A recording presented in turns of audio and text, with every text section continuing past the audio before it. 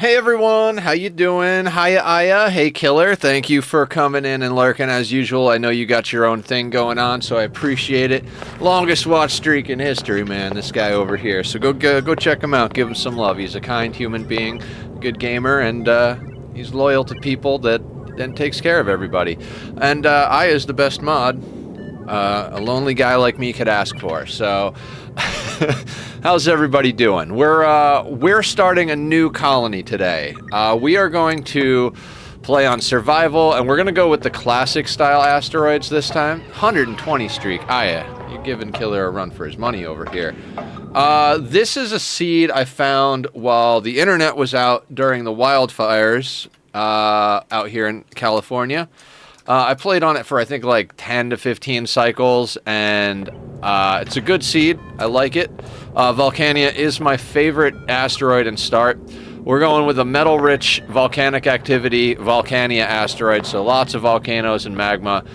Radioactive swamp is going to be our natural second planet. We're looking at volcanic activity and crashed satellites. I don't much care about the crashed satellites, but I do love me my volcanoes. Tundra's metal-rich. Marshy asteroid has crashed satellites. We're basically going for a very, I don't want to say casual, like, these are not challenge settings. These are very much, you're going to have all the resources you need to do everything you want. Volcanoes equal heat, heat equals power, you know, provided you don't do something dumb like spill one over into your core base. And metal rich is always going to be useful across the board. One thing I am going to do, though, I can't stand the mysterious hermit story style, and we're never going to use the biobots. Now, the Somnian synthesizer and the critter fluxomatic we may get into endgame. Same thing with the ancient specimen. So we're going to leave those three active. There's a good chance we might destroy the critter fluxomatic if we don't need it by the time we get to it. A lot of times on the bigger maps, I find that I wind up getting the mutations I need randomly before I find the critter fluxomatic, and there's no real use for it once you have the morphs you need, unless you somehow let all your morphs die off, and then you gotta force them again. But if you're letting all your morphs die off, you've probably got bigger base problems than finding a new, than finding those morphs again. Scrambling the DLCs. We are going to put on the Ceres fragment, and we are going to guarantee all of the biomes. I want to play with all of the Frosty Planet DLC turned on, so now we're turned on. Bionic booster pack. Now, all of these menus also, I'm working on a tutorial series. I want to get at least 3 in the bag before I start releasing them. Plus, I need to get artwork done for it, which if anybody is an artist out there, I'm looking for a new artist, preferably someone who can match the current branding style, but, you know, always open to ideas. That being said, I toyed with the idea of whether or not we're going to leave the Bionic booster pack on. I feel like we should leave it on because I think some of the bits and pieces of the Bionic booster pack can be fun. I'm not especially fond of the Bionic dupes themselves, so we're probably not going to be taking any of those on unless the right situation arises. But I do like some of the remote workstations and stuff. I've got a thought process in my head that I want to mess with over here. So let's make sure we got everything right. We got the right seed. We got Somnian synthesizer, fluxomatic, ancient specimen, scrambled DLCs. We've got everything turned on and guaranteed. I think that's good. So we're gonna start game. That should bring us to the dupe selection. This seed shouldn't crash because I already started it off camera. Not this particular playthrough, but I figured we needed to start a new playthrough, and there was a toss-up between this and another seed I found, which is a radioactive asteroid that's got 3 volcanoes on it, but that one is very much a middle finger as far as the amount of metal. Let's set all of these to standard dupes. We're going to look for... Ani is for cozy. Exactly. We're not trying to beat our heads against the wall, which is another reason I wanted to go with the larger asteroid. We've got plenty of resources on here. We don't have to stress about too much. I will, you know me. I'll find a way to stress out, but hopefully it'll be okay. I do love that Camille is the icon up here. So let's go for a researcher. Ideally, we're looking for researching, machining, and either suit wearing or supplying. But I don't think we'll get everything.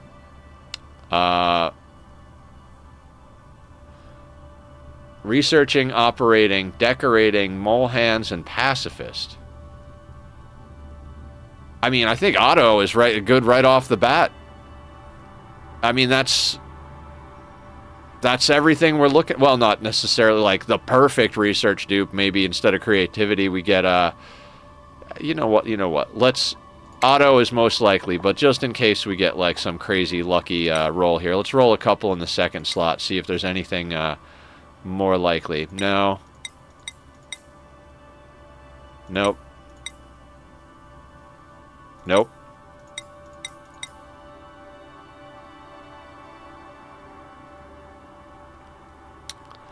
Okay, science, cuisine, machinery, quick learner, squeamish, or science, creativity, machinery, mole hands, pacifist.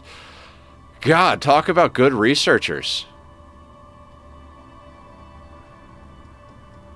I'm a little torn here, quite honestly, because having a researcher who could double as our cook off the bat isn't bad.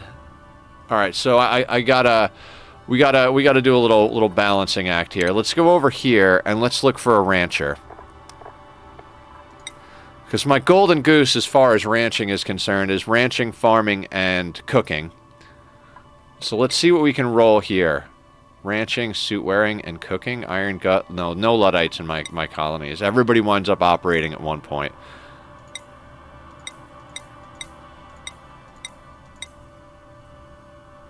Nope. It's got to have husbandry and farming. Like, this is going to be our husbandry and farming. Husbandry, science, and agriculture. We don't need the science. Buff is okay. I'm willing to keep rolling this.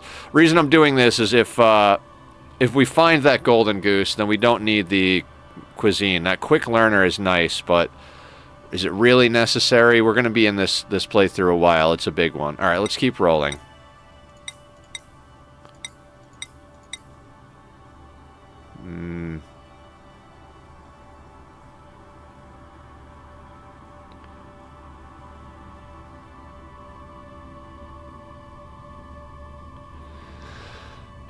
Now, they don't have a passion in farming, but they have green thumb. Yokel, I don't care about. Everybody can be a yokel as far as I'm concerned.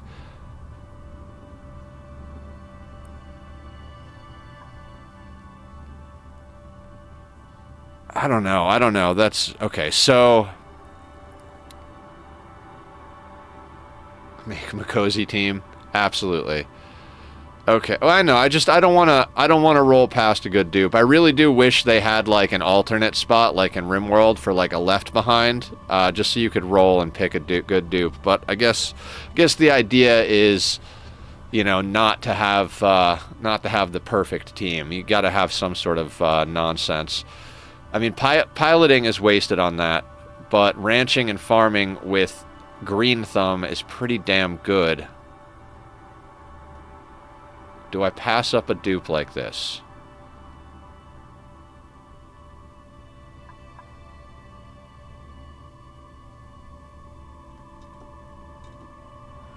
I'm getting hit with the feeling of the perfect is the enemy of the good.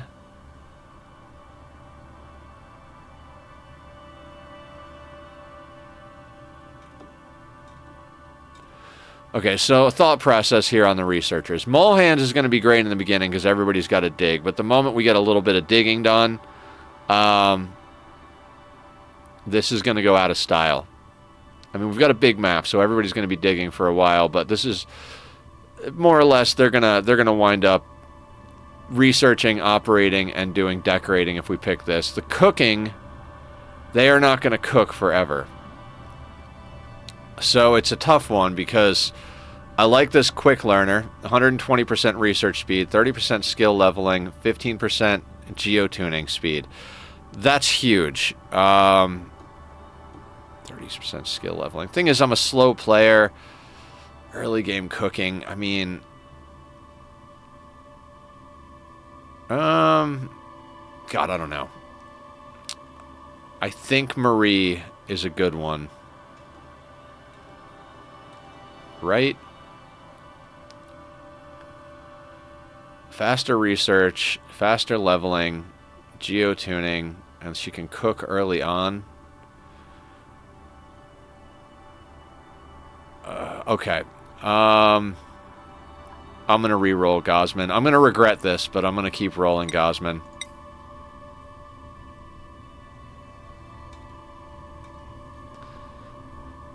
I'm going to keep rolling. I know I'm crazy. I know I'm like looking for something that can't exist, but husbandry, athletics, and cuisine. No farting. No thank you.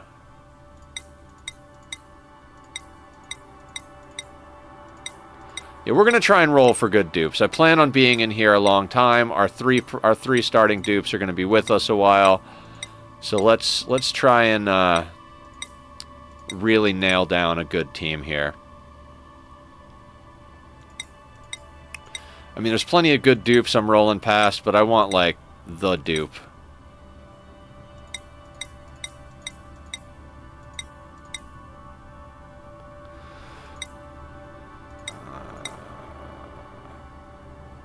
I do love shriveled taste buds, but husbandry, agriculture, no, not a kitchen menace. Husbandry, science, strength. See, this one winds up not doing as much early on because I rarely go super hard into ranching super fast, and early on just about anybody can do farming, so it's nice to have them do all three, including cooking. You know, cook the food you're harvesting, and then when you're not cooking, go and do the harvesting. That's why I like to do it this way, but again, you can't always get a perfect dupe, so... Oh, wait.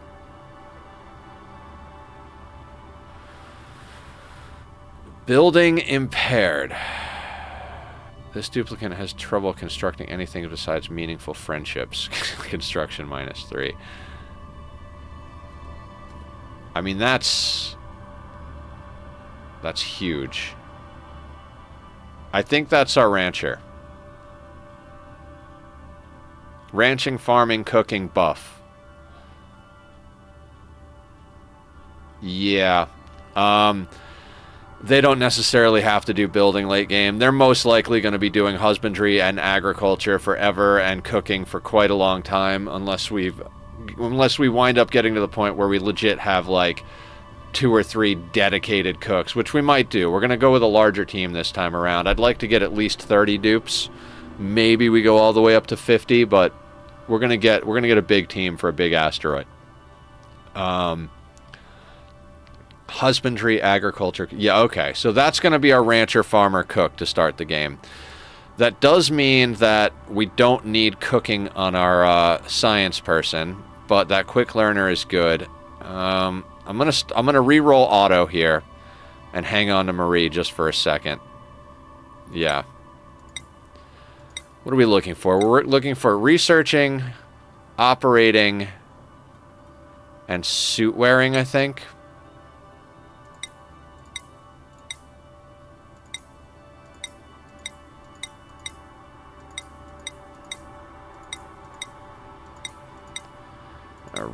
All right. Anyway, I wish I had more to say. I'm having a little bit of a tough day, emotionally and psychologically. I can't really explain why. I mean, I can, but I can't. Like, I've been having a decent amount of rough days, and it's like weird because there are days that I feel like fucking amazing, and there are other days that I feel... Oh, wait, you know what? ADHD meds might help the situation a little bit, right? Always take your meds, everybody. I mean, I took my bipolar meds, so that should be fine, but, you know, focus is a good thing, right?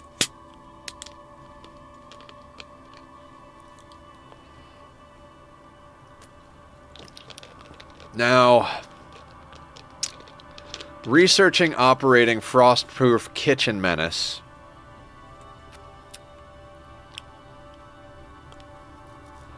Man, I kind of still lean towards Marie on that one.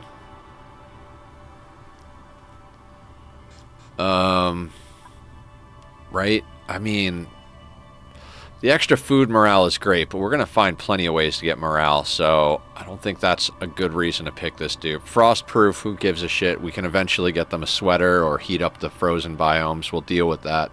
So realistically, they're just science and machinery, so Marie is arguably a better dupe, objectively a better dupe, in my opinion. So, decreased calories, no.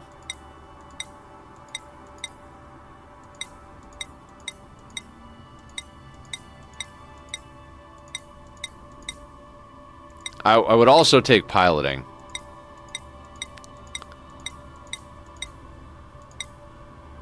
Or construction. Like, researching machinery and construction would be great, because then they could transfer into a mechatronics engineer late game.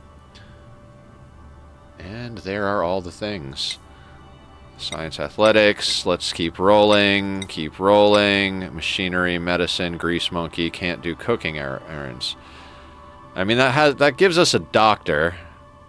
30% machine operation speed, 8% engine tune-up effect duration. See, I'm a big fan of getting doctoring on another dupe. Doing a small break, but I'm amazed at myself for my solo world. You're killing it, man. You're doing great. You've really come a long way as a Minecraft player and builder and all of that since you first started playing when we got the first server a year plus ago. I mean, I know you played before that, but you were on, like, it had been a long time, I think, since you'd played Minecraft. So you're doing good, man. You're doing real good.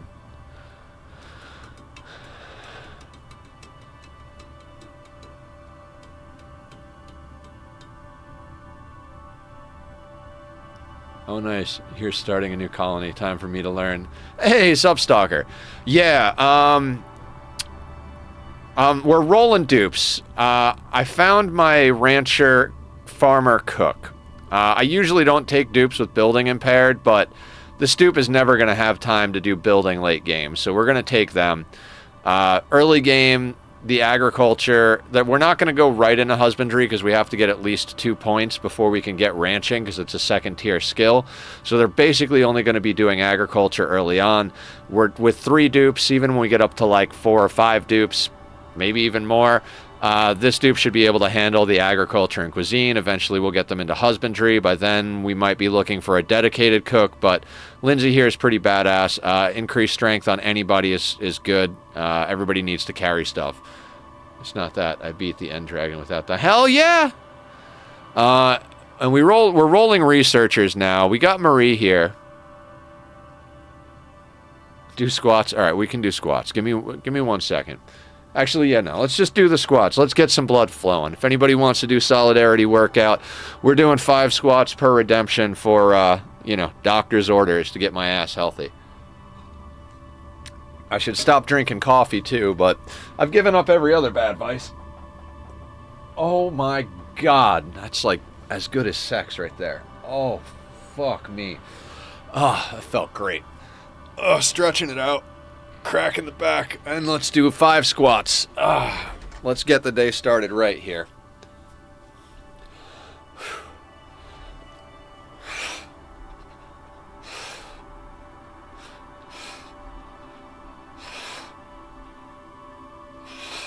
Thank you, Killer, for keeping me healthy. Appreciate the stretch with the squats because I would have stretched anyway. We need to not hurt ourselves. Okay, so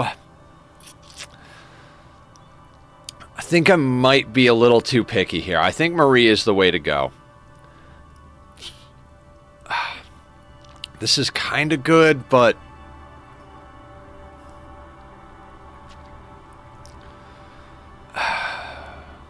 that quick learner. +3 science. 30% skill leveling. 50% Judy. 100 blah, blah, blah, blah, blah. I mean, eventually she's going to fully level up, so it doesn't much... Okay, I'm going to keep rolling a little bit more. Let's see if we can get another one. This drives me nuts. Cooking with Kitchen Menace. Nuts. Science... So, machinery, not small bladder's not the worst. Increased food morale bonus. I don't think we're going to do better than Marie, to be honest with you. It is Marie, right? That's not Mary. Mary would be with the Y. Alright, sounds good, Killer. Have a good one. Be well. I'm searching for that, like, 4-leaf clover in the field of weeds, you know what I mean? Because we're going to be in this world a long time. If we're not in this world a long time, I'm just going to, like, rage uninstall Oxygen Not Included, because we've restarted too many times lately, and I really want to get, like, a long-term playthrough going. I think this map's going to be good for it, though. I'm not willing to roll too much longer. There's this part of me that's like, cuisine is wasted here, because Lindsay's going to do all the cooking. I mean, I suppose if we get Lindsay killed, it'd be great to have a backup cook, but if we're getting dupes killed this early on, we might as well not even start a playthrough, and we should go and do something else. But I'm an asshole, so I think we keep Marie and we look for a digger builder. Right? Got an ad starting in 5 minutes. I still haven't figured out how to trigger that. Honestly, I've been doing a lot of real life stuff, trying to get a new artist going, which we're trying somebody out. We'll see how that goes, and paying bills and doing all that stuff. So you know, stream stuff took a touch of a backseat. I skipped right past one with machinery. I keep skipping past them. I think it's because my brain has already chosen Marie.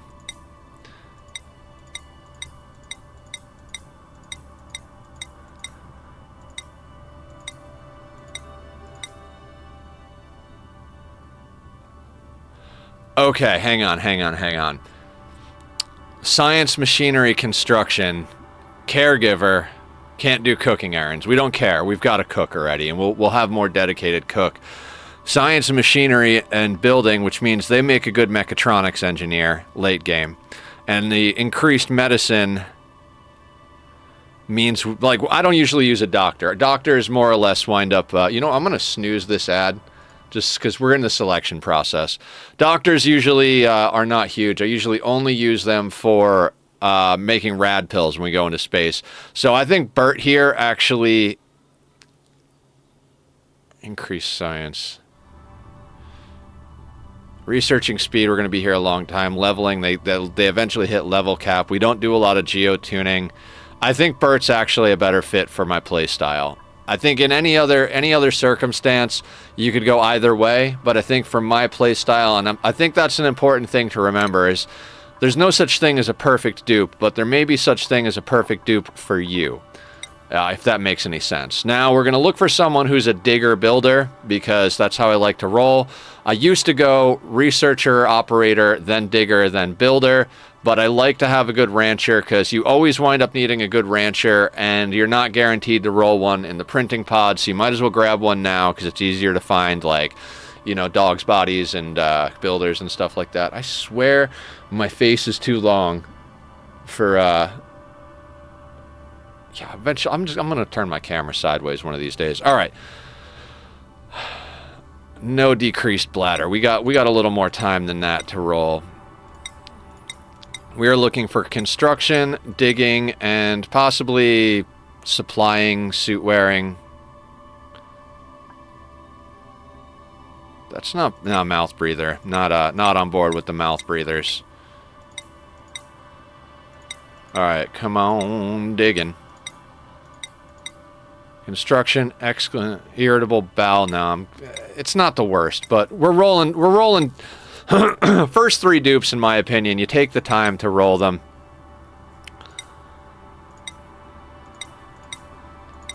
Construction, no. Excavation, agriculture, grease smoke, no slow learners. Slow learners in this and in my RimWorld are just terrible. We're not taking mouth breathers. I don't want 4 dupes of oxygen consumption with 3 dupes, especially early game. Late game, it's not as bad. Excavation, grease monkey.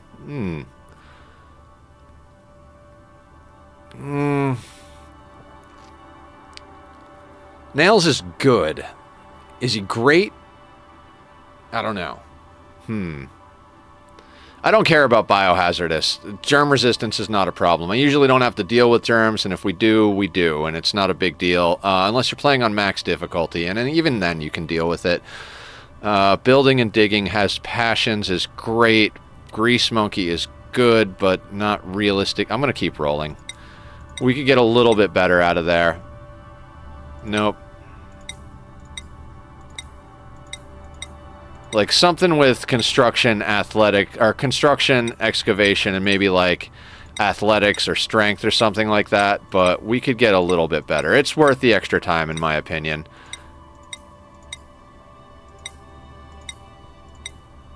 Come on, digging. No farting dupes. We're not trying to run our base off of natural gas farts this time around. Or any time around, for that. Zed! What's going on? Guys, go check out Zed. Zed is a fun-loving madman who does a lot of different stuff. We met because of Oxygen Not Included, but he plays all the games. How you doing today, Zed? Welcome on in. Welcome to the madness. We're rolling dupes. We're taking our time to roll good dupes because, goddammit, we're staying in this no matter what.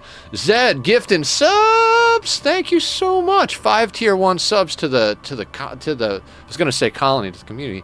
Thank you, thank you. Happy Thursday to you as well. I don't even know what I'm doing. You know what? That's a good looking dupe right there. Building, digging, researching, animal. Well, that science and animal lover is kind of wasted. That's not, yeah, no. It's not actually a badass dupe. We had a better dupe before. Let's keep rolling. I want not necessarily god dupes, but we're looking for like damn near god dupes on these first 3, because I tend to be pretty slow about bringing people on. Yeah, what do you got going on today, Zed? What's your cup of jam this fine Thursday afternoon? Oh, and guys, the place I wanted to go to for my birthday is booked out already. I was like, Thursday will be plenty of time to make a reservation for Saturday. Nope. Apparently not. So that was one of the annoying pieces of news this morning. We don't need... Nope, don't want that. Nyctophobic is a pain in the ass. Construction, excavation, no slow learner. I was hoping to get this done before the ad break comes in, but tonight we will be trying out Ale and Tail Tavern. It's a shop sim combined with adventuring and crafting and other stuff, and 4 people can play co-op. Looks fun. Hell yeah! Always trying out the new games. Zed plays a lot of stuff that's coming out that's new. Athletics. I hate gourmet. This is what I was talking, like, one of the things I talk about in my tutorial series that I'm doing is that some of the greens are not great. And the reason is, like, great, they have increased cuisine, but they have a decreased food morale bonus, which is one of the best ways to get morale late game. So, not digging that at all. Haha, digging. Although the suit wearing would have been great. The Luddite I hate on dupes. Everybody winds up being an operator or a builder late game. And gourmet is a green skill that I can't stand. I can't ever see a reason that increased cuisine would be worth the waste of the morale. Just doesn't seem useful to me. It's the same thing with the gourmands in RimWorld. Like, yeah, it's great that they have increased cooking skills, but they're guaranteed the mood break, so...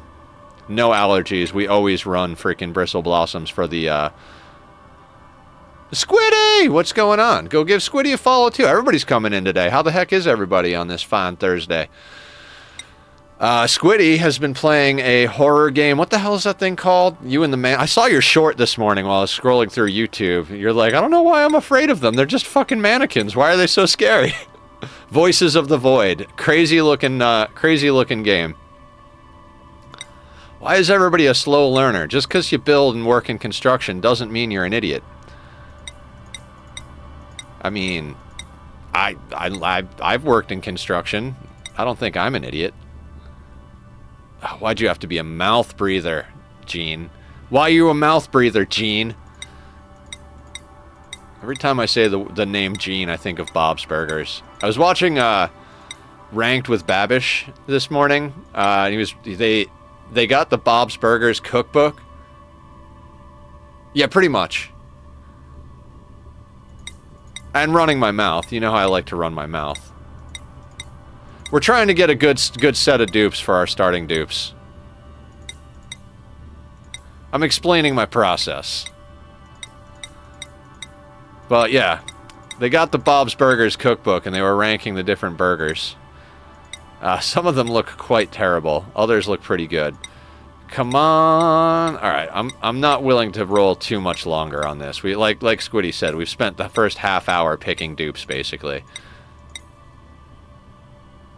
Now that's a good dupe. Immune to food poisoning, construction, excavation, strength. Who gives a shit about medicine? The only medicine we need is over here. That's the colony, guys. What are we gonna call this one?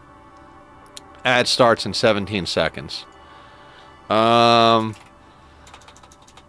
gonna call it Return to Volcanea because that's the name of the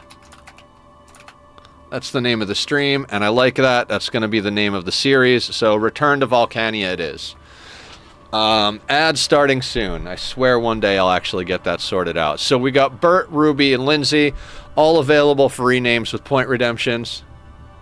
Yeah, some of it was the seed and options. That's true. We didn't go immediately into dupe selection. Science, machinery, construction, excavation, strength, husbandry, agriculture, cuisine, buff, iron gut, caregiver, can't do cooking is fine, unempathetic is fine. Building impaired is the most annoying one here because a lot of people are gonna. It's good. It's good. Return to Volcanea. Embark. Let's go. Let's get this done.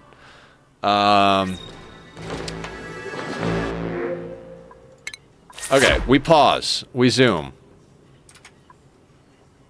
I was thinking of starting a RimWorld playthrough and streaming it. Also, do it. I mean, why not, right? Okay, so a couple things to consider here. One, I did like 10 to 15 cycles on this seed, and I know that if we put our ladder system on the right, we're going to run into something down here, but there's also a thing on the left. There's also a thing on the right. We don't need anything to deconstruct that. Water's in the way here. So let's say we went out to the right. Let's say we put the regular research here, doorway here, and then ladder system here. It's a little tighter than I'd like to make it. I'd like to make the ladder system just a little bit wider than we have in our previous colonies. Well, in our most recent colonies, I should say. I think even though... Okay. Let's say supercomputer here. Doorway here. Usually that would be the ladder system right out to there. I think we go a little bit wider, like that. And then the next door would be there. Okay. So that, yeah, I think we do that. Our ladder system will have to shift down there, but that won't be core base anyway, so we'll figure that out as we go. So, that'll be more or less similar to how I did this last time. First thing we got to do off the bat, though, we need to get down a sink and a toilet. So, well, we gotta dig first, right? So door, 2, 3. Okay, so right here is going to be our bathroom. We do need to grab. Okay, so we're going to go this way first. Snag ourselves a bunch of algae and a little bit of metal, and that'll be good. Oh, schedule and priorities. Ad break, 1 minute. You know what? Maybe we hang for the ad break. Let me do scheduling real quick. I don't want anybody who's trying to learn getting a raw deal here. So let's do a little scheduling. I like to give them 3. I'm probably alone there, but you know, it does help a little bit. They get extra morale from it. Okay, and then priorities. Researching. We're going to set it so that nobody researches except our researcher, who is... I already forgot. Is it Bert? Bert's our researcher? Yeah, Bert's our researcher. So Bert's going to get double ticked up, and everybody else is never going to research. Just no. We only want our smartest dupe researching. Okay. Ruby, construction, excavation, bad medicine. So you're going to be doing building and digging first, right? Then our farmer, we're actually, the way I like to do my farmer is, you know what, you can uptick combat too. Farmer, I like to put life support all the way up and tidying all the way up. And then I like to do farming and ranching because early game, we want to be able to dictate. We want our outhouses dealt with. So this is how I like to set up my priorities. Oh, and uptick operating on Bert here. That way, you know, he runs on the wheel. So priorities are set like this. That's usually how I set my priorities with this type of stream. Then we've got our staggered schedule here. This is going to allow us to run a lot of duplicants. I've run an entire 24 dupe colony on 3 toilets using this stagger method. 3 downtime, 3 sleep time, and stagger everything by an hour. 24 schedules in a day, 3 toilets, hardest working toilets in the universe right there. We never schedule bath time. They'll do that on their downtime, which is why we give them 3. Instead of 2 downtime and 1 bath time, we give them 3 downtime, bing, bang, bada, boom. So there's the schedule, and let's let them work just a little bit. Oh, we've already got an aesthetic printable, so let's get an aesthetic printable here.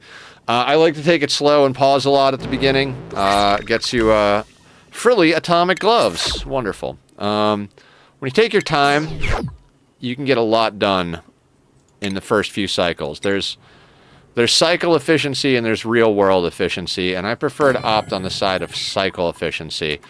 We are going to need to get to the water, so let's dig this way. The reason I'm digging 3 tall is because there's a crack there that we're going to want. Also, while we're here, why don't we just zoom out and auto-harvest all the crops that we come across, because that's what we're going to do. Also, let's check our temperature overlay real quick. We got a little bit of toastiness down here, but we get a big starter area on the larger asteroids. Planetoids, asteroids, whatever the case may be. You're going to come over there and dig. All right. Quick stop. So we said supercomputer. Actually, let's do...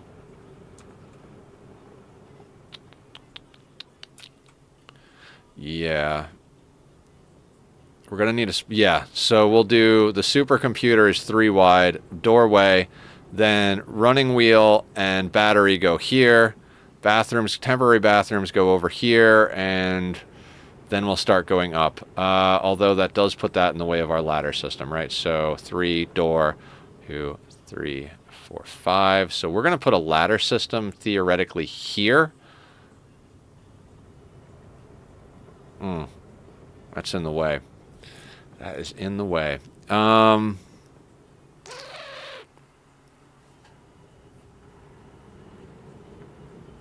We'll just put down a few tiles on the other side, right? Let's put that there temporarily. So if that's there, because we're going to give, like I said, we're going to give a little bit of extra space to the ladder system this time around. Are we? Are we really, though? Are we really, though?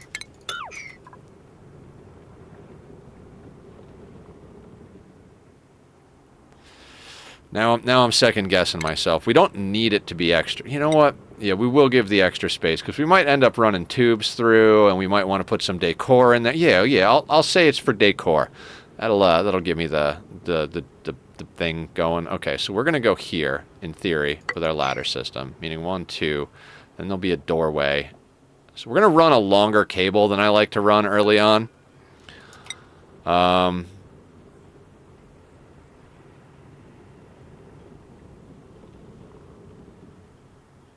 Yeah, man, I hate to do that. That breaks my heart. And we do want to leave that there to harvest naturally. Do we? Do we? I don't really give a shit. We're gonna uproot this. I usually don't do that. We're gonna put a tile there. We'll put a tile here, tile here. We'll put our stuff in here, and then we'll dig this out. We're gonna need to get into pitcher pump. We're gonna put that right there. And that should get us there, kind of. Go back into plumbing. Outhouse. We want this thing at like a 9 priority. Then we want this thing at like an 8 priority. We want those things built ASAP. We do need to get our hands on a little bit of stuff, so... this is going to give us what we need. This is going to be a little slower than I generally like as far as the start. I'm over here actually, you know what? Let's cancel the upgrade on that. I might change my mind here.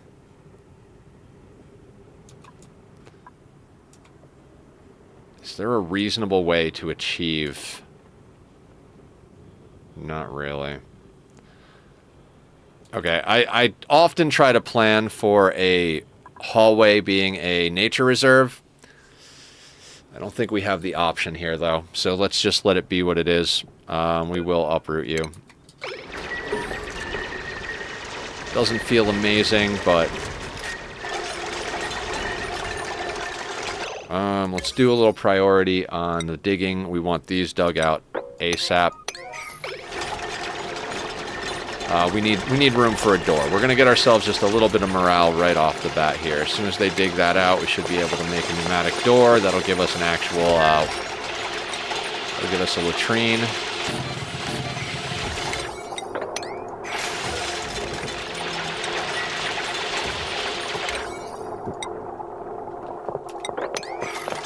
Let's get that stuff built. We want you one direction. We want you at an 8. We don't have water till we get over here, which is fine.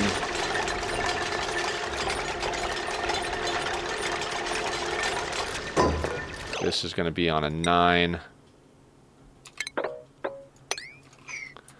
No, for some reason... Oh, yeah, because we... Let's get that digging done first. They can't access this metal. What do we got? Tom the Dummy gifted a tier 1 sub to Squiddy. Thank you, Tom. Appreciate it. Love you guys. That hatch is going to start eating stuff.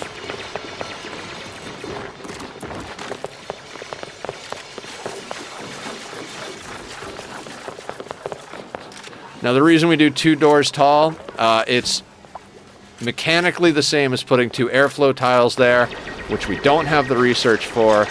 But it also is cheaper than doing airflow tiles and creates the room bonus. It's pretty, I don't want to say it's meta, but it's pretty meta. I don't want that hatch to eat that. I'm going to put that on a 7. My internet is not working right now, and I can't see your screen, but I imagine you said thank you. Yes, I did. I did. I don't know. I don't know what else to say, but yes, I did.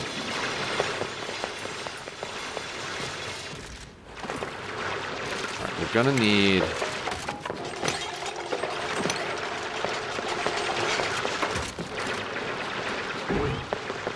now what we're gonna do is we're gonna open the bottom door and lock the top door, because they do dumb pathing shit if you don't do that. So that's what that's gonna be. Now, stations. We immediately want to get down a research bench here, and we want to enclose this 2, 3, so we want that there like that. This can immediately get deconstructed. There's no need to have nutrient bars in that thing. They're not going to go bad. Same thing with muckroot, and we're not going to be growing food right off the bat. So that goes there like that.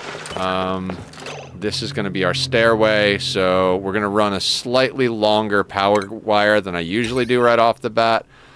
Let's do here with you there, and we're going to grab that wire and go. I usually don't like to do the wire that long, but we're gonna run with it.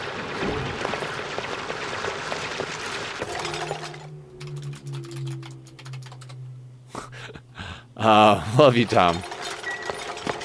Okay, so just gonna have to let these guys do their thing for a bit. So So what I'm going to do is I'm actually going to put all of this at a priority 6 because it's about the same priority. And the reason I'm doing that is I want to start putting in our ladder system to go up here. But I don't want them to start working on that just yet. We are going... Okay, so we don't have the pneumatic door availability, but we do have the ability to dig that out. And we're going to go into furniture. What we want to do is start working on getting beds. 2, 3. This oxalate is going to off-gas, making that bed unusable, so we're going to put tiles down there. That should get us everything we need. I don't think we'll be able to get all that work done before the end of the first cycle, but we might. If we could get them into a bed the very first night, that would be like OP as shit. Put you on a 7.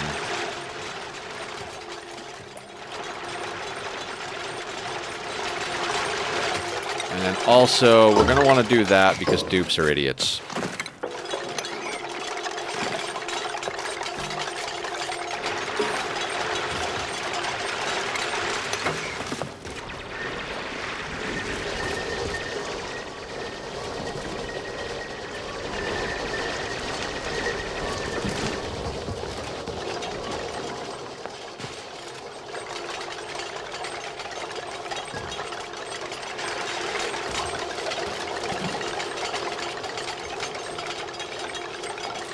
Okay, so why are we... Okay, so we don't have the metal for that.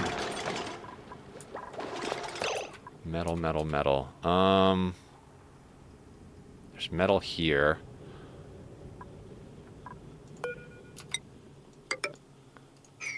Put those there.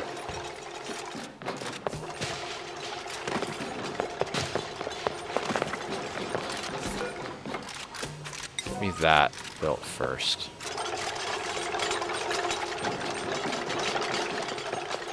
So what we're doing here is we're prepping to turn this into a laboratory. The moment we can get advanced research, we can put a supercomputer down there, and even if nobody can use it, that turns this into a lab, which increases research speed. So that is why I build like this. Sometimes it's mirrored with the regular on the left and the supercomputer on the right, but it really just kind of depends on where you want to put things. Let's bring you down a little bit, and then let's get ourselves... Let's say we just dig out that whole row of copper right there. Yeah, you're cold. I understand. You went in the water. We have a natural gas geyser over here. This is going to be great. Ideally, I think what we want to do is set up our kitchen on the left side so we can make use of that, which means what we're probably going to do is long-term bathrooms are going to go here with kitchen above because they work very well together with the configurations. It's going to be an interesting playthrough. Ooh, a hot tub. I forgot that this was up here. Like I said, I played for like 10 to 15 cycles on this map already, off camera, but obviously not with these dupes.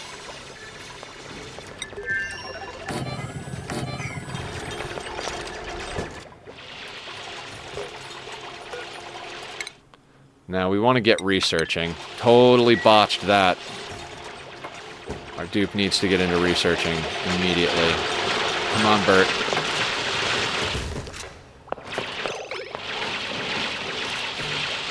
Alright, Bert's on top of it. Is Zed subbing to the whole planet over here?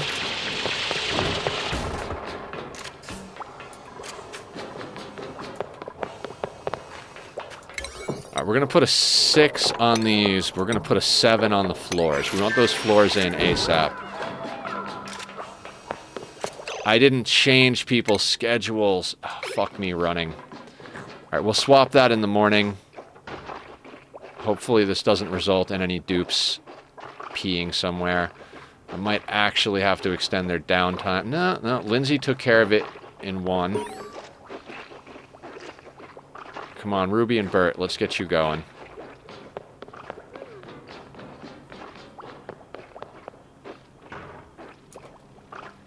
Eating right next to the toilet. Lindsay is a classy dupe. I want to eat my sandwich while I look at you in the eyes and you take a shit. She's kinky like that.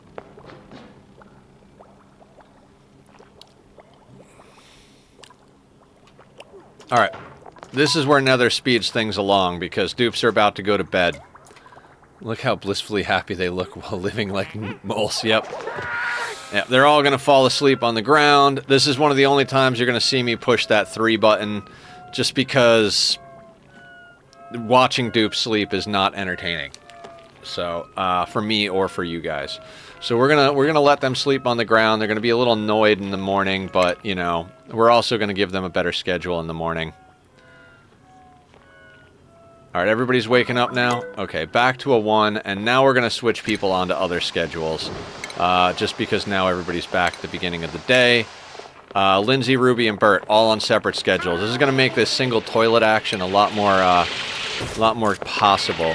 We're currently researching into food first. The reason we do that is so we can get to mess tables as quick as possible, along with getting a grill up. The grill is not going to happen super fast because we need to actually get the grilling skill. We're probably not even going to focus on cooking anytime real soon. There is a lot of found food in this game, so these little cracks here are buried objects. A lot of times those wind up being seeds or muckroot or hatches. Especially in your starting biome, you're likely to find a lot of food and seeds.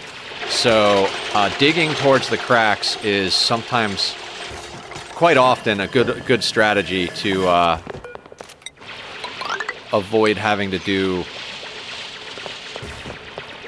stuff. I don't know what I'm talking about. There were words there, right? There were things that made sense there. So floor, 1, 2, 3, 4. So theoretically, floor would be here. Right? 1, 2, 3, 4. Wait, 1, 2, 3, 4. Floor. So this would come up to here. I want to just try and stay on grid for a little while. And we're going to come over to here. Temporarily, we're going to lock this guy in here because he's providing light. We're going to put, like, we're going to put that at, like, a very high priority. We'll put that up to a 7. Hi, Cat Pig! Making sense is overrated. Agreed. They can't get to this yet, but the moment they can get to it, they're gonna treat it as a priority unless the toilet and sink need work. In which case, Lindsay? I already forget who's who. Yeah, I think Lindsay is our, dear God. Priority-wise, yes, Lindsay is the one that's going to take care of the toilets along with the farming and ranching. This is why I like to have this set up this way. Like, you set up your farmer, rancher, and cook, and they can kind of position fill early game.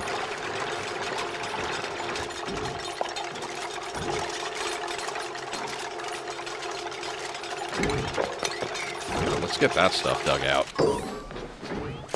Colony achievement earned. Don't care. Don't care.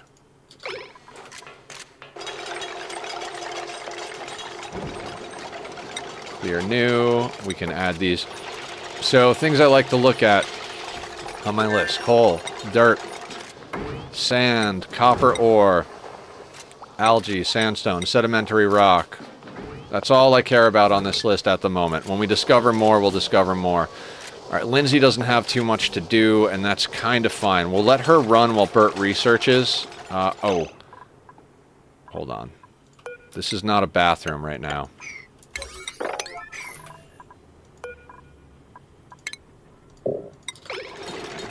I'd rather her do that if she can. Go get some work done, Lindsay. Alright, they should go and build those tiles, because right now, if we bring up our overlay, we've got a barracks, but this is not a bathroom. Or washroom. What? I think it's a washroom. No, it's a latrine. And then it's a washroom once that other stuff gets sorted. We're going to let them continue to dig, but at the same time, it's time to upgrade to 3, in theory. So we're going to put 2 there. Put that wash basin there. Not as important as the first 2. Gotta get your outhouse up day 1. If your dupes get to the end of day 1 and there's not at least 1 outhouse up, you're gonna wind up with urine everywhere.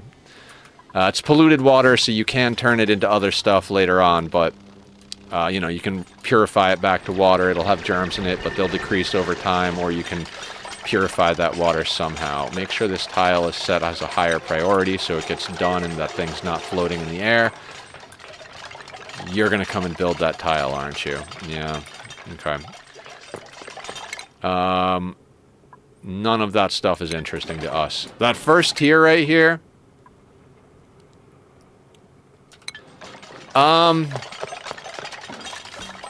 No. Sorry, that's a little bit of a cocky answer. I used to. Once you get a feel for the early game and a feel for your dupes' needs, you kind of don't wind up with dupes peeing everywhere. I very rarely wind up with dupes peeing early game anymore. It used to happen to me all the time, but it doesn't anymore, so that is... let's copy settings from here, paste settings from here. As long as you get the first toilet up day one and you stagger your schedule by an hour, we didn't even have the schedule staggered day one, and they were all able to use a single toilet. Then day two, you want to get up 2 more toilets and kind of shift the thing. So instead of having toilet sink, you want to have sink, sink, sink, toilet, toilet, toilet. 3 toilets is usually enough to keep the dupes going. What you do want to do is make sure you have your toilets on a 9 so that it's the first thing that you're tidying. This is why the priorities are set like they're set. Our farmer rancher is not going to be doing much farming and ranching off the bat, so their main job is to do life support and tidying, which is going to entail plunging the toilet and feeding the algae to the algae thing. Had pee problems, although I did have a piss pit, but piped into... Yeah. I generally hold off on plumbed toilets until I have the water sieve so we can just purify them. Purify the water as it comes out, but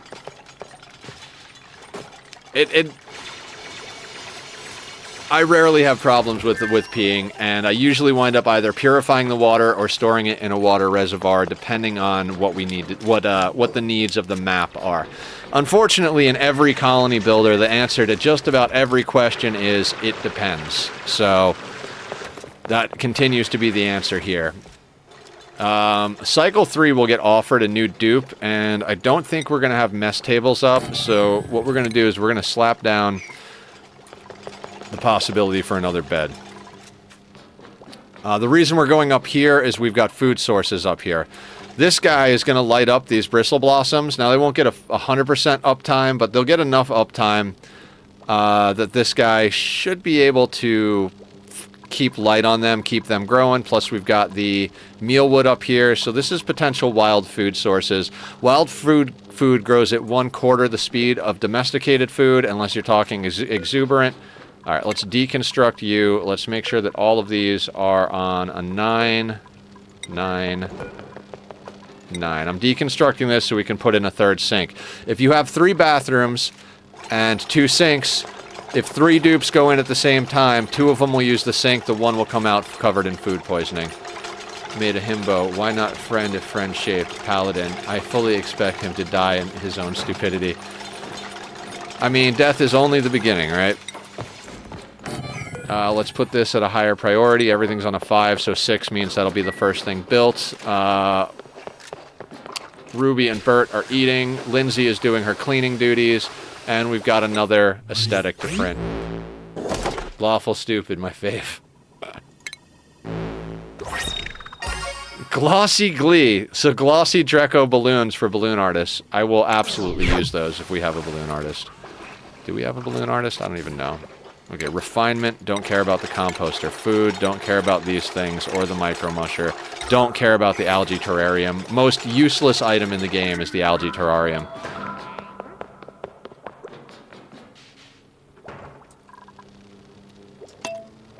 Alright, this is where we'll speed it along just a little bit, because all they're going to do is poop and sleep for the next little while. Bert's off to bed. Perception check, commit to the bit. I step on the obvious tripwire. Okay, so now they should get a barracks bonus. They should get a latrine bonus. I do kind of feel like somebody didn't go to the bathroom. Bladder 10%. Bladder 10%. Bladder 18%. Alright, we should be fine there. Alright, everybody's got a bed.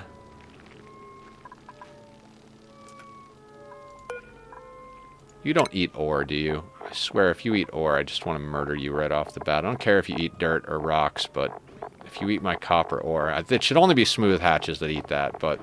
Gotta check, you know? They'll eat all your goddamn food if you let them to.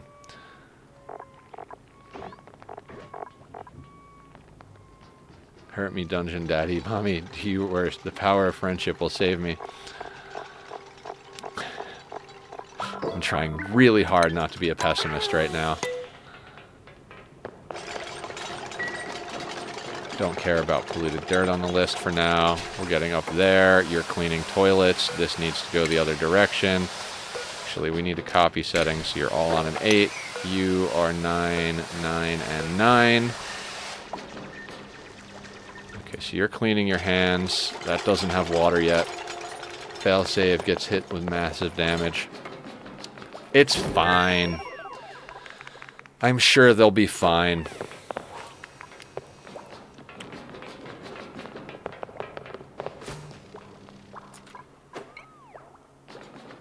No oxygen generator built. That's okay.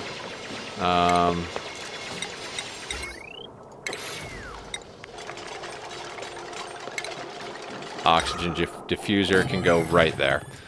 We'll put that on, let's say, a 6. Want to get that up and running. We don't have to. We're not in a... We're not... You can tell what's breathable by this. This is all very breathable. This red is going to be carbon dioxide. That's probably CO2 up there as well. Yep, so the carbon dioxide is going to sink. So one of the things we're going to want to do is build downward soon-ish. We're building up... Oh, we finished research because I'm in... Oh, God, I feel like an asshole. Let's immediately go into advanced research for the bonus. Other people have other methods. That is mine. We're going to start putting in... Start shaving off the sides of this whole operation for airflow. And we're going to start digging downward. Does mean we're going to have to uproot that because it's in our way, but that's fine. Everything is fine. We are going to come all the way down there into the water. Now we build 4 tall. This is pretty much the meta. The reason is the dupes can reach this high. If they're standing here, they can't reach to this tile, but they can reach everything in this area. So that's usually why you build 4 tall. There are reasons to build 3 tall, namely so that you can deconstruct stuff that's temporary later on, but I rarely do that. I open my arms and greet death like a new friend. It's only a scratch. 'Tis but a flesh wound. So that all being said, let's do a little ladder counting, right? So 1, 2, 3, 4, ladder. 1, 2, 3, 4, ladder. 1, 2, 3, 4, ladder. 1, 2, 3, 4. Theoretical ladder, but we're just going to dig. And same thing with the guy above. We're going to lock him in using a door. So that's going to go right there so he keeps on top of that. Again, we're going to make sure this is like a 7. The reason I'm going with a 7 is we've got 8s and 9s here. I never put anything at a priority higher than these, just in case. Just in case. End of sentence.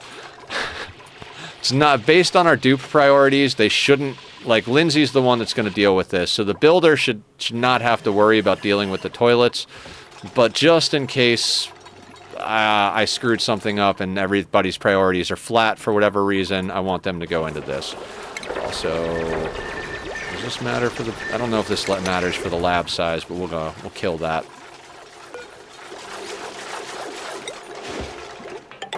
And there we go with that.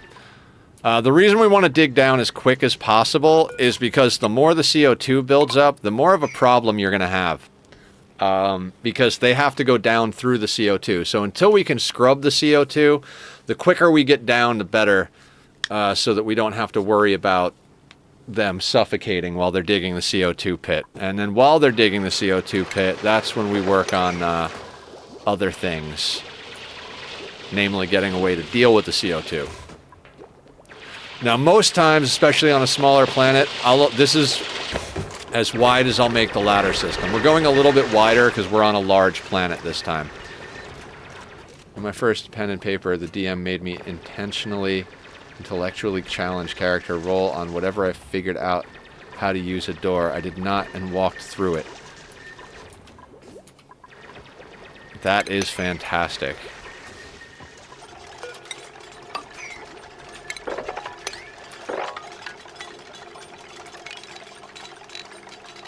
Literally, we can do that.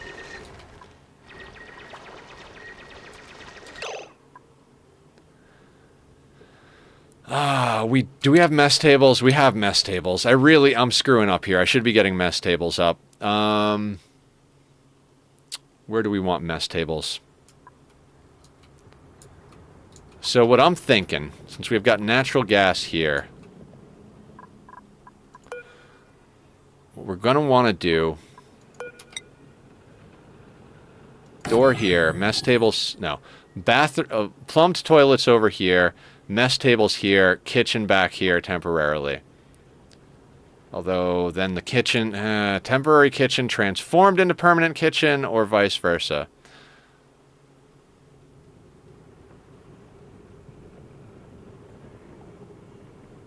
Without opening. Doors are the enemy. I think I also took part of the wall. That's fantastic. So let's get that dug out. What we're going to do is go into furniture, grab the mess table. We're going to leave 2 spaces for the cooler that we're going to unlock. We're going to draw, let's draw 5 mess tables. Same thing with the beds. We're going to draw 5. 3, 5, and 8 are kind of your markers for the dupes that you want to get. That got us the water cooler. So we're going to put in the water cooler as well. Don't care about the crafting station right now. Water cooler is going to go right by. We're going to priority 7 that. We're going to 6 that. And that should get us into a mess hall reasonably quickly. No, wait. Sorry. That's going up on the next level. That is not where I want that. Sorry, dupes. Nether is fucking up already. We're going to put that there. Then we're going to go into furniture, grab the water cooler. And this is just something I learned over time. Putting your plumbed toilets below your mess table with your kitchen over here. The spaces kind of work out for the designs I like to use. So let's make sure this stuff gets done. Yes, Commodore, how you doing? Welcome on in. We're doing things. Actually, no, that's not what I'm trying to do. I need to put priority on digging, and we're going to go with a 6 on the digging. We want to get our mess hall up as soon as possible. That's great, Ruby. Lindsay's on the wheel. That's okay. That'll help our research speed. Cheers, everybody. Coffee time. As I said, I usually go more narrow if we're playing on a smaller map, but since we're playing on Volcanea, which is a classic size style map, we're going to go with a 5 wide instead of a 3 wide main system. It'll allow us to put in some more decor and have a few extra options later on. Is there a theme to this playthrough or objective? The theme is anything that keeps Nether from raging. Ani is generally my more cozy game, so I've been stressing out too much, which is why I picked this map. This is going to be substantially less stressful than the previous map. We've got more space and more materials to work with, so RimWorld is what I do for challenges. So we're trying to just kind of stay on the enjoy our time chilling tip with this. I don't want to take on a Bionic dupe now, possibly ever in this run. I just like some of the new buildings and mechanics from the Bionic booster pack. This was one of my apprehensions about having the Bionic booster pack on, is we're going to get Bionic dupes offered, and I don't actually want the dupes. Farming, suit wearing, operating, super hard digging, gourmand, anemic, or gourmet, sorry. No. We're going to get a snazzy suit. Let's put some people in some pretty clothing right off the bat. Because none of that is appealing to me. It's early on. We don't have to be particularly crazy about things. Bert is our main digger builder. We're going to give it to him because he's likely to be further away from the base. The base is always likely to have a better decor situation. As you can see here, this thing's giving off good decor. So is the bristle blossoms and the shine bug. So in general, you want the person that's going the furthest out of the base to have good decor on them. So giving them a good looking shirt gets the job done. We're going to disable this building because we do not want them drinking water, just in the odd chance that germs get in the water. Plus, it uses up water. This does not matter. Like, as far as room bonuses go, you do not need the water cooler active to get the room bonus for a mess hall. Watching Echo in his current playthrough, it looks like they start skewing Bionic dupes if you only take regular dupes. Just something to worry about. I mean, I think everybody's kind of on the Bionic dupe vibe right now. We turned it on our last playthrough. I don't like the Bionic dupes, quite honestly. They kind of bug me. And it's because they consume resources. I guess if you're really good about getting into space quickly, and you get into, like, mining rockets, and, like, you've got metal volcanoes and stuff. Like, I think we'll probably end up with metal volcanoes. We're on a volcanically active large map, so I think when I was messing with this seed off stream, I think there's a metal volcano somewhere down here. I don't know. I might get into the Bionic dupes. It's just that there's that part of me that's like... This reminds me of the space season of Archer. They always hate on the artificial Krieger. Yeah, like I said, the apprehension I have about Bionic dupes is more or less the fact that they consume limited resources. Theoretically, like, we have a buttload of fucking copper, right? But given a long enough time, on a long enough timeline, the survival rate for everyone drops to 0. But, no, that's from Fight Club. But with Bionic dupes, you've got to feed them materials that are theoretically not renewable. I mean, everything is renewable by the end of the game, but I'm terrible about getting into space. I slack on that. So me getting Bionic dupes early on just means I'm going to put myself on a timer to get into space. And I don't like that. So I think at the end of the day, it comes down to adjusting to your playstyle. I was about to ask about infinite resources. So you can mine space for resources using mining cones. So there are always ways to get more resources, but like I said, I'm not a fan of giving resources. Cractorio has that now too. Yeah. Okay, so we've got mess tables, toilets, and beds for all of our 3. We're not going to get offered another dupe until we get to cycle 6. Asteroid mining, yeah. And the asteroids replenish over time. So basically, when you mine it, it loses mass, and then over time, that mass returns. There's quite a few of them to mine out. Don't think all resources can be gotten from space. On Factorio, I don't know, because I don't play Factorio. I'm trying to think Ani status. Can you get everything? I think you can more or less get everything from space. If you can't get everything from space, you can get materials you need to make everything. Like, I know you can get the metals from space. If you have a metal volcano, I guess we might end up getting into Bionic dupes depending on how much metal we get from volcanoes. I'm just not willing to go into them early on. We might not go into them, but everything depends, because it's a colony builder, right?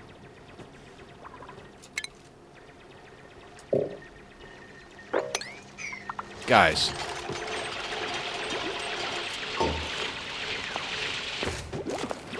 Let's dig ourselves into a hole. Yeah, if you can get ingredients to make stuff, that counts. Don't need to get them from space direct. Yeah, you can generally get ingredients to make stuff. It's very rare that you wind up in a situation where you can't get the resources you need. I just have a bias. I'm a bigot towards Bionic dupes, what can I say?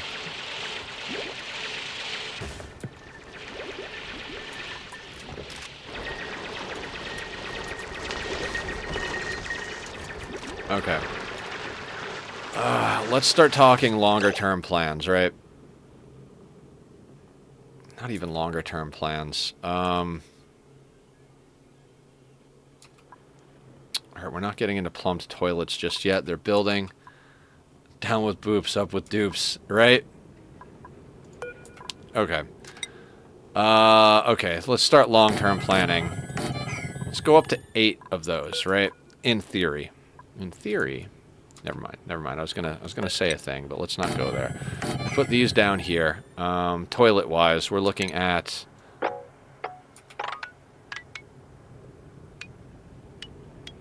Two times 6 is 12. So that would come all the way over to there, right? Which gets us a kitchen.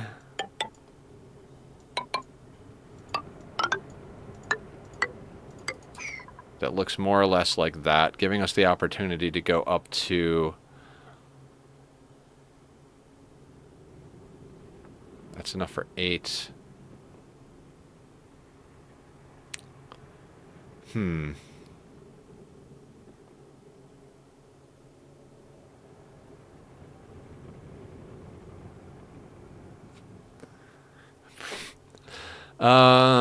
Does that do the trick? And then we can't put filtration down until we get into granite, or do we boop that up just a bit?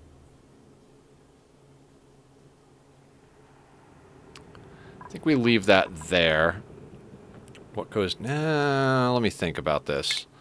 Let's not get too far ahead of ourselves. So the water sieve is 3 tall. The composters are 2 tall. We could theoretically, if we put a door here, put in 2 composters here. We don't really want to put in composters. They create heat. They're not really necessary, but we could do that if we need to. Water sieve would take up this 4x3 space right here.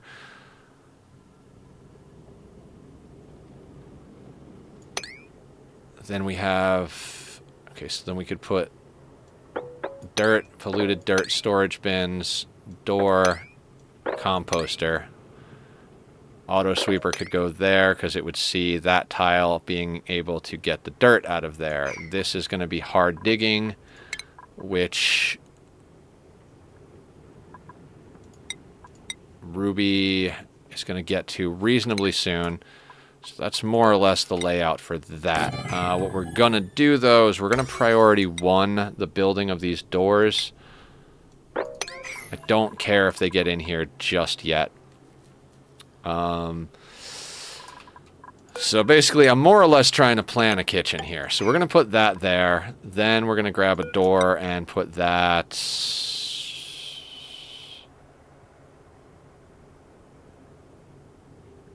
Put that there. I don't want to build a tile up there, but we don't have airflow tiles yet. This is the one instance where I would build airflow tiles. We're going to put that there. That's going to auto-harvest along with anything else that we've already exposed.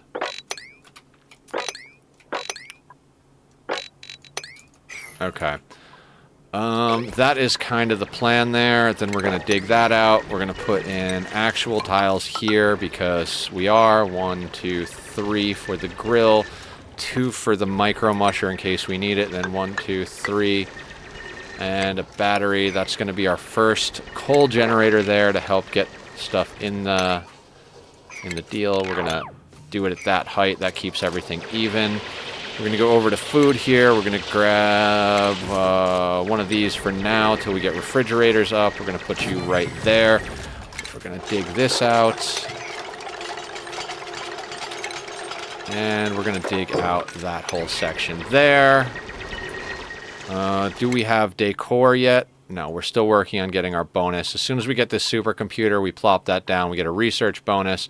Then we go into decor to get our mess hall up to a great hall. Cozy Lurk, thank you. I appreciate it. You're the best. That is sand, so we're going to need a ladder there. That's fine.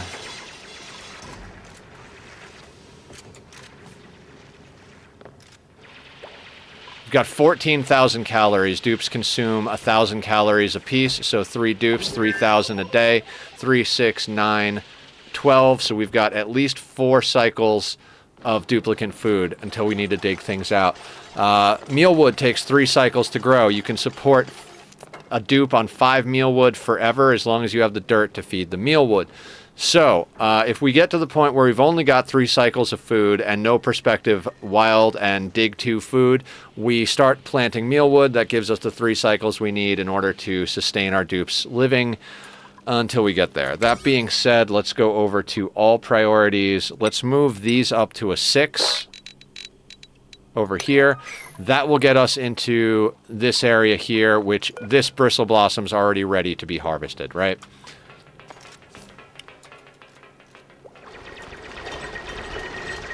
I'm getting ahead of myself with these tables, but that's fine.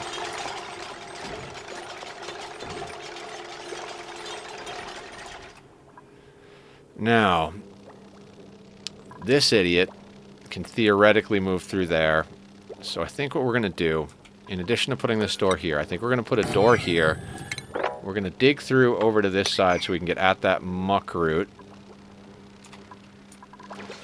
We will temporarily put a ladder here so they can get up here. And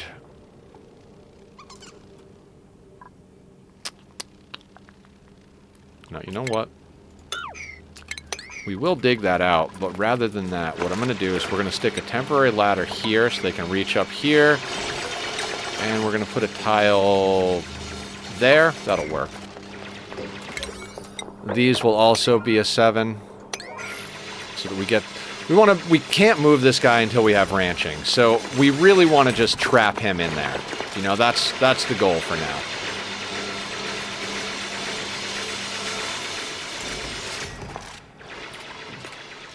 And this is our core base design for now. Oh, do I not have research queued up? Nope, we already got that going. So what we're going to do is we're going to go into here. And we're going to build a supercomputer. Here. Supercomputer, we're going to put that at a 9 because we want that built right away. Don't need the skill scrubber. Not dealing with the soldering station because we're not going to deal with bionic dupes this time around. Mini pod we don't care about. I just like to get rid of all the marks there. Okay.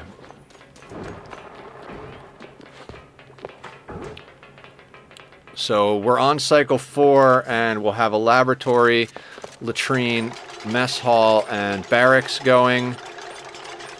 I'd like to have those other beds up. Okay, so all of that up there is on a 7, right? Priority 7 on that stuff. So what we're going to do is we're going to priority 6 those 2 beds. I want those done next. And then you can kind of like juggle your priorities. Like, okay, so I want to do things in a certain order. So instead of a 7, I'm going to up these things to an 8. Then we're going to up the thing we just did to a 7. Then we can get a 6, and the 6 is going to go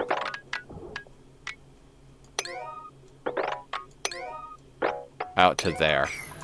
Because we want our kitchen built. This is kind of where our eventual bathroom is going to go, so we don't care about this. We just wanted to plan it for the ease of use for building our first kitchen up here.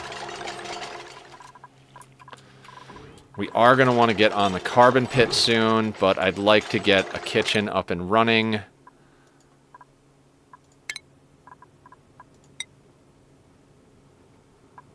No, we don't. Yeah, you know, we don't actually need the kitchen itself up and running. I just want to get a food pit up and running.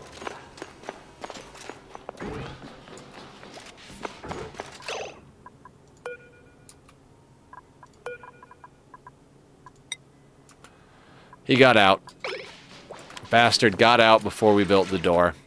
It's fine. We'll build these things anyway. We'll open this door. When he goes back in, we'll close it and then, you know, make it a big priority. Although at this point, I might end up killing him. Dig that out. I don't want you guys to have a problem getting into your bedrooms. Also, dig out that stuff. Lock that door. We're going to open doors because it lets them go through faster. The only reason you need a closed door is to, like, pen in animals or... Well, not only reason. There's other reasons to have a closed door, but for now, we're going to say we don't need to get that done.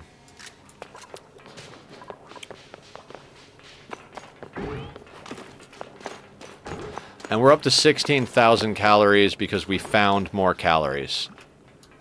Namely, we got that bristleberry from digging over there. We'll have muckroot from over here.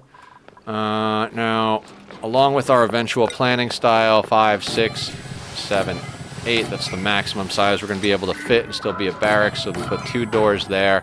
And what we're going to do is we're going to dig over to here so we have access to that muckroot. This doesn't need to get dug out anymore.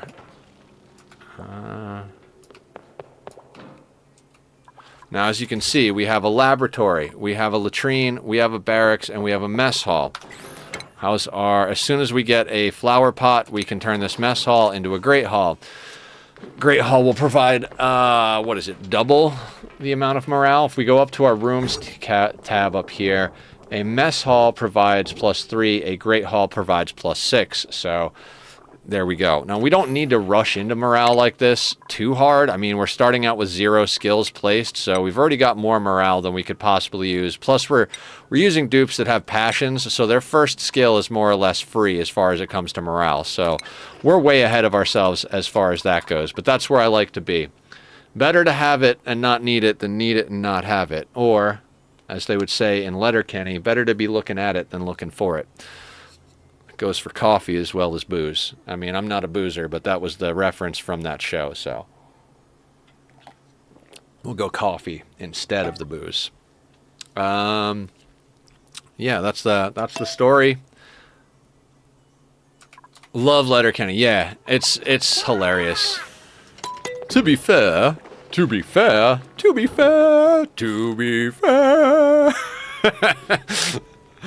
God, that show is so absurd. It's amazing. Yeah, but you know what I'm talking about then, Commodore.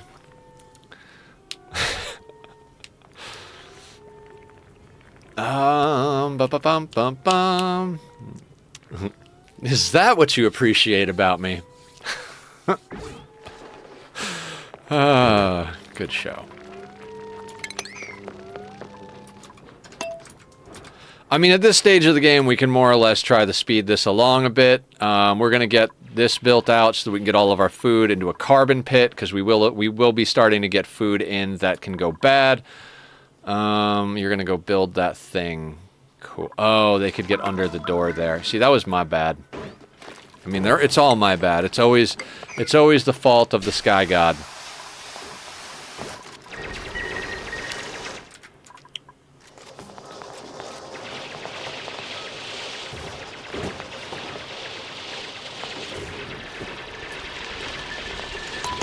Did I not prioritize this stuff above that? Why did I do 7 down there? I wanted that built because we're going to get to cycle 6. And okay, yeah, that makes sense. I want to make sure we have at least 1 extra bed and table up at any given time, because every 3 cycles we get offered to do. So many quotes. Most not appropriate for all places. Yeah. Yep, absolutely.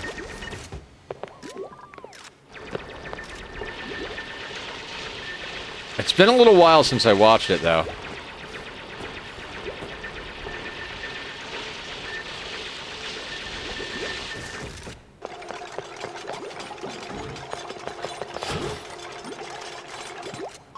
I died a little when I realized why they were saying, so you fucked the dog on this one.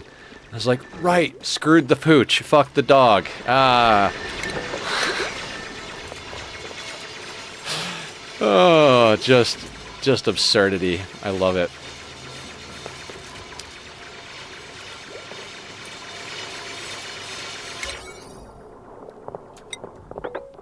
Let's make sure that stuff gets built first, so this maintains its room bonus.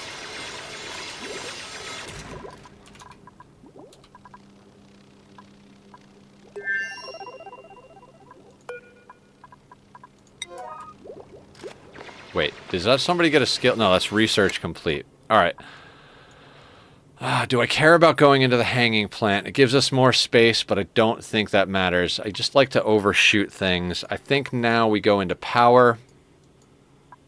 All the way over to here.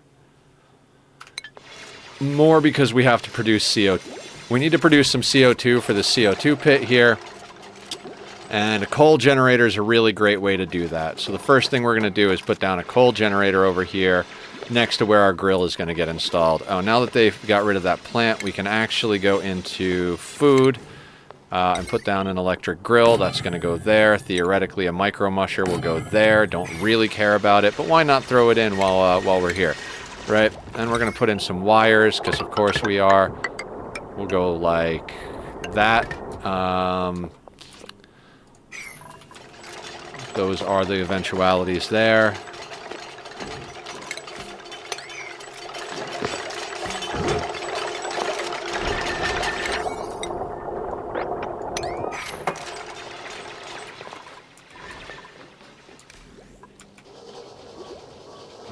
One other thing I'd like to do is throw down kind of a miscellaneous storage box. Dear God. Okay. All right, let's put you down there for now, just because we're going to want to sweep a few things. Nothing crazy, but... Oh, and the potted plant, furniture. Let's get this sorted out ASAP. So you're going to go down there. That doesn't really matter. We've got plenty of morale. If we were playing max difficulty, maybe I'd be rushing to get this place turned into a great hall, but not necessary at the moment. That hole in the ceiling is not going to affect our starter area. I don't know. Part of me is thinking we should have put this over on this side somewhere. It's always something you could do better, right? Always something you can do better. What we might do... you know what? This might actually work long term. We could do a few things, right? Let's say this becomes the ingredient tile. Right. So, like, let's say we put a metal tile there, ingredient tile there. We cut out that corner. That would mean we'd have to shift that over, but it does also mean we could put that there. Never mind. We'll deal with the permanent kitchen when we get there. We might end up ripping this entire thing out. Much like RimWorld early on, you don't want to overproduce food because food does rot. So it's good to have an idea how much food you need and not go crazy on calories, especially since, like I said, you can find a lot of calories. So now we're going to put you on a 6. We're going to put this guy on a 7. Toilets, wash basins, oxygen, food. That's the general order of things I like to do. Ad break starting in 3 minutes, guys. 3 minutes. Okay, we're going to give you all edibles. Do we want cooking ingredients? No, we do not. Bristleberry muckroot, mushrooms, nutrient bar, spindly grub fruit. Perfect.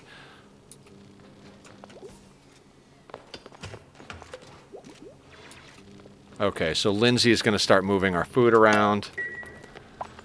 Also, this door can be opened. This door can be open. That door is already set to be locked. Okay. The doors being open does not affect the bonus for the room. It only affects the speed with which the dupes can travel through them. To open a door, they have to stop, open the door, and then walk through. Door being open, they just walk right through, no big deal. So... always a good idea. Always a good idea to open any doors you don't need closed. Now, the problem with opening doors, especially in your bedroom, is these little fuckers, since we weren't able to actually contain them. I'm going to bust that up to a 9 just so we get that done. Although, I don't know if it'll actually do anything. Why are you up there digging? Doesn't matter. Okay. I do need them to start going down and building the carbon pit. I kind of want to get this built a little bit faster, though. I've got a bunch of nonsense here, so this has all got to go somewhere, or it's going to drop to the bottom of the water, which is kind of fine, but kind of not. Speed this along just a hair at a level 2.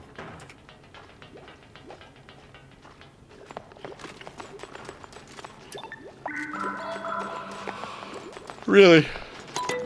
You couldn't finish pressing the button to open the door, could you? Couldn't do it. Just not on your list of to-dos. Fair enough, Lindsay. Fair enough.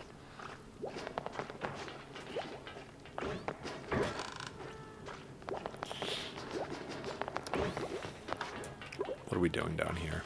All right, you're moving muckroot. I can... Oh, actually, I think she's eating muckroot.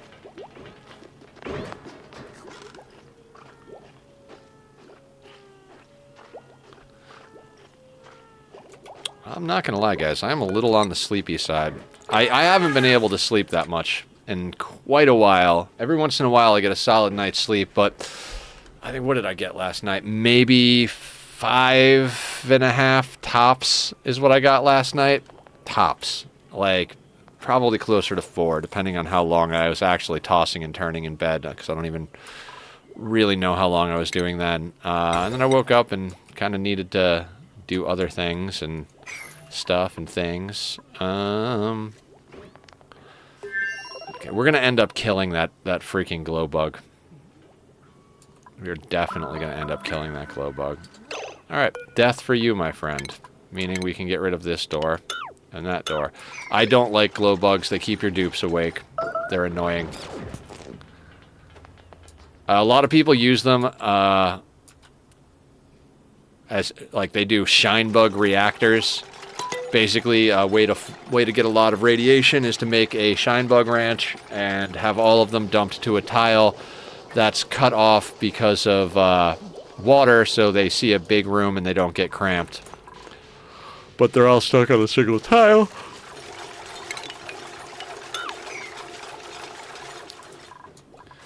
God, why does having emotions equal sleep?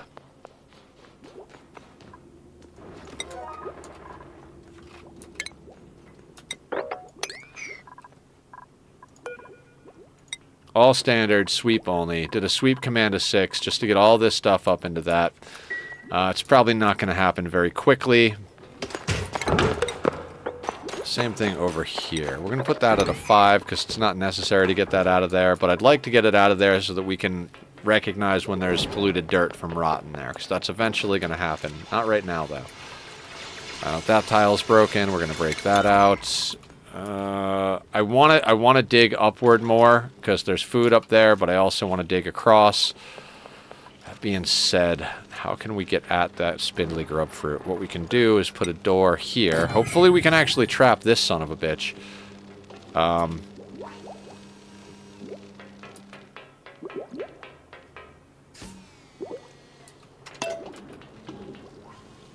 If we can trap him, I'd be happy, because there's like 2 bristleberries in here. The muckroot's going to get dug up. Mealwood's going to stay there wild. Once that's done,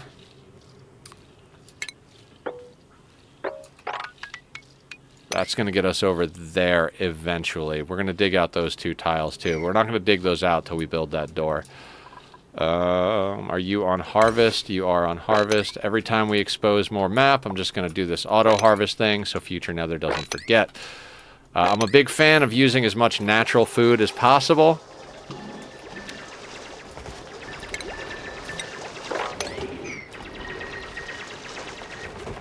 Now, Lindsay is just going to chase behind all that stuff getting dug out there and built, but, you know. Why that tile and not that tile?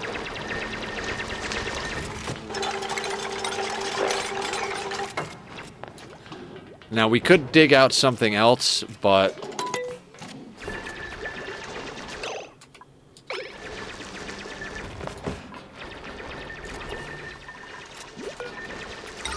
Now, we should be able to get down here reasonably easily, so we're going to start actually drawing that.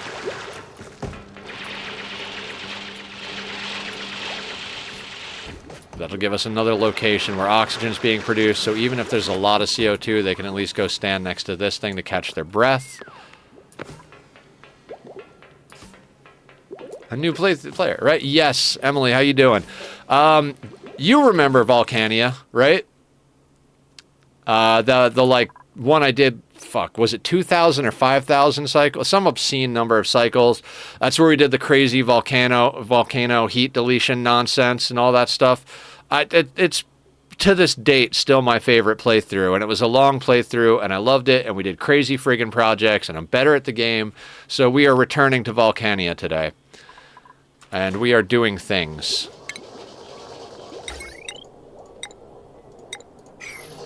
Jumbo battery is a direct upgrade to the regular battery, but we don't have a place to jam one down yet, so I'm not going to worry about it. It's fine. Small battery's fine for right now.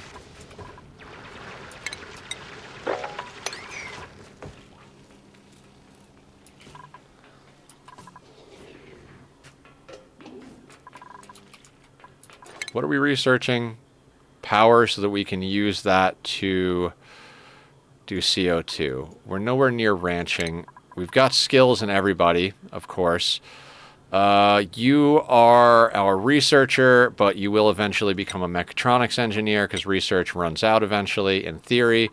We want to put them into grilling, but the first two have got to go into farming and ranching if we want to be able to get ranching up soon. Which, you know, I'd like to get ranching up early. We got to go into digging with our digger builder because otherwise we're going to be stuck in our starting biome. So there are no choices there, just what we have to select. We knew those choices were going to be what they are going in. And let's be kind to the dupes. Everybody gets a hat. Everybody doesn't do anything, just everybody gets a hat. Good shit. And we have an opportunity for another dupe. Fingers crossed on something good. What are we looking for in theory? Another digger builder would be good. Also, a dedicated hauler cleaner would be good. Farming, decorating, caregiver, small bladder, narcoleptic. Nope. A small bladder, only one interest. I prefer to have at least 2 to 3 interests on a dupe. Caregiver, grease monkey, green thumb, small bladder. We'll take the fertilizer. I'm not thrilled with any of these. We all know Emily's waiting for a Nisbet to come online. Right, Emily? Nisbet equals best dupe.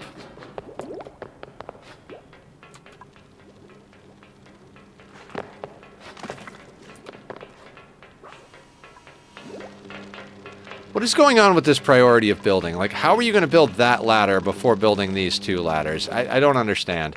Dupes are dumb. Dupes are really dumb.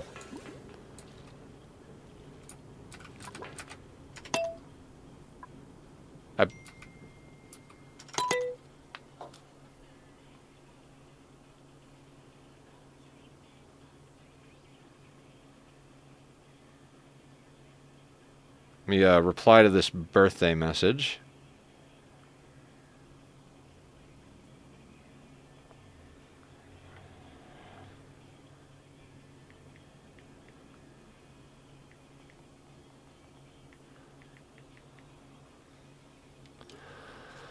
I think my buddy's going to try and, you know me. I do. I also know me. I love... Nisbet's my favorite dupe. On my first longer playthrough... Like, I think my first playthrough, I got my researcher killed and then reloaded to a save and felt guilty about it, so I gave it up. And then I had a playthrough after that that lasted a while. It was before I was streaming Ani, because I was mainly streaming Minecraft at the time. What was I going to say? God, so many brain cells dead. Not even, like, I mean, plenty to... partying throughout the years, but I swear to God, being sad kills more brain cells than friggin' anything. Just because we love her, Commodore. There's nothing in particular. Should we wish you a happy one on those days? My birthday's on the 21st, but we were planning on going out on Saturday the 18th because the 21st falls on a Tuesday.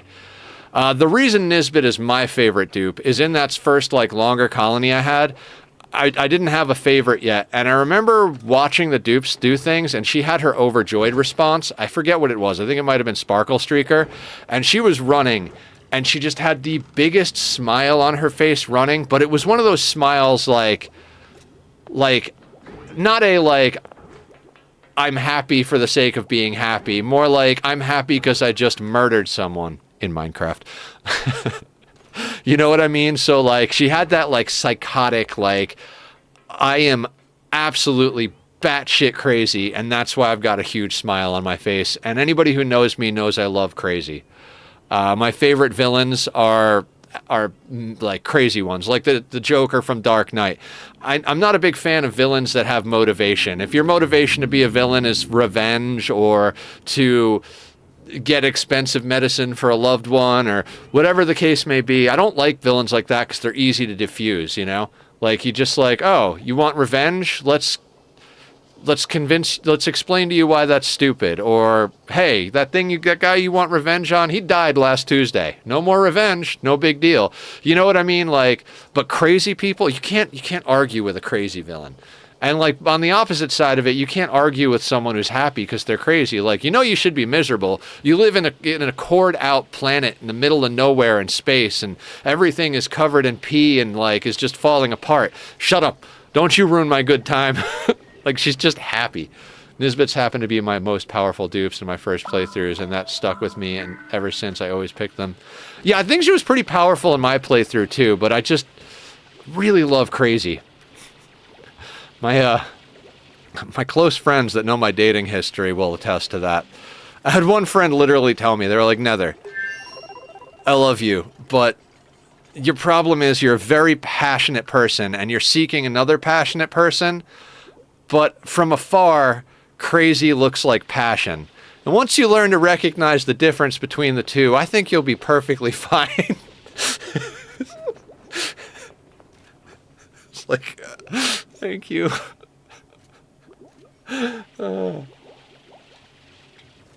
Also, a good friend saw Nisbet monument I built and said, "Is that you? It looks like you." And that is my heart since. Aw, that's adorable. Okay, let's put a little bit of gas on the fire here.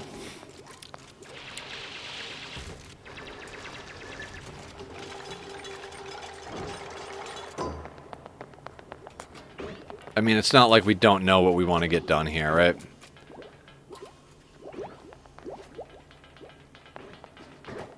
All right, let's priority 6 everything down to that guy.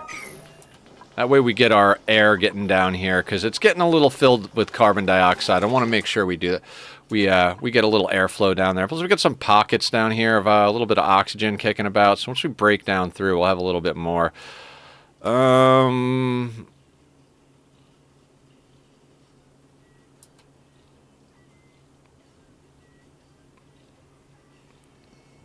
Generally, you don't ask why Nisbets are best. It's just, yeah. I find a lot of people like Nisbet.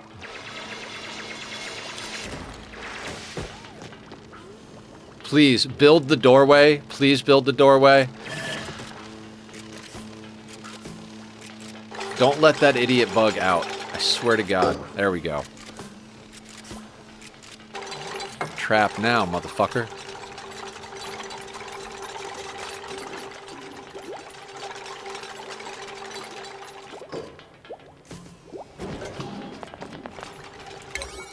Can we please build the power?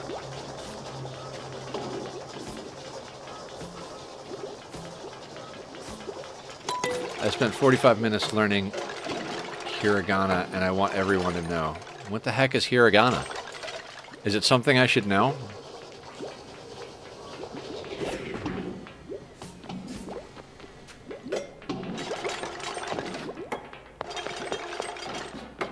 Japanese. Only Miss Nikki rating with a party of 4. How are you? What were you playing? Mass Effect 2? What's the good word? It's been a little while. How are you doing? I'm NetherCloud, to anybody who's raiding in that's new. We play a lot of games here. Oxygen Not Included is in the regular rotation. We do it on Tuesdays and Thursdays. On Monday, Wednesday, and Friday, we play RimWorld, and Saturday's kind of our wild card day, although... Quick, hide the oxygen. Although on... We've been streaming a lot of Minecraft on Saturdays because we have a community SMP that went live last month. So I've been doing a lot over there. Not sure if I'm going to stream that Saturday. I'm tempted to do an extra day of Ani this week because Tuesday we gave up on our last colony. I'd like to say we lost it, but we didn't. I just lost my patience with it. You know, same thing, right? More or less. Less. I don't know. So yeah. How's Mass Effect 2? I watched a video. I've never played Mass Effect, but I was watching a video series on the storytelling of that game. Seems like it's pretty cool. You know, good adventure to go on. And yeah, that's the thing. That's the stuff. Guys, go follow Miss Nikki. It's been a little while since we've hung out, but she is amazing and sweet and fun. So go give her some love. Nice and chill. Yeah. I think I'd like to play some sort of story game or puzzle game on Saturday, but I don't have anything like that I'm currently trying to get at. So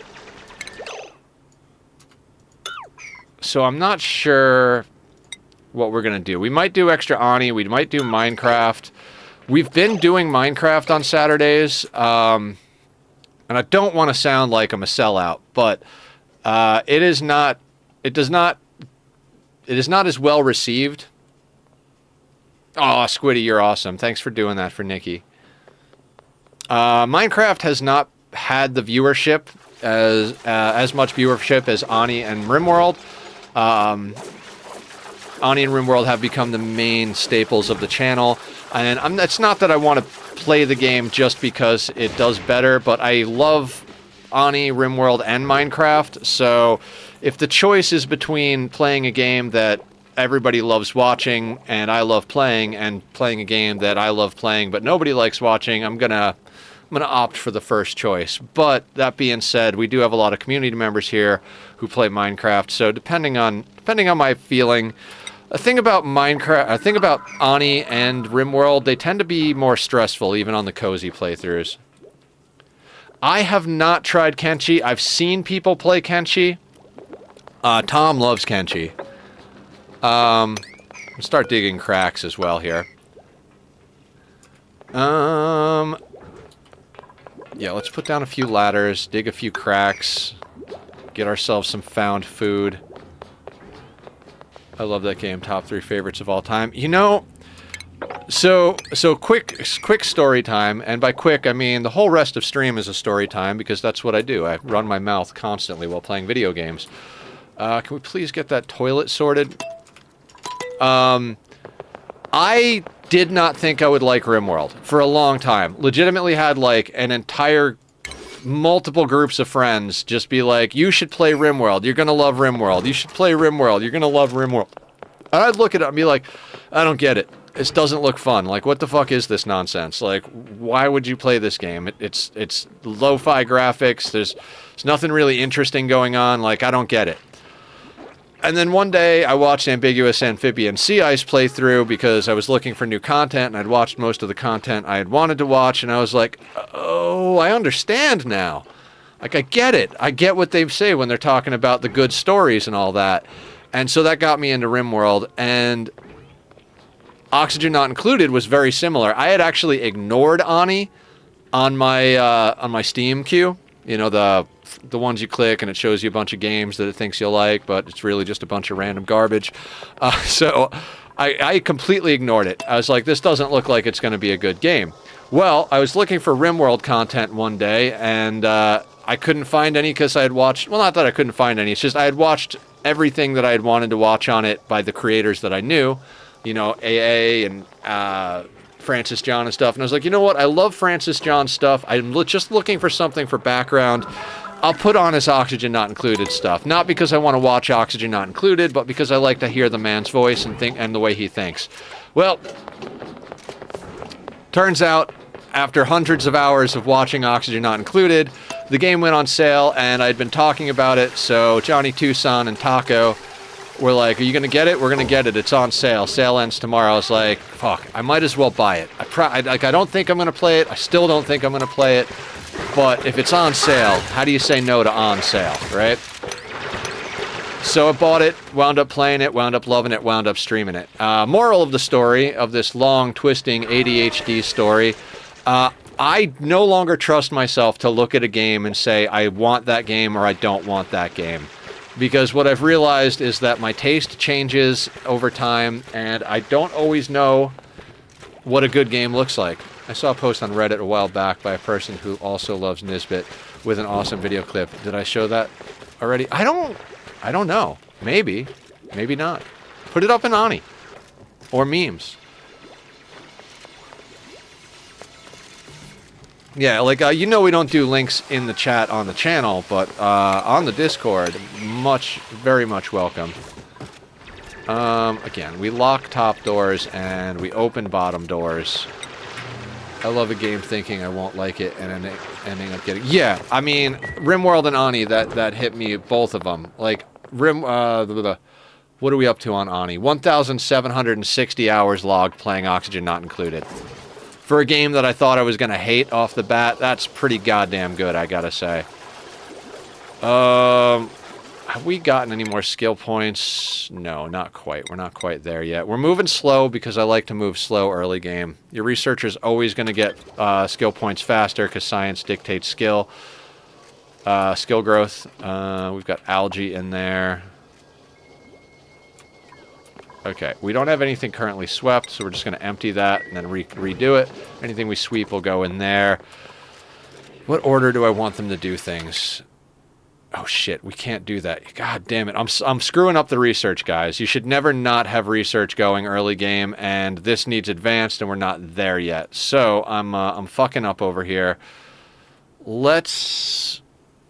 What direction do we want to head?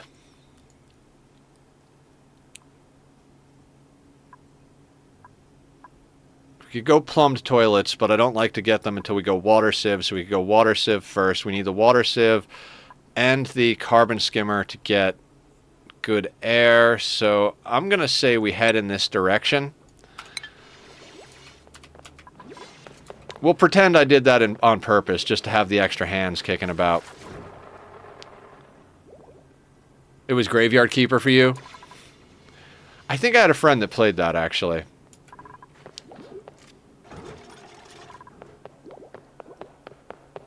Cat Pig likes Graveyard Keeper, hell yeah. I feel like I remember that. I think Winter Morning likes that. Especially since they added the zombies. Too grindy before. I am intrigued by this zombie-loving community. I may have to zombie myself. Do you zombie? Do you cake? God, I need to get the Do You Cake t-shirts made. I can't wait till I can justify getting merchandise for the channel and we can make Do You Cake shirts.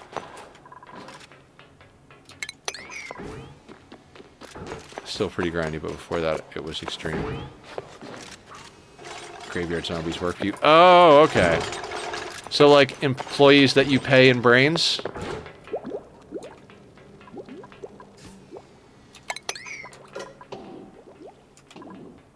Brains. You don't pay them at all. Nothing. Even better. Undead slave labor for the win.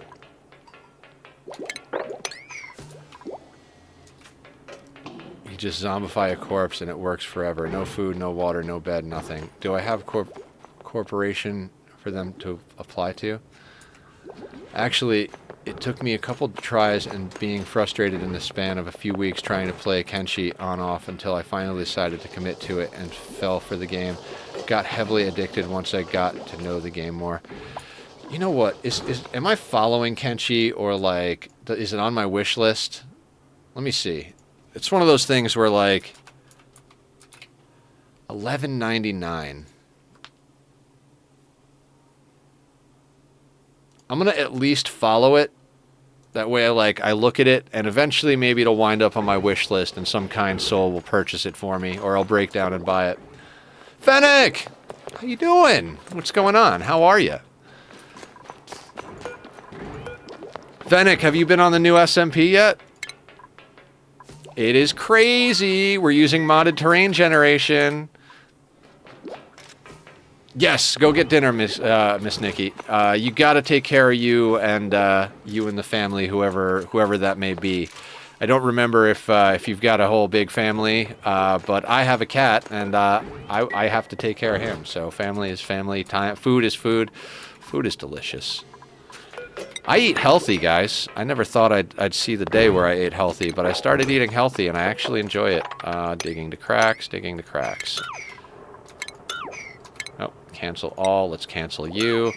We're going to build boop-a-doop right there, and then we'll do that there as well. We'll dig all the way over to here. Hell, we'll dig over to...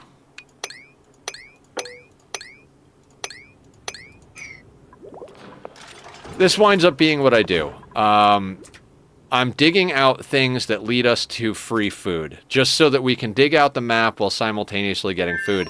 You guys will notice we're up in food. We're at 23,000 calories. Earlier when we were talking about how much dupes eat on a regular basis, I think we're down around like 13 or 7, somewhere between like 13 and 17. I don't remember the exact number. Doesn't really matter what the exact number is because, you know, reasons. Let's put the doors back on a 5. We can start coring that area out for our plum toilets that are going to come online soonish. We've got a whole bunch of food that we found. I do want to go up because up gets us into more food because we've got those spindly grub fruit up here. Let's take a check of our temperature overlay. Yeah, this swamp biome, it's a swamp biome. And we've got some molten stuff over here. Looks like we got a volcano down here. I'm sure Emily will name that shortly, because Emily loves volcanoes, especially when she convinced me to do dumb things with them. No, I haven't. I've been out of it. I was playing GTA for a while, then Siege, but it's been boring. Not ready for a Minecraft addiction. Speaking of addiction, I may have a problem with Minecraft. I mean, addictions are not good.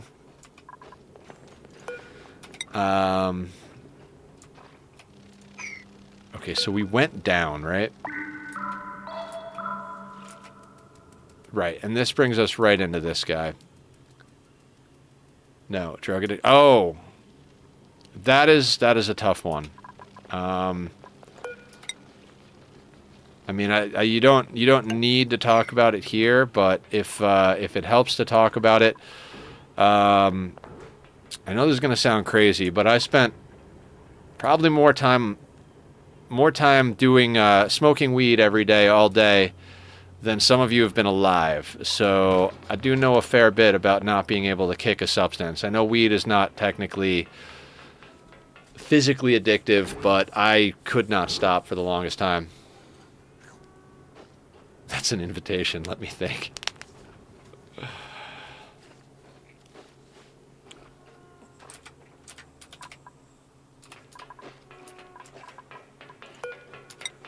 I'm trying to think of a nickname for you that could indicate your love for volcanoes, Emily. Almost Emily, Magma Queen? Speaking of weed, there you go, that's it. My friend just quit because new job has drug tests, so he gave me his cart. Yeah. So the thing about cannabis, we'll use that word, there's not a lot of long-term research on effects of cannabis because it being illegal for so long. We're just starting to actually get into, from a channel for objecting to someone falsely claiming that weed is not addictive. Yeah, weed is, I forget what it is. I posted a Kurskazog video a while back. I think I posted it.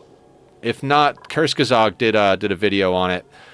We're learning a lot more about it now, and it is like 100% bad for younger people. If you're under the age of about 20, you should definitely not smoke weed. It has damaging physical effects.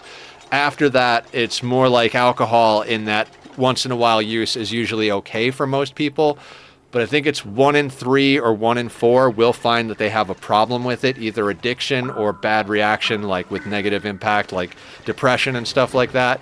But these are just current findings. They're not, this is stuff we're finding out now. It may be even worse, or whatever, depending on how much research comes down the pipeline in the next, 10 to 20 years. Weed is just another name for cannabis, for certain forms of it, like booze versus alcohol. Name the next pet. The volcano shall be known as Theodore. All right. Yeah, I'm just running my mouth. I'm not sure what I'm actually supposed to say, if I'm supposed to use the term, for the sake of terms of service, we'll go with. I have a family member who is end up in the hospital allergic to it. Yeah, I've known a few people that are allergic.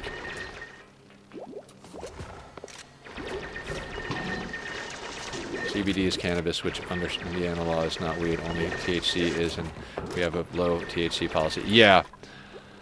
I can attest to the fact that CBD can be helpful, and I don't want to speak out of turn on that, but I've never found CBD to be any type of addictive, because it doesn't produce a high. It just interacts with the cannabinoid receptors in your brain. But again, I'm not a scientist. I'm just an asshole with a computer and a camera who plays video games on the internet. This is found in cannabis. Yeah. It's one of the cannabinoids.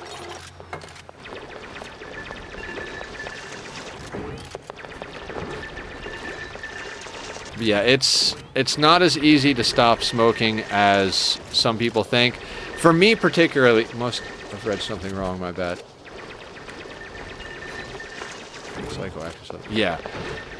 So, for me, my addiction to cannabis, weed, Mary Jane, whatever name you want to call it by, I had undiagnosed bipolar for my entire life. Not like major bipolar. I don't know what the more minor form of it is, but because there's different types or whatever.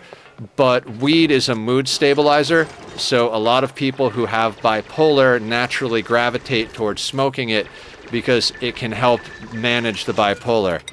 The problem is when you don't have it, when you don't have it, it becomes a problem because now you go through extremes of psychological withdrawal because of it. So I totally forgot we wanted to get down a coal generator over here.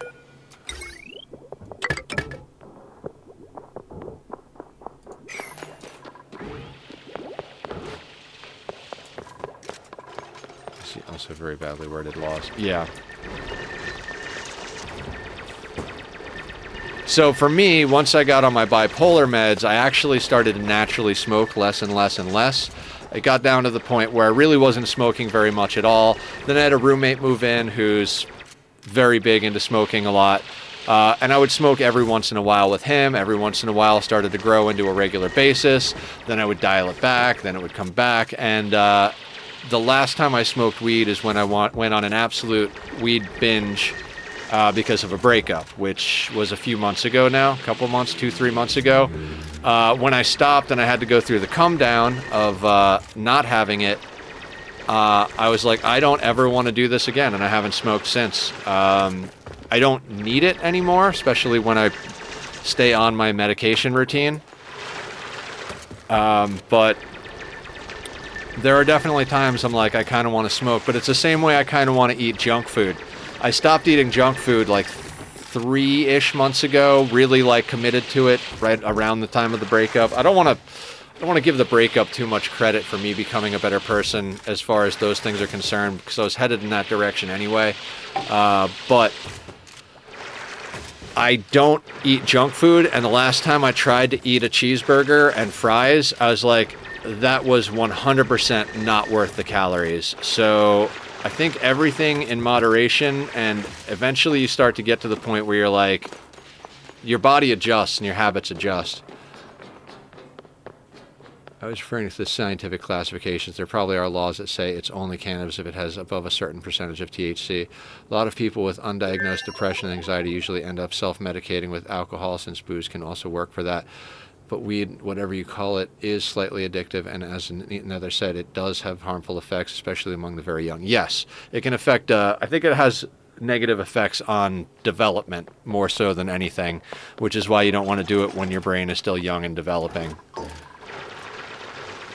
Like, alcohol is never good for you, but once your brain is finished developing, if you do it every once in a while, it's not going to ruin your life. And if you treat weed the same way, same story. Ideally, you want to wait until your 20s with... Yep, exactly.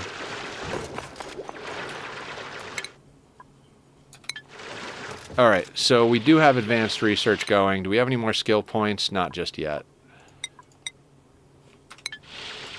We are taking it slow and steady and having ourselves a talk. Guys, this stream channel is about gaming, but it's also about mental health, chronic illness, which we could definitely put addiction into the list of things that fall under those categories.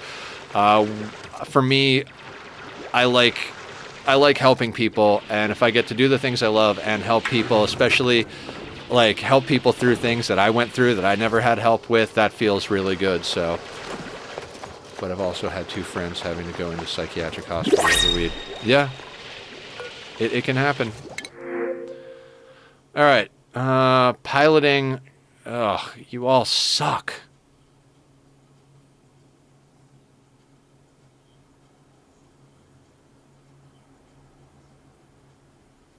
Now, hang on.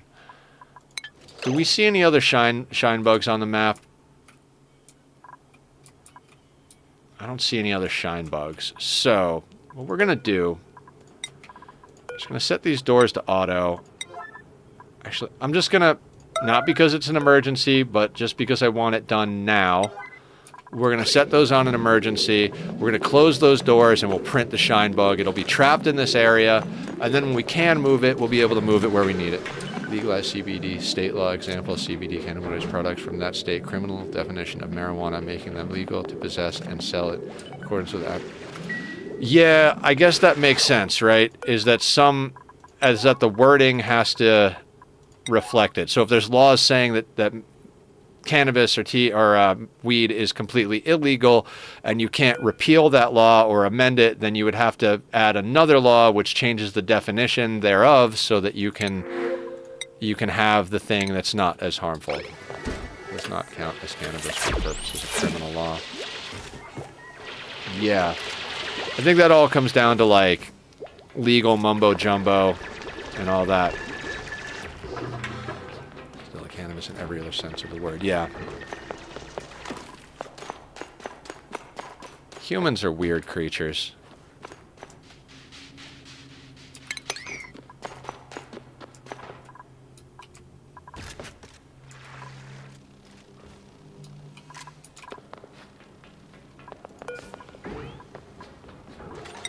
Let's get that door built, guys. Let's get that door built. All right.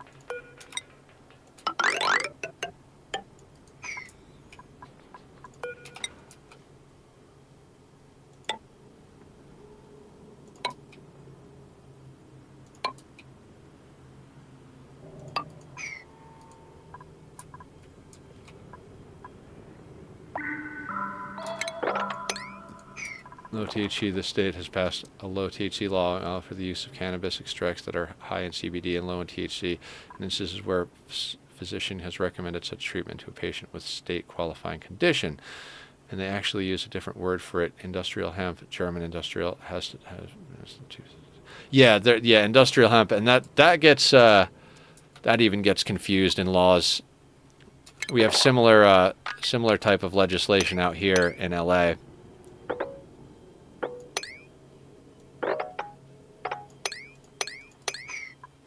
How close are we getting to shitty temperatures? Not close. We'll be fine. Everything will be fine. Ba-bum, ba-bum, ba-bum, ba-bum, bum, bum.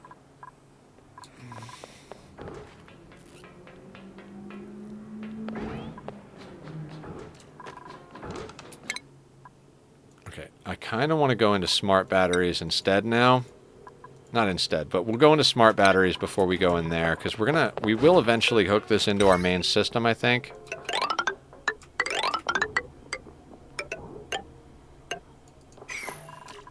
Something like that. But we'll sever that on that end. I equate my potential weed addiction with incomparably worse addictions such as alcohol or crack or whatever. Yeah, definitely.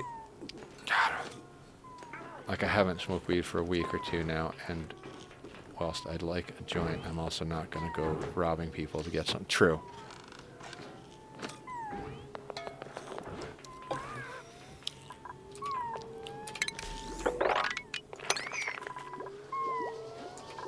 So it helps to talk about what defines an addiction. And again, I'm not any type of expert or anything, but from my understanding of what addiction is it's basically if it's causing harm, like Cat Pig is talking about. Like if you smoke weed every once in a while, or even on a semi-regular basis, that doesn't qualify it as addiction. What does qualify it as addiction is if your desire and need to smoke it causes harm to your life in other ways. So if you're going to, like, you know, for the example Cat Pig's did, if you need to smoke it so badly that you go and rob a gas station, that qualifies as a behavior that would indicate addiction. If you have family obligations that you've committed to, and instead of going to the family obligations, you go and get hammered in an alleyway, that qualifies as addiction. Now, the line becomes very hard to define when it's, you know, mild changes and inconveniences and stuff like that. You know, it's not always blatantly obvious that, like, this is a problem because of X, Y, and Z. Sometimes it's a matter of, like, you know, the most minor of things, like, I forgot to call my friend back. Okay, well, that's not a big deal, you know. I'm not going to worry about that, you know. They're my friend. I forget things, that happens. But if you forget to call enough friends back enough time, you'll find yourself in a position where you're completely alone and isolated, and that is definitely a detrimental thing to anybody's mental health and well-being, and could definitely classify the situation you're going through with it as an addiction. Or at least as far as I understand and know.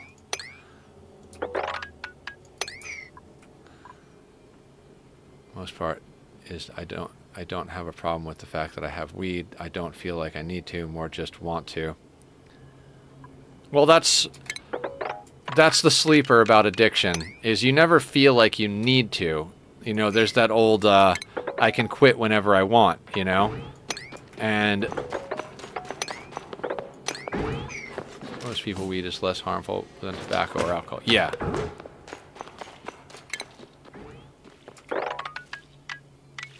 I really should be checking my temperature overlay a little bit more. Okay. So the way I treat these maps is more or less to dig out as much as I can in my starting biome, giving my dupes the ability to get some things done. And then, how do I explain? What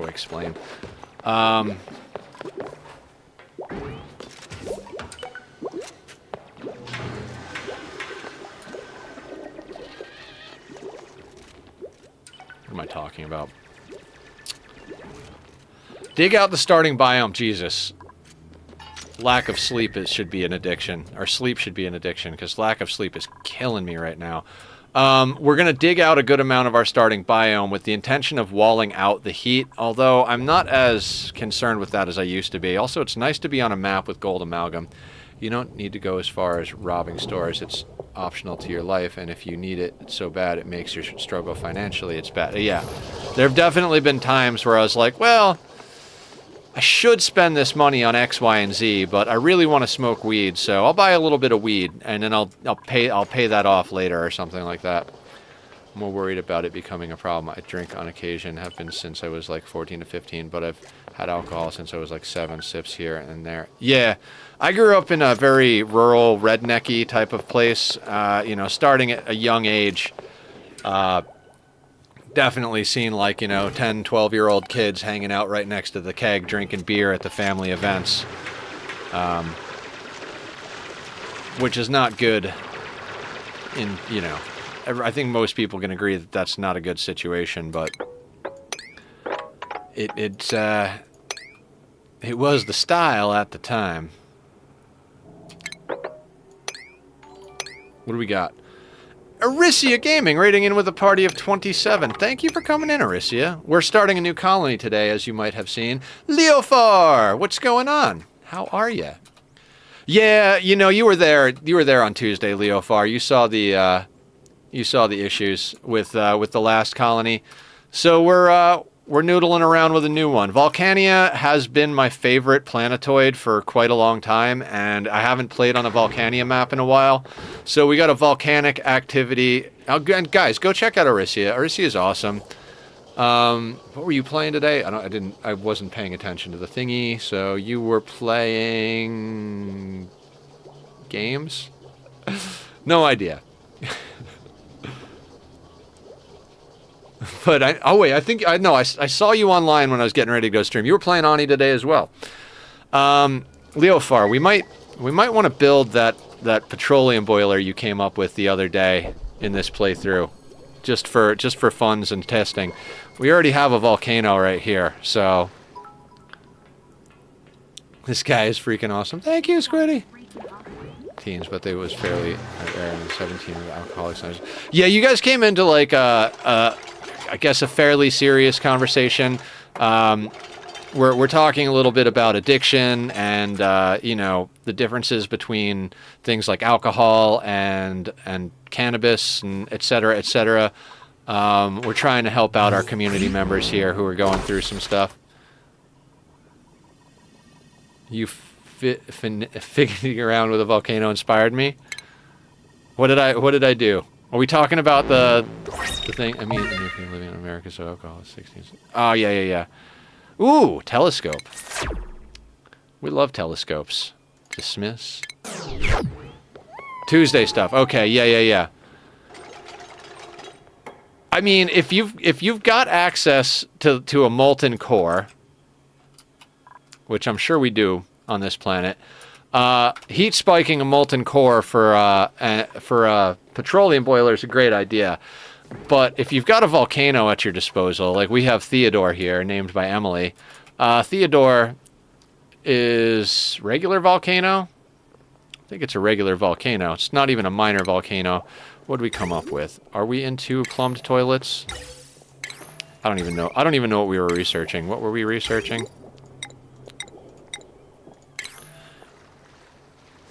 It's blueprint day?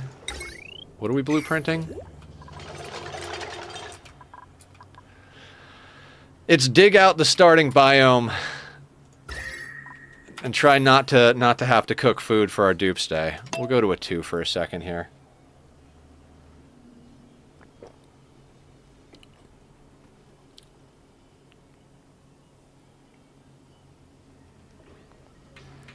Oh, blueprint skin reset day. Gotcha. I don't know anything about how the blueprint skins work. I just do things and stuff. I click on it when it's blue. Attribute increase. Excavation +2. Anybody got skills yet? I never notice when the skill notification comes up. You know, we can shave that off too. Get a little airflow going up here.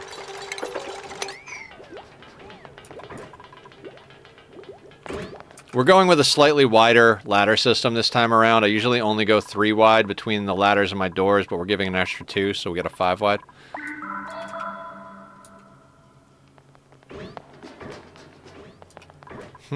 Weekly resets on skins. I like it.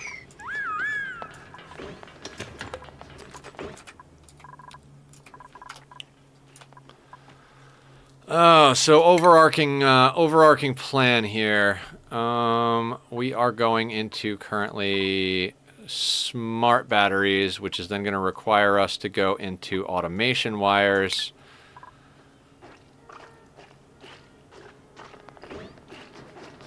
Which needs refined metal, which means we need to get into refinement. Lot of things going on here. It'll be fine. Everything is fine. Nothing is fucked. Everything is fine. Ooh, cool steam vent.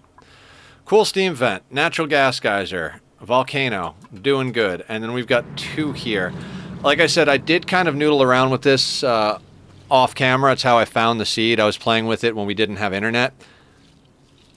About 30 minutes ago. That's crazy. And I know this is an aluminum volcano. I don't think we ever dug this one out, though. Because this one has, like, a little angle or something. I don't remember why I dug that one out, but not this. I don't remember what this one is. I think this is an aluminum volcano. We've got biome we could get Drecos in down there, possibly. I'd like to get ranches up reasonably quickly, but we need to get another level on Lindsay before that happens. We're about halfway to another level, and we don't have the ranching. Just so much research to get done early game.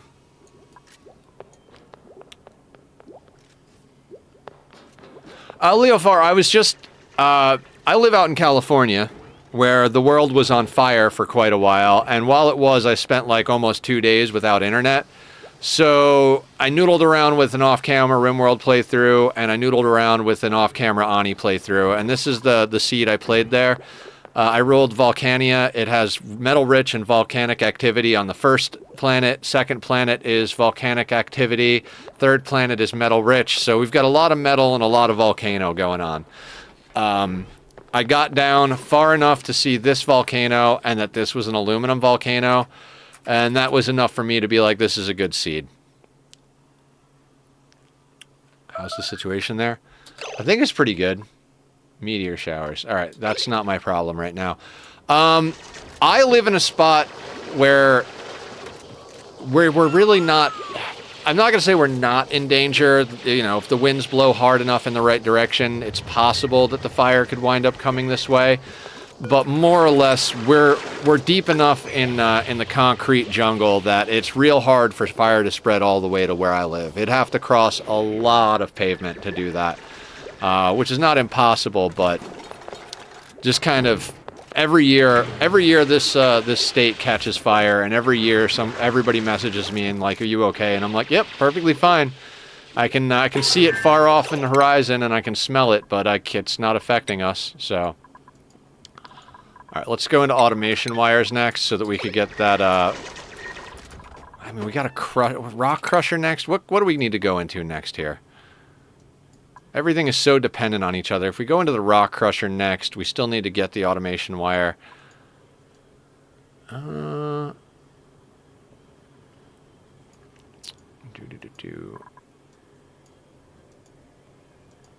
kind of no point to go into that.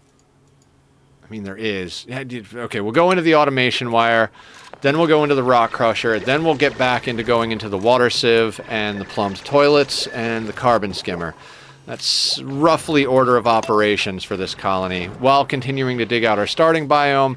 And then somewhere in there, we're going to shift gears into insulated tiles so we can start walling in our base a little bit with insulated tiles, so that we don't let too much heat bleed through. But I've gotten a lot better at getting to the stage of the game where we can get heat deletion devices.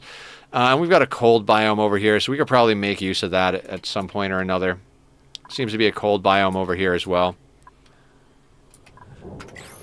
Did we take any boop? What boop? Are you talking about bionic dupes? No. I'm not super fond of the bionic dupes, and it's kind of a prejudice based on the fact that they like to consume resources that are technically limited early game. Although, I guess late game, not nearly as much because you can always harvest them from asteroids. But for me, it's likely that we won't be taking on bionic dupes until later in the game, if at all. I mean, there's a good chance it'll happen eventually, because everything happens eventually. But I'm not a huge fan of the bionic dupes themselves. I do, however, enjoy some of the mechanics and buildings that were added, namely the remote building. My fantasy for using those buildings is that you have a core base that more or less has like arcades of remote workstations. And so like no matter where, rather than taking transport tubes to locations around the map, every dupe just wakes up, goes to get dinner, and then goes to their workstation inside and virtually manages their work zone. If I had to say that there was a goal for this playthrough, that's up there on the list. As always, my other goal is to get space materials, because I never wind up getting goddamn space materials, so, you know. Be nice. Sounds like the future, yeah. I figure that's the main reason I left the Bionic DLC enabled. I'm not, like I said, I'm not thrilled with the Bionic dupes as a whole. they're not terrible, but they're not awesome either, in my opinion. I know a lot of people are loving them, but Jesus fuck. God, I'm tired. I don't sleep, guys. I just don't sleep.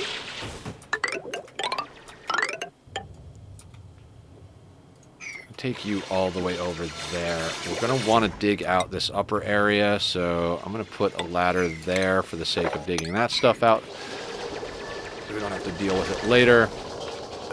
We're also going to want to put tiles in here, because we're going to be running pipes. In fact, we could probably start queuing all that stuff up. Not that our dupes need more things to do. Okay, so this is where I'm going to noodle with the priorities a little bit. We're going to put all of these dig operations... We're going to put everything up here on a 4. Except for the plants. Those can stay on a 5. That way they build the things that we want them to build first, right? Namely, our future plumbed toilets, water sieve, etc. So, plumbing. We have pipes, so...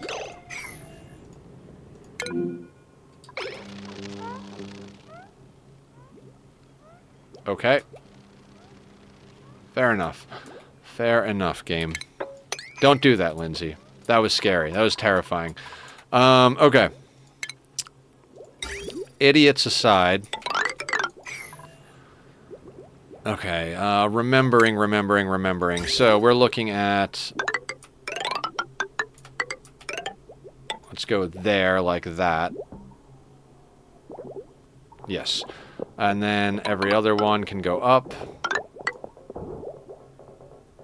Right? It's the right side that's the output?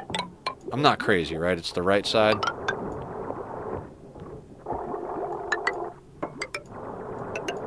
Boy, will I be blue in the face if it's the other way around.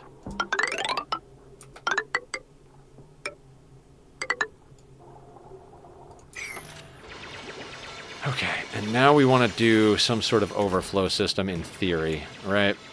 Now, we've got Thimbleweed on this map, so we can actually overflow our polluted water.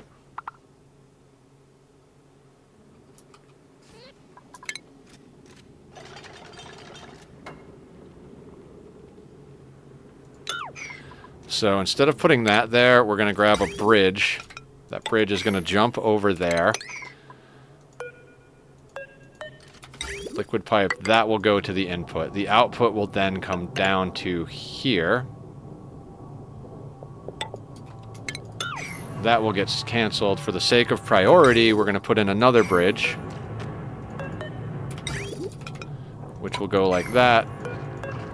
And then this liquid pipe will come back through here to hydroponics tiles over here. Which, do we have hydroponics tiles researched already? We do not.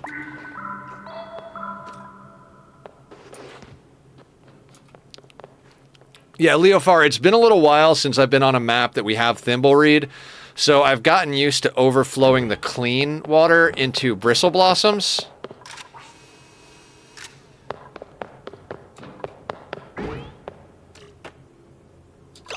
Oh my god. Idiots. It's a good thing we don't have a lot of high morale requirements. Yep. Just sit on the floor and eat.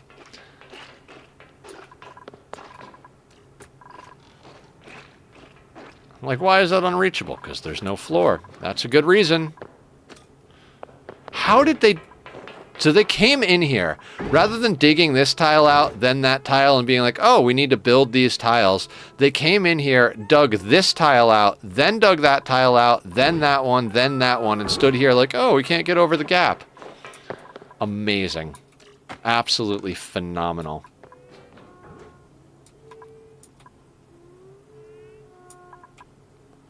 Oh, you were talking about the toilets. That's what you were talking about. I know all these things, but I am like... Oh, God. I'm that kind of tired where, like... I don't know how to describe the kind of tired I am.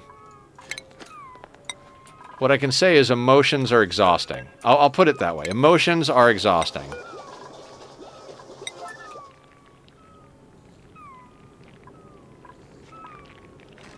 I'm trying to move any of the muck root that's near the hatches, because we can't move the hatches yet, but we can move the things that we don't want them to eat. You know, if and when the time comes that we actually build the blocks that we need to walk on.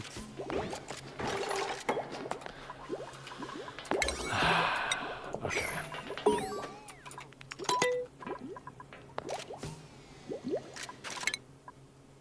Alright, so now we need to actually be able to crush the rock to get it going.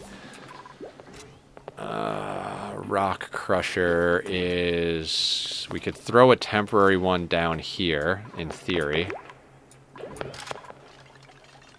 Although slime... Wait a second. Is there no slime? Oh, that's decor. That's not germs. I'm like, wait a second. Okay, so we don't want to go too far over there. Cool. Cool, cool, cool. We won't deal with that. Oh, God. We'll replace this with insulated tile.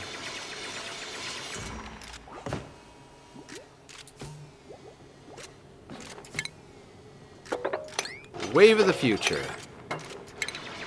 Actually, let's leave those out for now. That way we can actually just dig that stuff like that.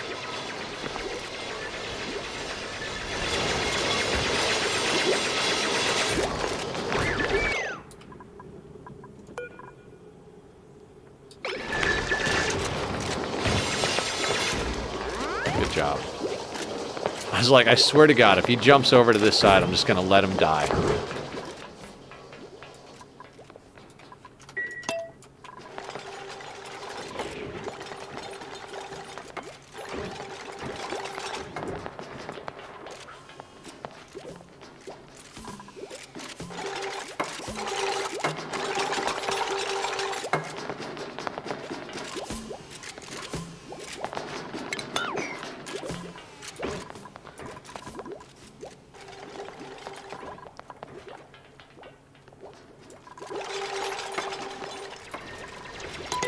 What we'll do is we'll put a smart battery over here.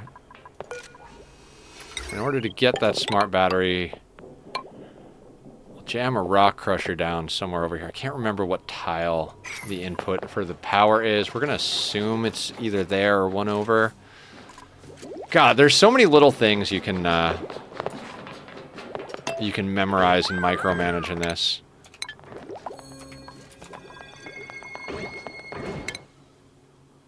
Bert is getting smarter by the day. There you go, Bert. Let's get you into some field research.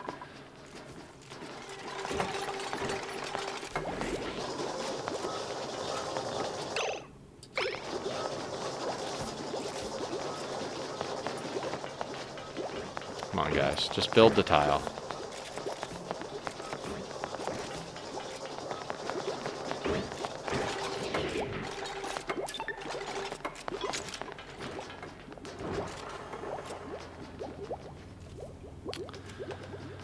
Okay, somehow or another, we're getting things done.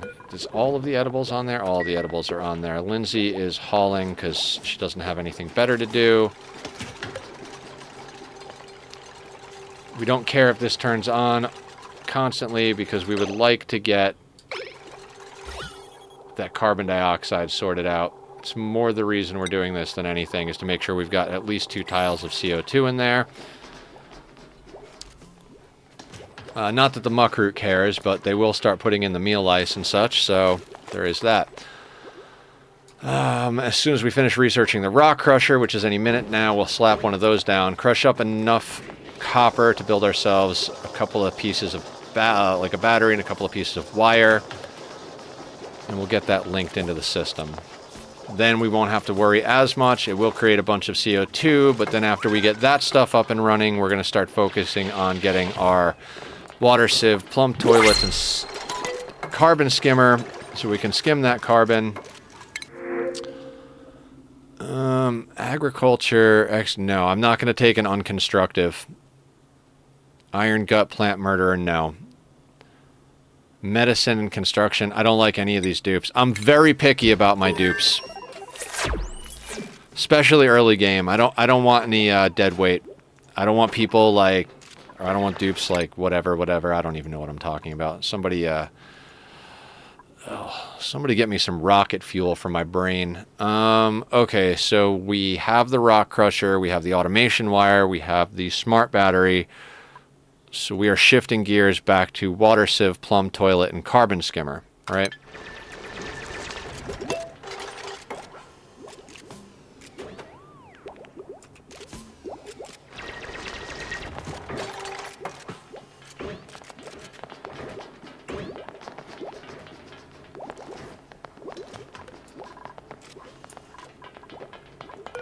Can we please get the muckroot away from the hatches? I don't blame you, Lindsay. She's like, let me clean this toilet before I sit on it and use it. It's one of the smartest things I've ever seen a dupe do in my life.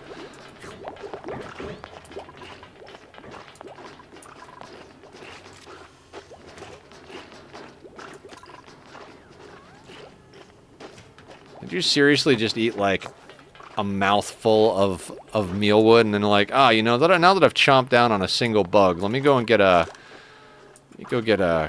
granola bar real quick. Cleaning toilets is a waste of time. They're only going to get dirty again. Yep. Agreed.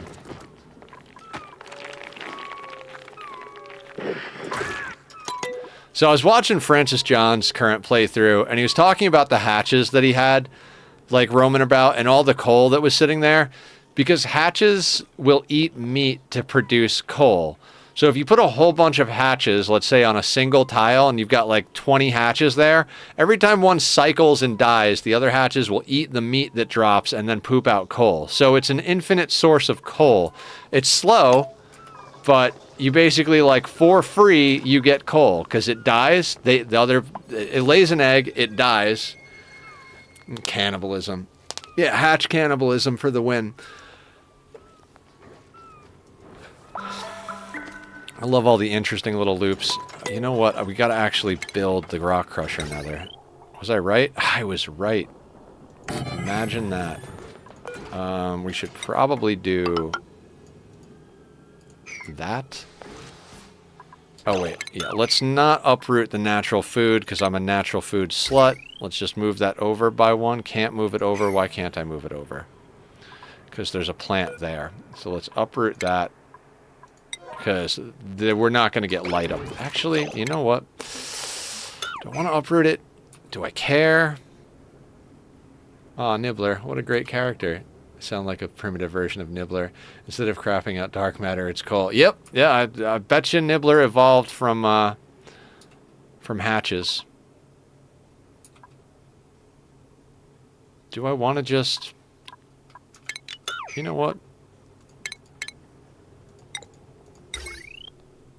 We're just going to put you there. A little bit of extra copper wire, but we'll preserve those things. And then,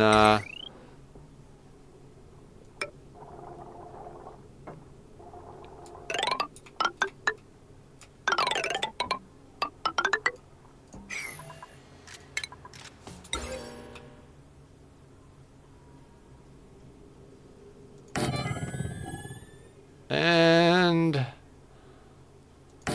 there's some free food for us. I know it produces slowly, but I don't know. I love food that doesn't cost us any resources. It's just a big yes for me.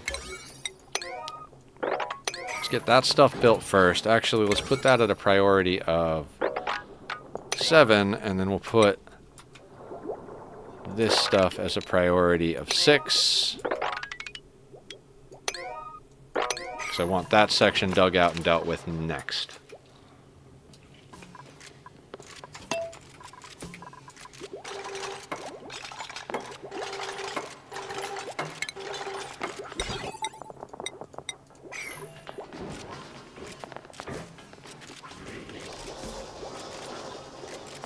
Instead of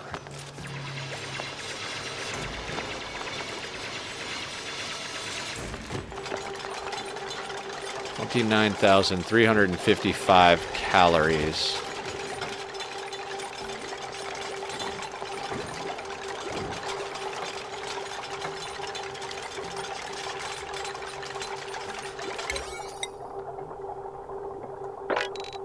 now that that is more or less finished, we're going to put those at a 7 and then these at a 6. The first episode where Nibbler eats all the other animals that they try to rescue from dark matter. Oh my god, that's so good. God, Futurama is just such an amazing show. Okay, so we need 200 for a battery, and then 2, 3, 4 tiles of that at 5 apiece, so 20. So we need 220 kilos of refined metal to get that off the ground. So let's do 3 batches of that.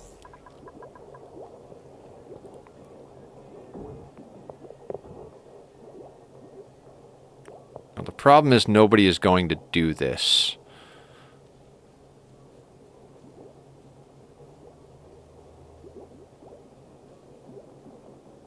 Those are all set to normal priority. So if I set that to a 6 and the wheel to a 7, they will charge the battery first, then do the rock crusher, then go to researching because of the way they're... No. I would have to change the priorities to this for that to happen.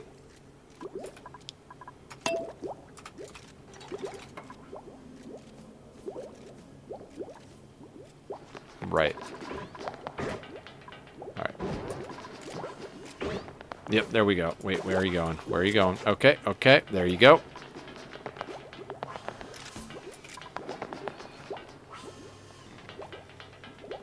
I'm trying to save the animals from extinction, but Nibbler extincts them all. Yeah.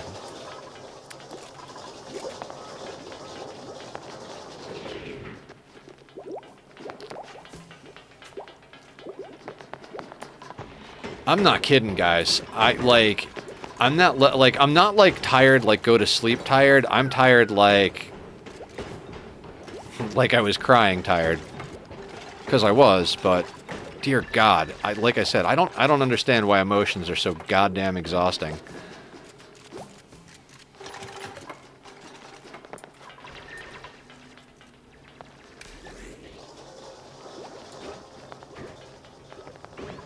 Do we have copper now? Eggshell, don't care.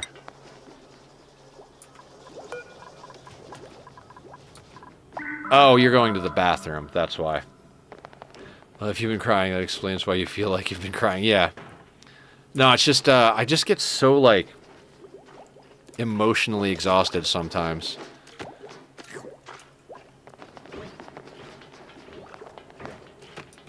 I'm a big feeler. I feel everything intensely. Whether it's good emotions or bad emotions, I feel pretty hard, no matter what I'm doing.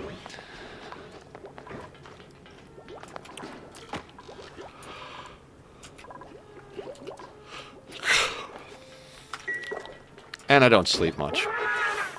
Because sleep is difficult.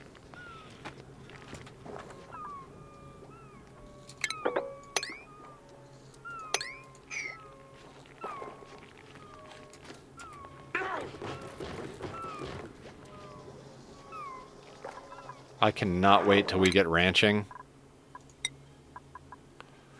Got to go into super hard. Lindsay is so close. Once we get critter ranching, we can start our wild hatch preserve.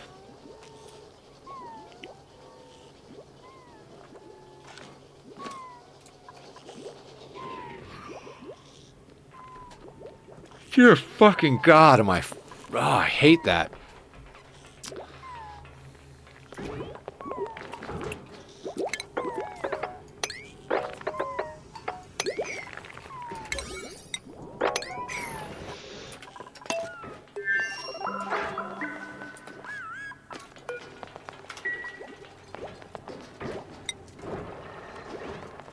So, we should have copper on our list somewhere now. Did we ever... We did give the snazzy suit to somebody, that's right.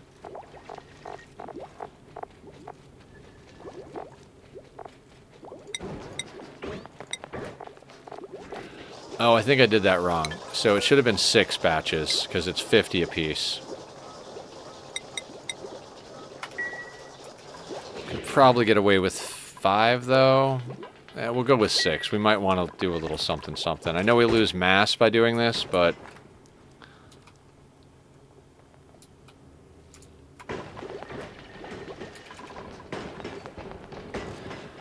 This is one of the reasons I don't mind staying small and being selective about dupes. We haven't had to farm a single thing. Like, we may not be getting as much work done... Hold on. I got an idea. If I cancel that, and I cancel that, and then I dig that, I don't need ladders there. Delikoth, how you doing? What's the good word in your neck of the woods? How goes it? We're researching water sieve at the moment.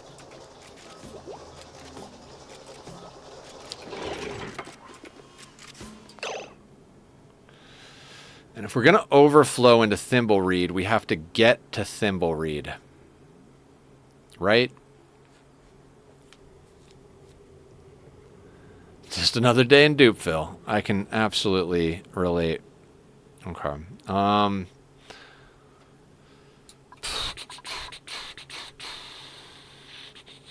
What do we want to do? So we need you. So how do I want to dig across here? Let's say we do like... Gotta go over the slime.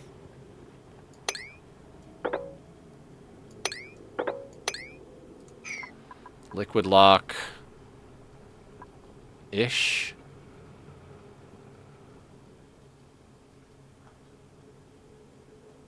No, that wouldn't... That's got to be a little bit deeper than that. Let's pull that back then. Let's say...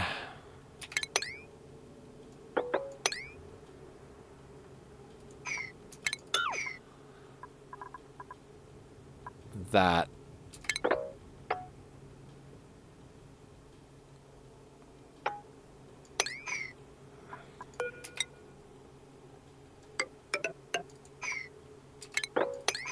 Let's make sure none of that... Oh, that goes right through some slime. See, that's why you gotta check. Or right through some slime lung. Why is that on gold amalgam? Let that be a lesson to me. And you, whoever's paying attention.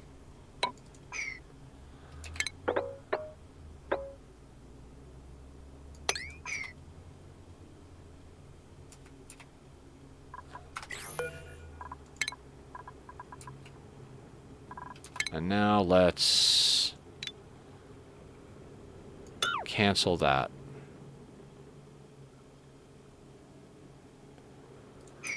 Okay.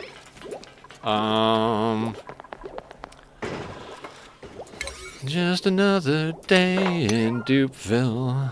I'm singing the song.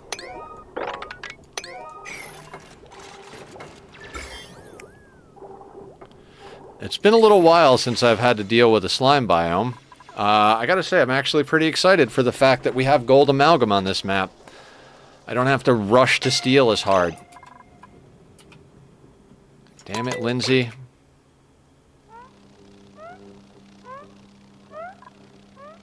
You really want these resources in particular, huh? The equivalent resources up here are just not worth your time. Just...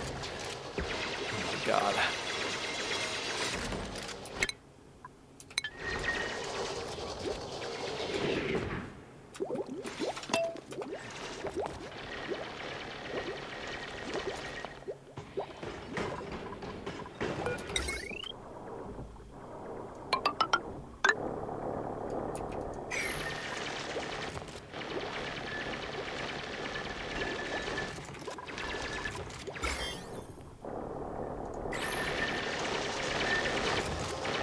I am so worried I'm going to dig that piece of slime.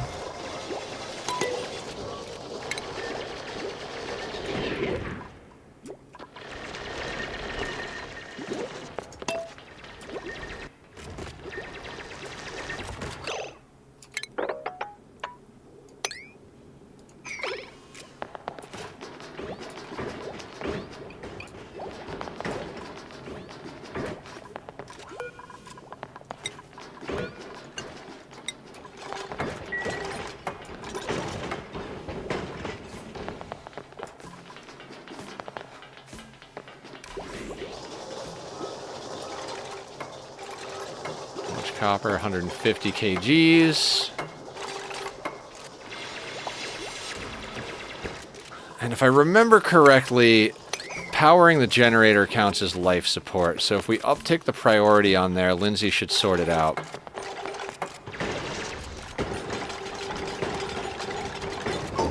But we're not going to do that until we have the smart battery built.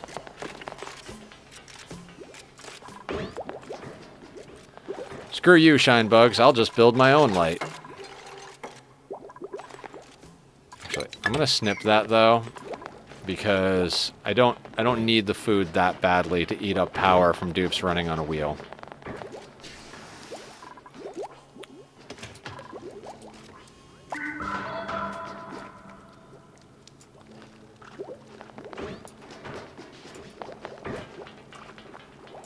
Okay. Why am I still drinking coffee? Because it's delicious. There we go. So, I mean, today's basic plan is basic sustainability. Ugh. I don't have, like, a grand scheme to accomplish here. One of the things I'd like to do on this playthrough is actually plan for a proper, like, storage and distribution location, since I always wind up going into a lot of rail stuff late game. I'm considering that might be down here. Underneath this, we take up these 2 floors and this little chunk of a space here. Bathroom, and, yeah, something like that. I don't know. I probably should have put, like, the temporary kitchen somewhere else, since we're going to wind up getting into a much larger Great Hall at one point, but we could always put the larger Great Hall up here and retrofit this into a kitchen. Like a proper kitchen.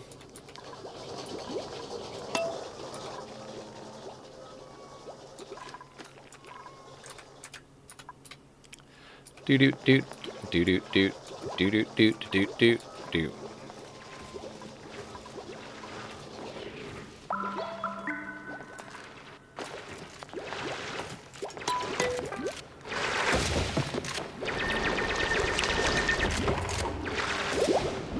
Now, dumb question. Is there an easy way to get water in there, or do I have to use...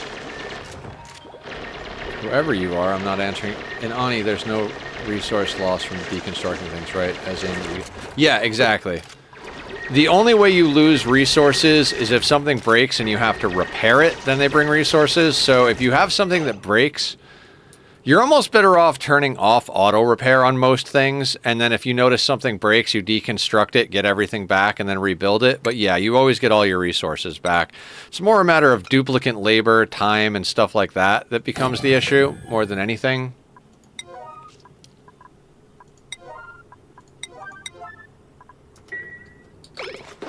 There's a mod to have the auto repair off. Yeah, that makes sense. That doesn't surprise me at all. Alright, we've got 200 kilos of copper. So that gets us a smart battery.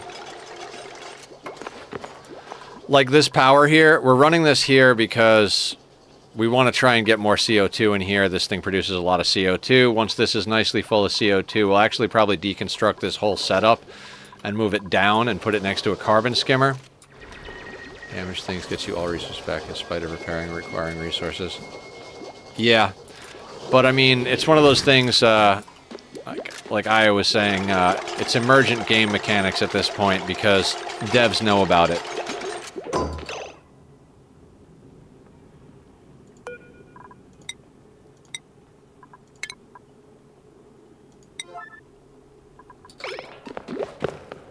Actually, no. Let's put that down at a 7.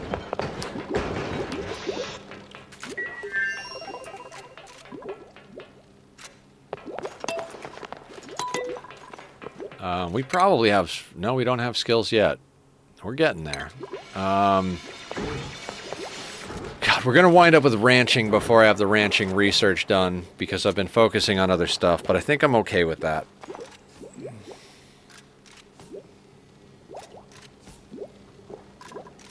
Wait. I did this wrong. We don't need priority here.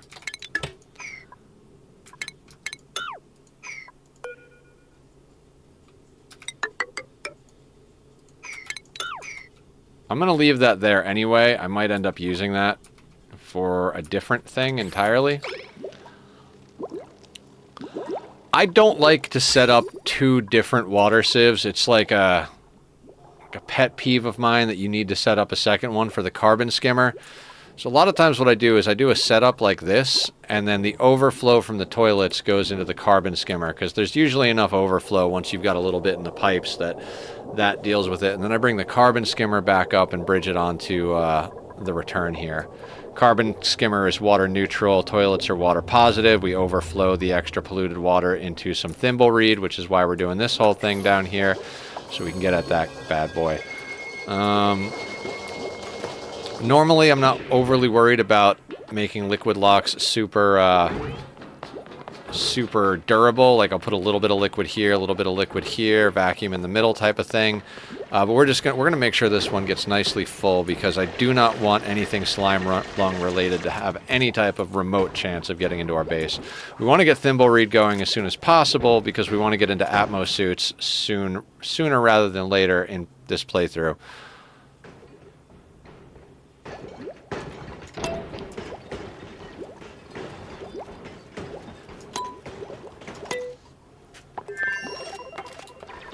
Okay.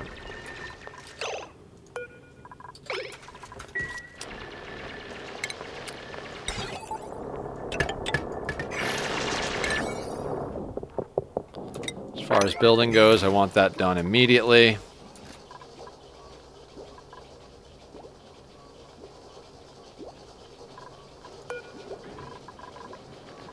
You can go down to a 7 along with the algae guys.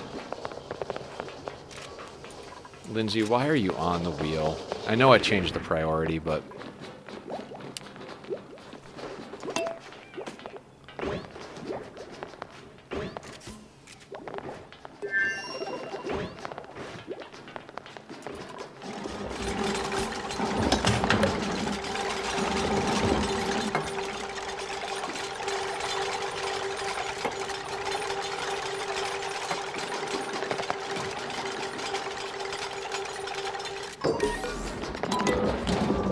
How dare the dupe doing what you told it to do. Right, right, absolutely. Let's put this on, I don't know. Usually go 90-60 on these. I don't know why. I think I saw somebody do it one time, and that's what my brain wants. That being said, this thing can get put down to like...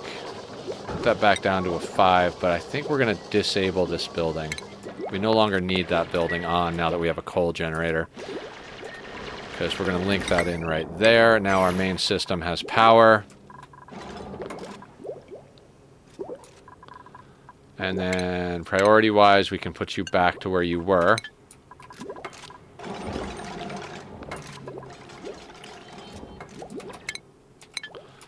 Water sieve is still in progress.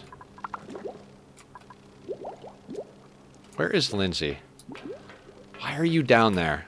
I think this is what happens. I think she goes down to get the muck root, drops the muck root, and then comes back up. Like, she's coming up. Maybe not. Maybe she'll get there this time.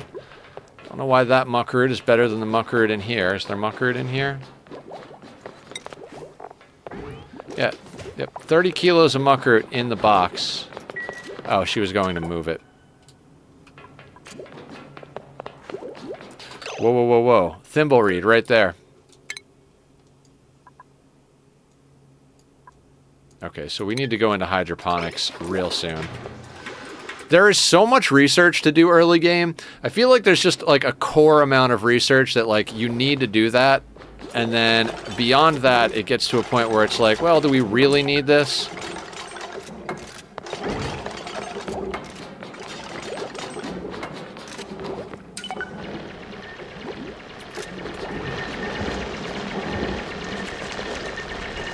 So now it calls into question, do we need to go down there?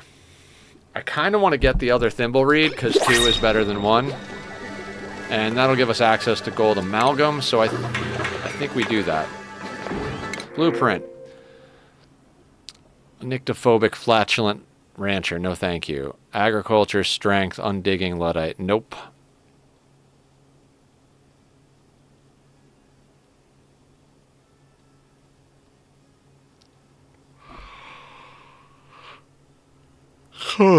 So Alti, I'm just gonna take the dirt. I don't want to deal with bionic dupes. Even if we wind up dealing with bionic dupes sooner than I think we will, I would rather just not deal with them right now.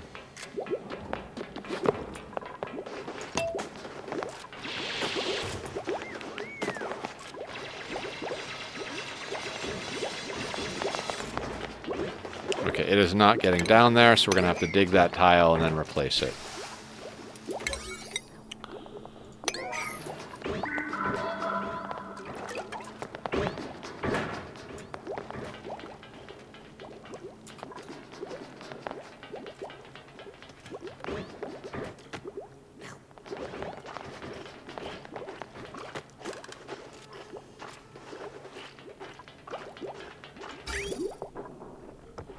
The thing about this is, I like that, but it would be better here.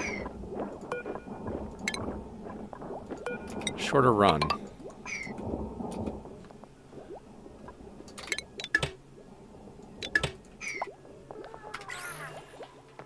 Not important, but, you know, I'm gonna do dumb shit, because I like to do dumb shit.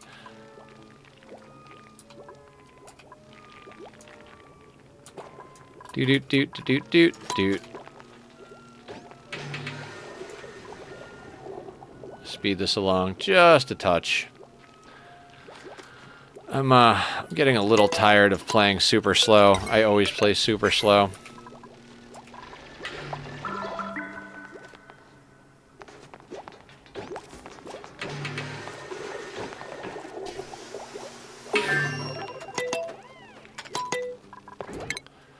Okay, so we have the water sieve. Let's get into the hydroponics tile so that we can actually overflow.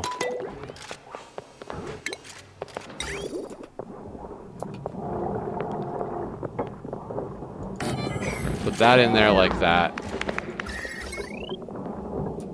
It's almost like I knew that was going to happen. I didn't. I couldn't remember which side it was going to be on, but it's fine. Everything is fine.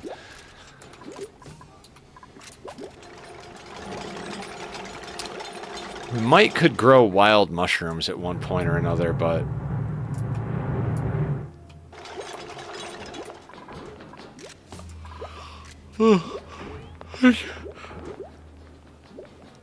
God, why? There's not enough caffeine in the world, apparently. Yeah, more include to use speed control, which cycle count is early.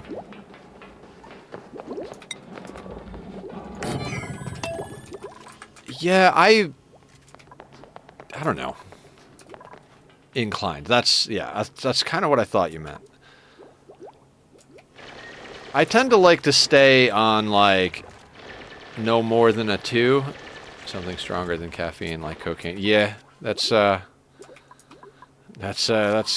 options, right?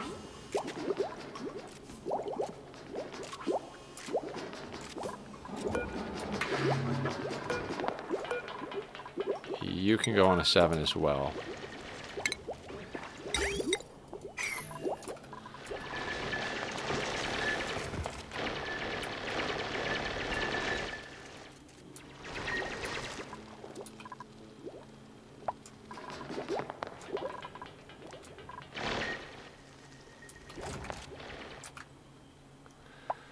Definitely going to be a weird base.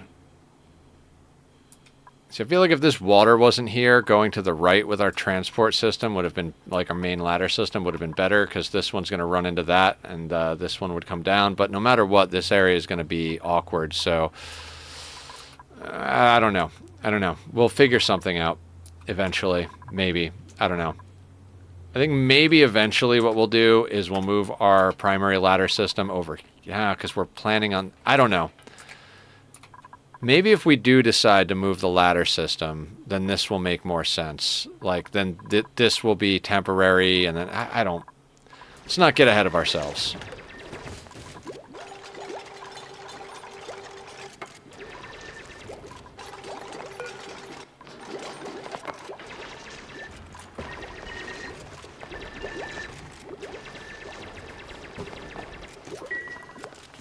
crazy. How much does that put out? That puts out...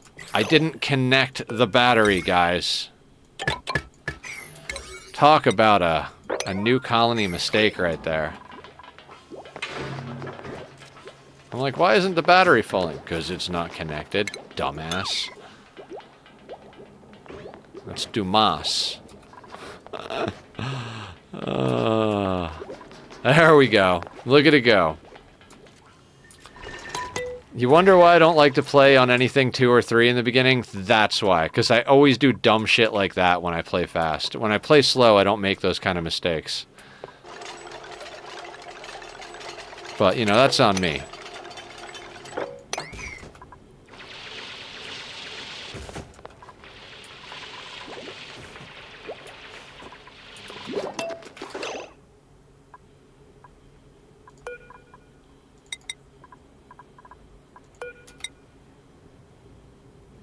Actually, I want maybe one more.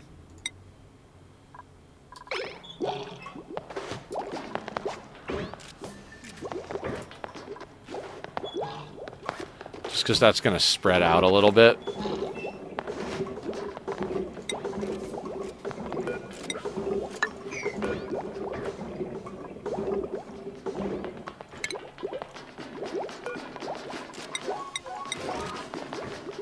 Oh, dumb question. Maybe you know the answer, Leofar. I've always talked about, like, what if there was a 0 priority? Is that what this is? Like, if you click the priority, there is no priority now. Is this now a 0 priority? Do you know? Does anybody know? Because, like, it starts on a 5. The 5 has a gray box. But if I click on that 5, now there's no highlighted box. So is that a 0 priority? No? Okay.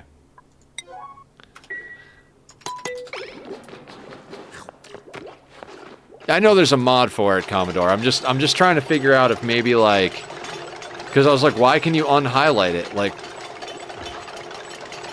It's still what it last was. Seems odd.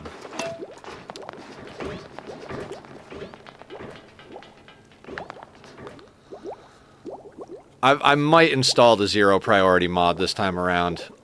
We're using sweep by type, true tiles... I don't even know if we're using anything else. Spindly grub fruit. That sounds delicious.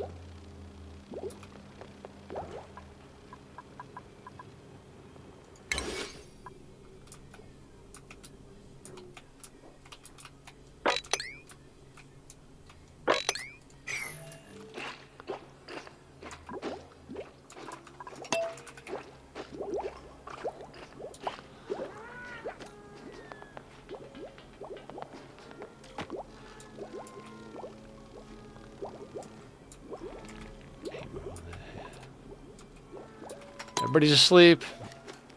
Sleeping is where I use the fast movement.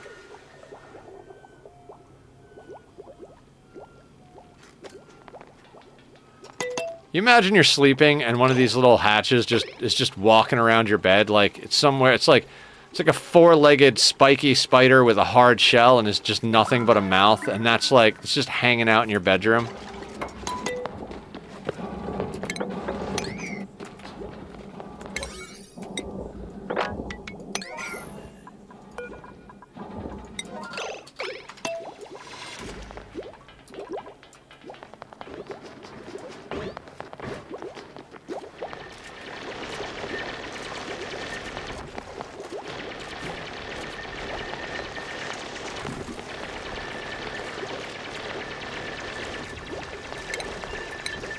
Oh yeah, and what we should do...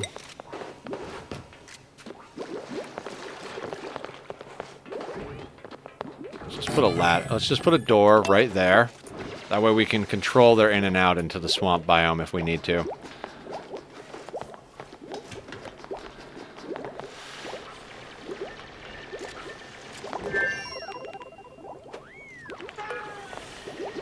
Let's get that built next.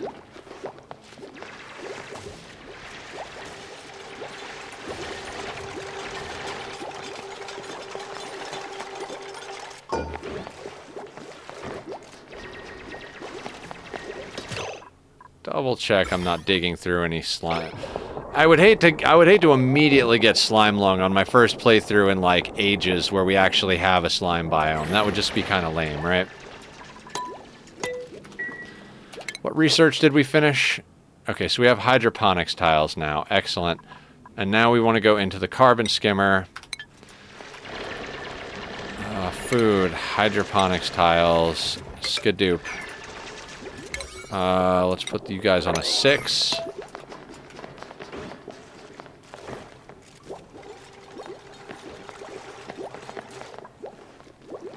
Cuddle hatch, yep. Sounds like a buddy. Hey, buddy. You're gonna love the circus. Points if you guys know where that's from. Also, for funsies, let's all roll a d20.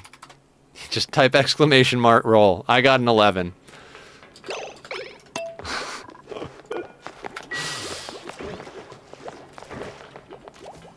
Four, 13, 13. So it looks like Aya and Leofar tied. Okay, Cat Pig coming in with a 17. Shockingly, I didn't roll a 3. 15. Digsby Dog rolling a 17. So we got a tie at 17.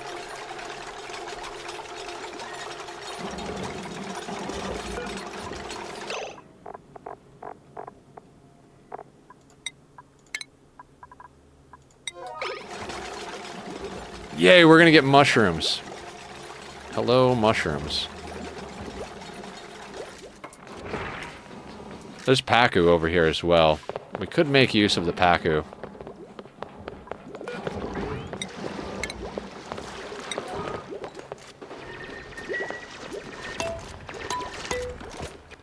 Okay, so our digger builder is now onto the stuff that's a 4 priority, right? Okay, do we actually have the plumbed toilets? No, we don't. I'm an idiot. Let's get into the plumbed toilets.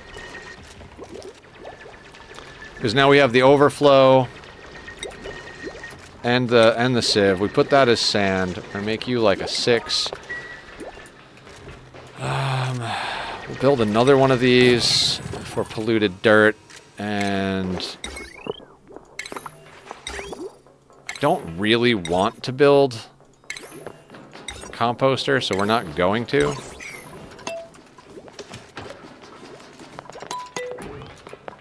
Alright, do we want our digger builder to do anything specifically?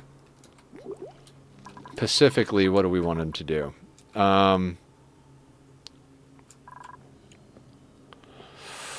Draco.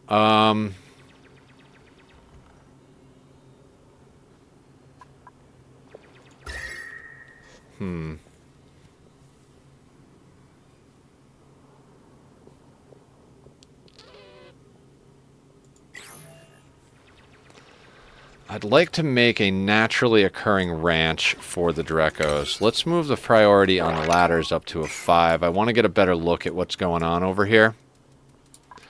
Also, there's some spindly grub fruit over here. Maybe we make our way over here to get some of this naturally occurring food. So we could also priority 5 that tunnel. Dig ourselves out a little skadoop like that.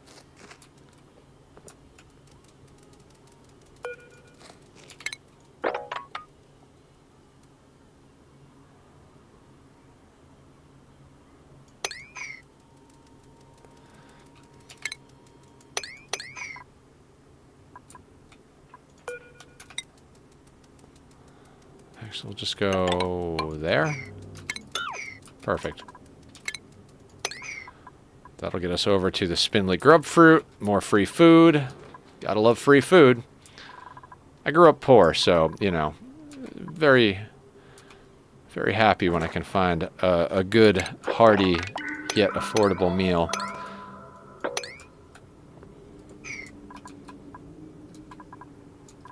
RNG seems to recognize cat supremacy. Yesterday I rolled a 19, now a 17. Cats are awesome. Mine is passed out right in my spot on the bed. He likes my spots. There are times that he'll be meowing at me just nonstop, like, and I'll get up to go play with him. He'll jump right into this seat right here and curl up. And I'm like, so you didn't want to hang out? You just wanted my seat? He's like, yeah, fuck you, Dad.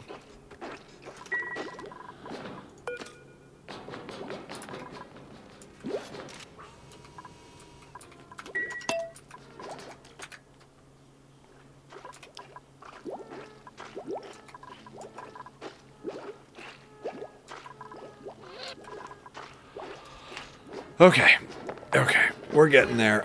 We got 11 minutes until the next ad, so we'll take our first restroom break when that ad kicks in. For now, I'm going to crack open my Diet Coke and add a little more caffeine to my body, because, you know, 3 giant cups of coffee made with espresso beans apparently is not enough.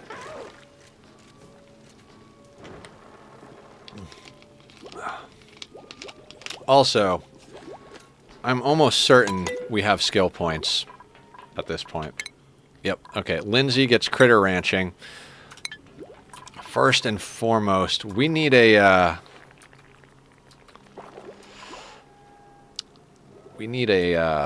location to shove some hatches for now. You know what?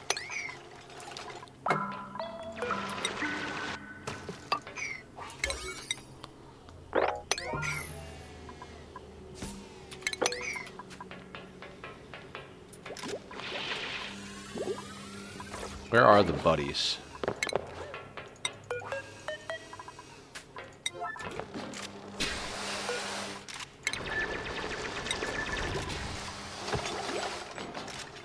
I see you. I see you.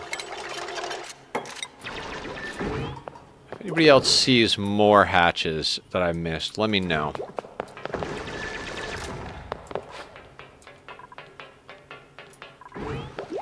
I'm sure they won't stay there forever, but for now, we're gonna stuff them there and call it good. Okay. Naturally occurring Dreco Ranch, maybe. Slime is there.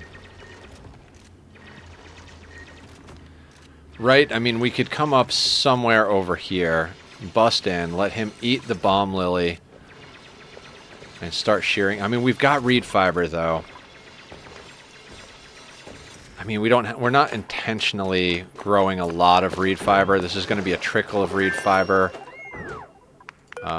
Speaking of which, let's sweep up that reed fiber. What happened? Research done. That's toilets. Let's see what we got as far as aesthetics on the dealie here. You mean his spots? Yes. Ooh, rainy. I like that. That's cute. That's adorable.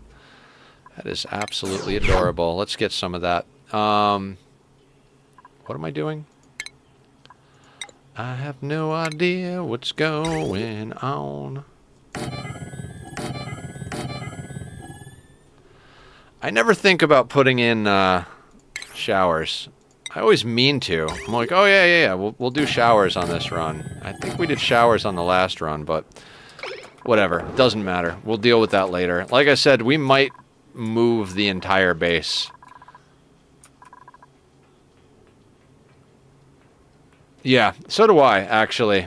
It feels like free morale at a certain point. I just never think about it in my initial planning.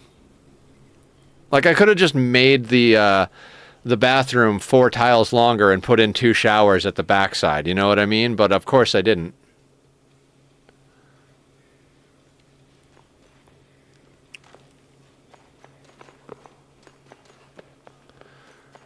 But usually what I wind up doing is once I find the edge of the map, you already got a toilet loop. That's half the work to adding showers. Do I need 3 toilets at a time? It's good to have at least 3, I would say. Basically, you need as many toilets as you have dupes sharing downtime. I could theoretically get away with a single toilet, but it would be really close. If any of them were moving slowly or something, we might have a problem. What I do is I stagger all of my schedules by a single hour, right? I have run 24 dupes on 3 toilets by staggering by an hour and doing 3 downtime. You could replace a downtime with bath time either in the morning or the evening, but I just do 3 downtime, 3 sleep time, stagger everything by an hour, and you can run 24 dupes on 3 toilets. I wouldn't try to run more than 24 dupes on 3 toilets. Once you get past 24, maybe put a second set of 3 toilets. You can technically fit 4 toilets in a restroom, so maybe we should actually build with 4 toilets. But if you're also like interested in decor bombing your place, you could leave those extra couple of tiles, those extra 4 tiles for decor. You know, put like 2 statues in the middle, 1 statue on either end, or something like that, or like, you know, statue in between or something. So there's all sorts of possibilities. I generally do 3. Maybe Leofar or somebody else might have suggestions as to why you wouldn't do 3 on a 3 offset. 3 offset's even better. If you're doing a 3 offset, then yeah, you should be able to get away with 1 toilet. 3 offset's going to get you less schedules in a 24-hour period, but I don't know. I just always gone with 3. Unless I'm doing like if I'm doing like a secondary planet where I'm running a skeleton crew, I do 2 offsets. Okay. Post an important legal PSA about violating tax rights to this bed, chair, keyboard, etc. All right. I'll have to check out that memo.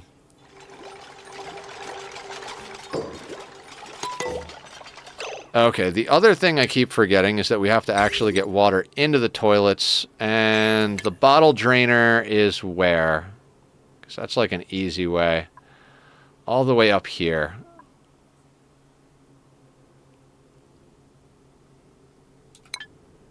Yeah, we're just gonna go the traditional method of putting a pump in.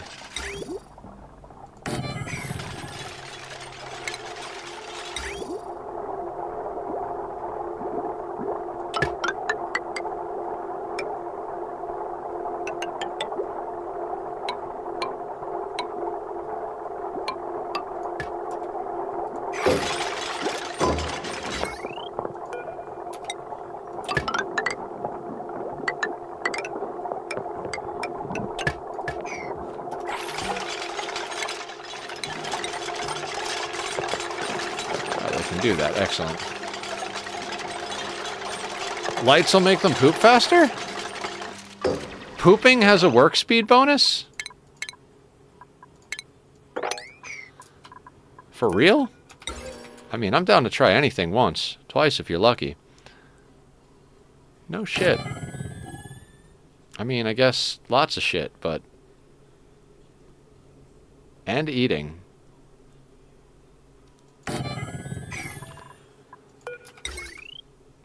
You know, we're gonna do something just a little janky and do that. I never really thought about that. That is intriguing.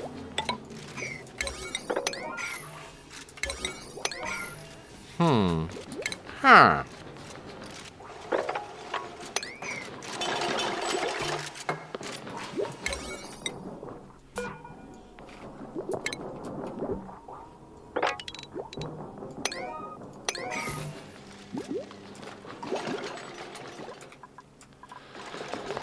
Alright, so we're just going to put light everywhere on this playthrough.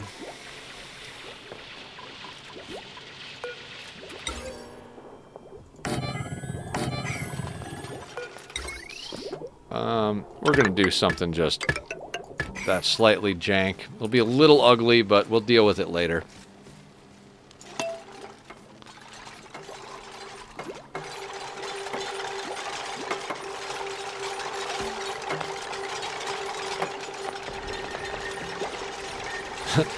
Yeah, why not? Let's spam some sun lamps.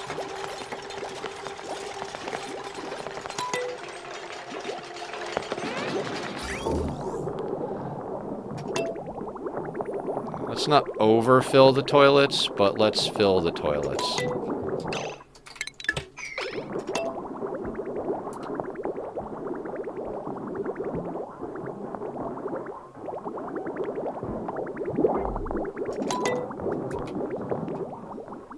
that should be enough to prime the system. Rocketry supplying, piloting construction, blossom seeds.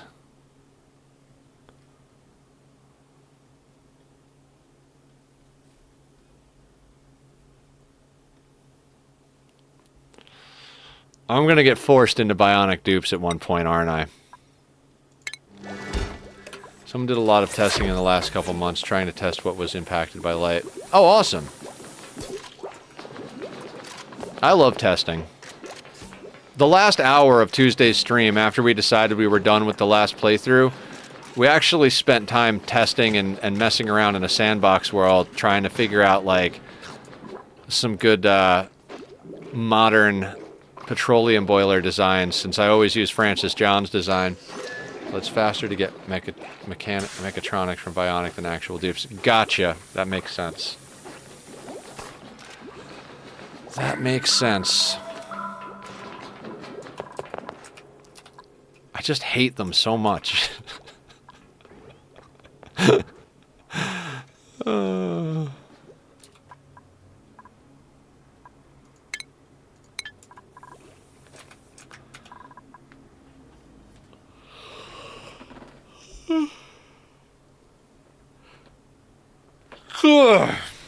Okay, guys.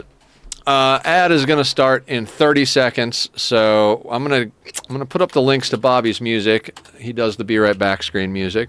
I'm gonna go take a quick restroom break, run in a circle real quick to try and get some adrenaline running. We'll come back here, hang out, and see what else we can get done with the rest of the day. Thank you guys all for your help. It's pretty awesome hanging out with y'all. So I will be back in just a few minutes. Enjoy the music and or the ad, depending on things.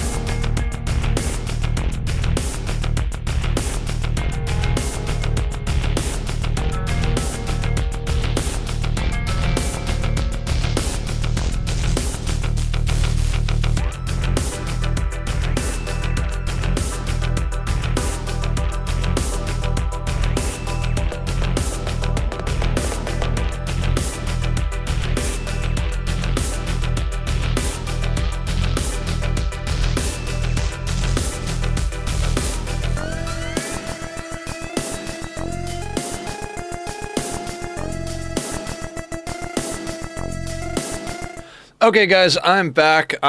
Just had to take a quick second and do a few things. Hey, Joe Care, welcome on in, guys. Definitely go check out Joe Care. He's on the affiliate grind. Also a big Ani lover, and started playing RimWorld as well. So we got a lot in common here. What are we doing? So yeah, I used the restroom, grabbed a quick snack, and I had to respond to an email from our new artist for the channel. They are doing an amazing job on the first sketch. I'm always worried when I have to switch things around, but it's always awesome when you see some new stuff coming in. Very much looks like it's going to be a good fit. I won't get too ahead of myself though. How is everybody? I wasn't feeling the old one, Joe Care. We kept having to chase problems. It was just like nonstop chasing our tail, and I was just like, I spent like 2 or 3 streams fixing things, and I was like, I don't want to fix things anymore. I wasn't feeling it. I felt like I was on a timer with some of the resources running out, and I don't know. I kind of wanted to get onto a bigger map, so we're starting a new colony. You know what I mean? We're at 18 cycles in, and we're doing pretty good. Volcanea is also my favorite map. I've been trying to do playthroughs on all the different maps because Volcanea was probably my best colony. I was still not new to the game. I repaired one thing, make it 3 new problems. Yeah, exactly. Killer, raiding in with a party of 2. How you doing, man? How was your stream? You were doing Software Inc. How's it coming along with that game? I know you've been on the grind. Yes, Volcanea is classic spaced out size. So we've got a lot of space to play with and a lot of materials. I like small maps in general just for the puzzly fun of it all, but I was starting to get burnt out spending too much time working on resource loops. I wanted to like sit back and enjoy a little bit of relaxation. Yeah.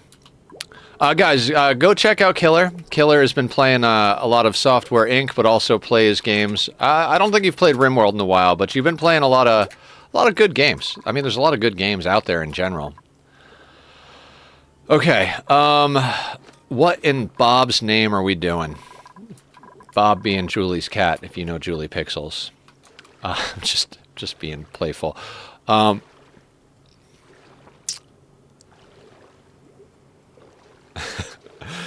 I know a lot of good stuff, but I need to deal with wasted internet and tech plenty.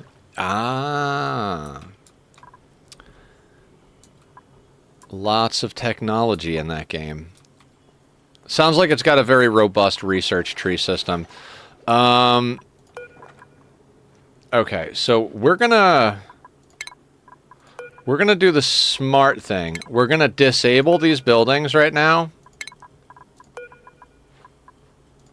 rather than deconstructing them, so that they use the good toilets, but we don't lose these in case we need them.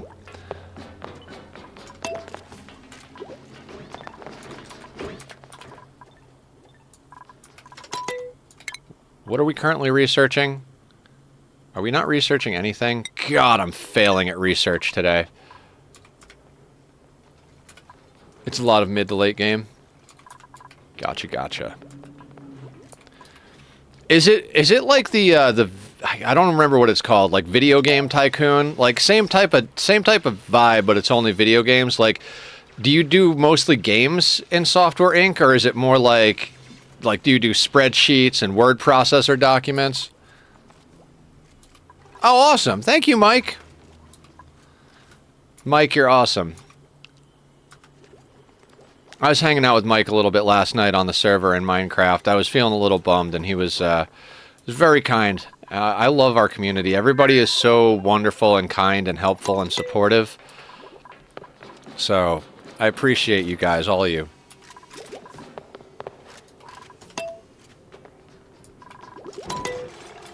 Okay, what are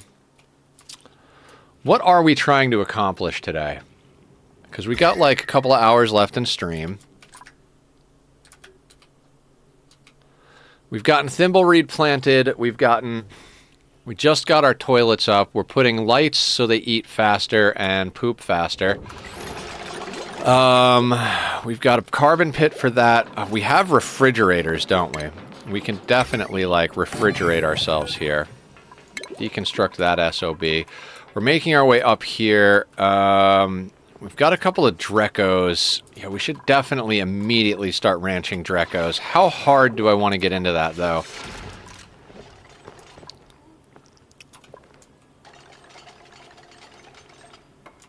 I'm trying to be very opportunistic here.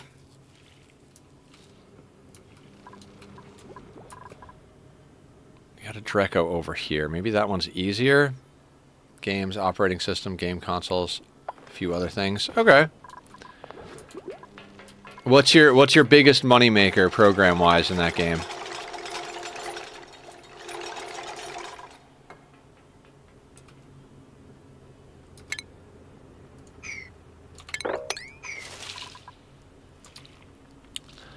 You know what we could do?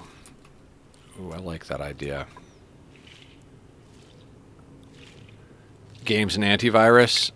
Do you also make the viruses so you can sell people antivirus software to deal with the viruses that you personally created? God, that would be such a great scam to run in a game like that.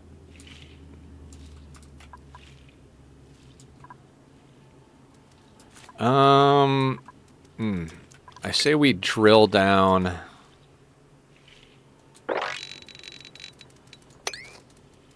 that direction.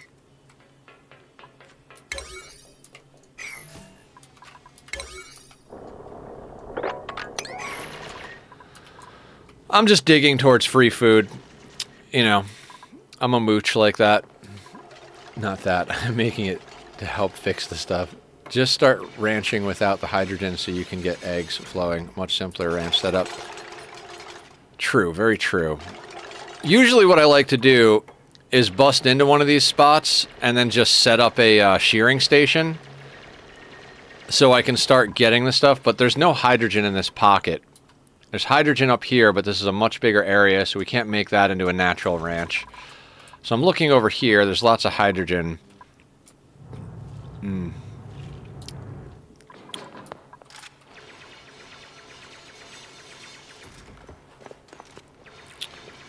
Yeah, we might, yeah, we're probably going to end up doing that. Right? Then it's just a matter of positioning. Okay, they're definitely going to get eye irritation, but zero fucks given, right? So if we go into ranching, much safer to make software feature that facilitates viruses rather than writing the virus yourself, e.g. the lack of real updating mechanism in Windows. Yeah, but you know, it's a video game. I have too much RimWorld in me. I want to be a terrible person in video games.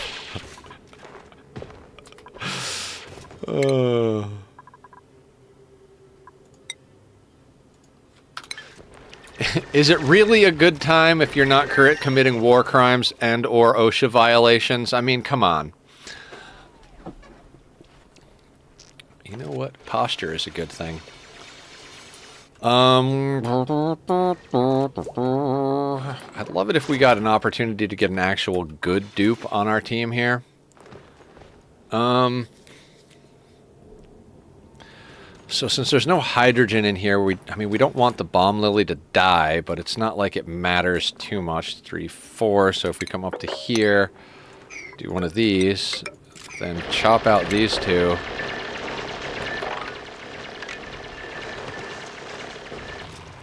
Alright, let's work backwards. Pinch of Pepper is going to get yoinked down out of there. So we're talking about 3 tiles for the shearing station. And then another 2 tiles for... okay. 2 tiles for the grooming station. We don't need a pickup and a drop-off. We do want to lock the chlorine in there, although it doesn't matter because I always wind up with chlorine in my bases. That being said, we're talking like something like that. Right? That there. One of those.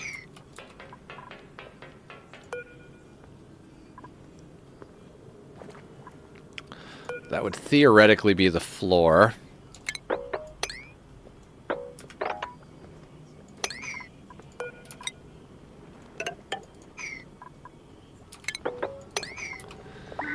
And we will cancel that, and we'll dig that and that so we can put in one of the bottle emptiers, because we don't have another way to do this just yet. So we're going to go boop, like that.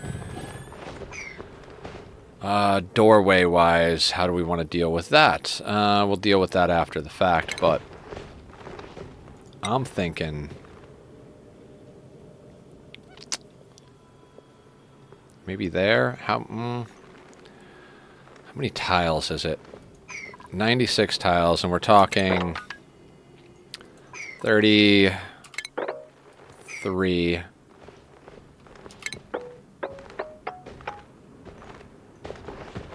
Probably dig out a good chunk of that. If we want to get this to the right size, I'm going to say we're probably going to end up putting the door there. We'll be lurking going to the store. Of course, dude. You gotta go do the post-stream care. Get you over to the store, get your errands done, get you some food. If Laz is around, give her my love. Hopefully you guys are both doing well.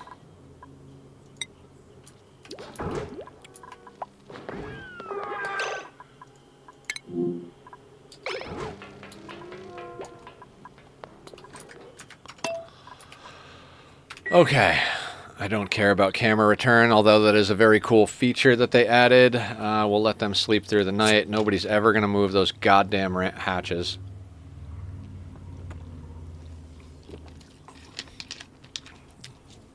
Yeah, we need a proper, as Francis would call it, a proper dog's body. We need someone who's not going to... our farmer rancher is spending too much time doing hauling, cleaning, and such. We need them to actually ranch.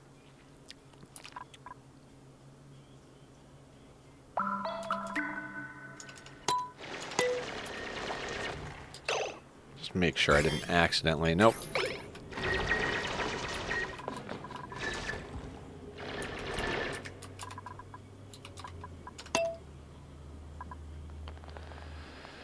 Yeah, our rancher is not really ranching because they're doing all of the other things, which is not the worst thing in the world, but hauler dupes into the most miserable dupes. They just pass through so much crap. Yeah. I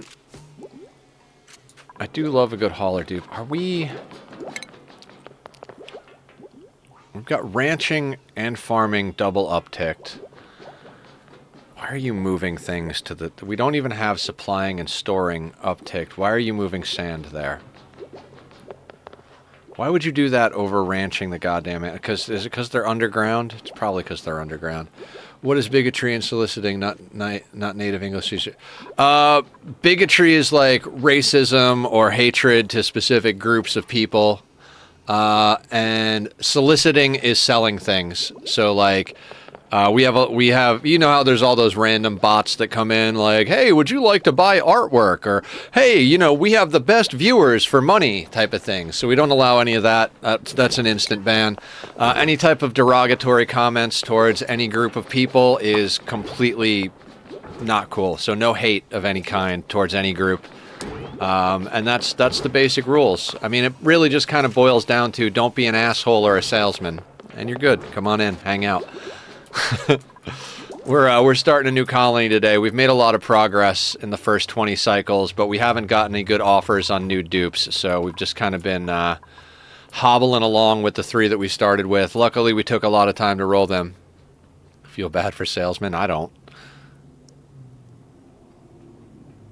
Yeah, I mean, if being an asshole is your version of fun, then you don't belong here. That's the bottom line.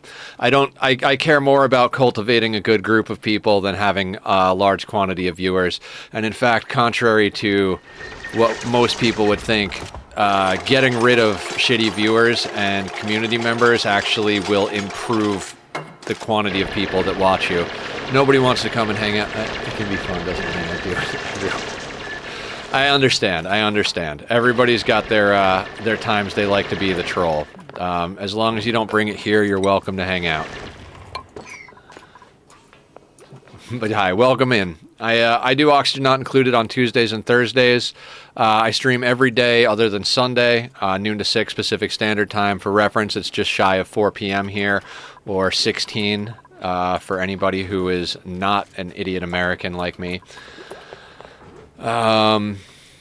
I watched an excellent lecture on that with regard to free software, open source projects. Don't let assholes ruin your community. Yeah, and if I'm here, I will be on Tuesday and Thursday. Heck yeah. We play RimWorld on Monday, Wednesday, Friday. It's another colony builder, but kind of a different vibe. This is more my cozy, chill, let's have a fun colony builder. RimWorld's more my challenge game where we do extreme challenges. Saturdays.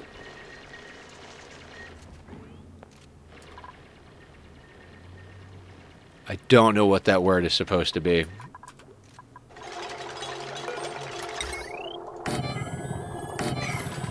What was I saying? Saturday's kind of a wild card / mine. Interested only in Ani. Oh, okay. Sounds good. Yeah. If you have any questions or anything like that, feel free to ask. I know there's a lot of new players out there. If you're not a new player, and you've got ideas, happy to listen to ideas as well. Leofar and I kind of went off on a crazy tangent of designing petroleum boilers at the end of stream on Tuesday, and wound up taking it off stream once we finished up. We went late on Tuesday just for the sake of that. And he wound up coming up with some pretty badass designs. I think my contribution to it was very minimal. But we were trying to find something that was a little bit more compact than the traditional Francis John design that's been around forever. What are we doing? We're using water up here, right? Because there's not really much of anything else. Water, enable auto bottling, 9. I didn't want to do it at first. I know, that was crazy. You're like not into the whole petroleum boiler setup, and then you wound up designing a better one than I could have ever designed. Oh, tame volcanoes is its own thing, like fully self-contained volcano setups. Yeah, if you check out the Discord, which I'll do the obligatory links command here, we posted all of our screenshots and progress up in the Discord about the petroleum boiler setups we were trying to do. Leofar, did you ever get a chance to long-term test the one you posted and see like efficiency levels on it? Your Reddit post, I saw it with all the test counterflows.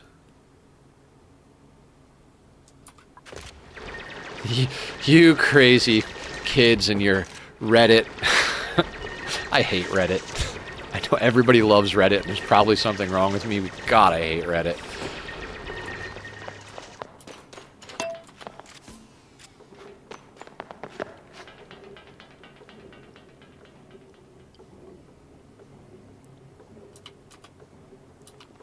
You did till I played Ani. Yeah, I guess if you're into some complicated games, it could be a good experience, right?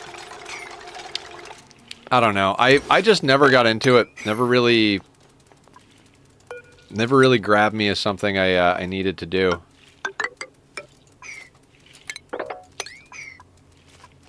Barb was trying to teach me about it, and I was like, what do we do? Do we just post things? Like, yeah, like, oh, so like, can I post a link to my YouTube channel? No, most channels don't allow advertisement. I'm like, okay, what am I doing here then? I rush taming metal volcanoes always just to drop a shit ton of water, like 30 tons or something. Yeah, I love metal volcanoes. Reddit is kind of like a form of the old days. Yeah, I don't know. I never actually like did anything on Reddit, so I don't really know much about what it's supposed to be or anything. Every time I see Reddit, it's because I look something up on Google and a Reddit post comes up. So I'm that guy. Start getting a little bit more airflow. You're never gonna move these goddamn hatches, are you? Alright, let's move this along just a little bit, see where we get to. It's kind of like...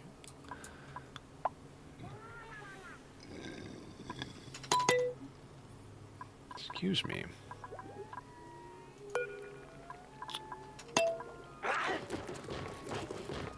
Can we please move the hatches? It says #1 priority on Lindsay. Lindsay, wake up. Wake up and move the hatches, Lindsay. What content do I post on YouTube?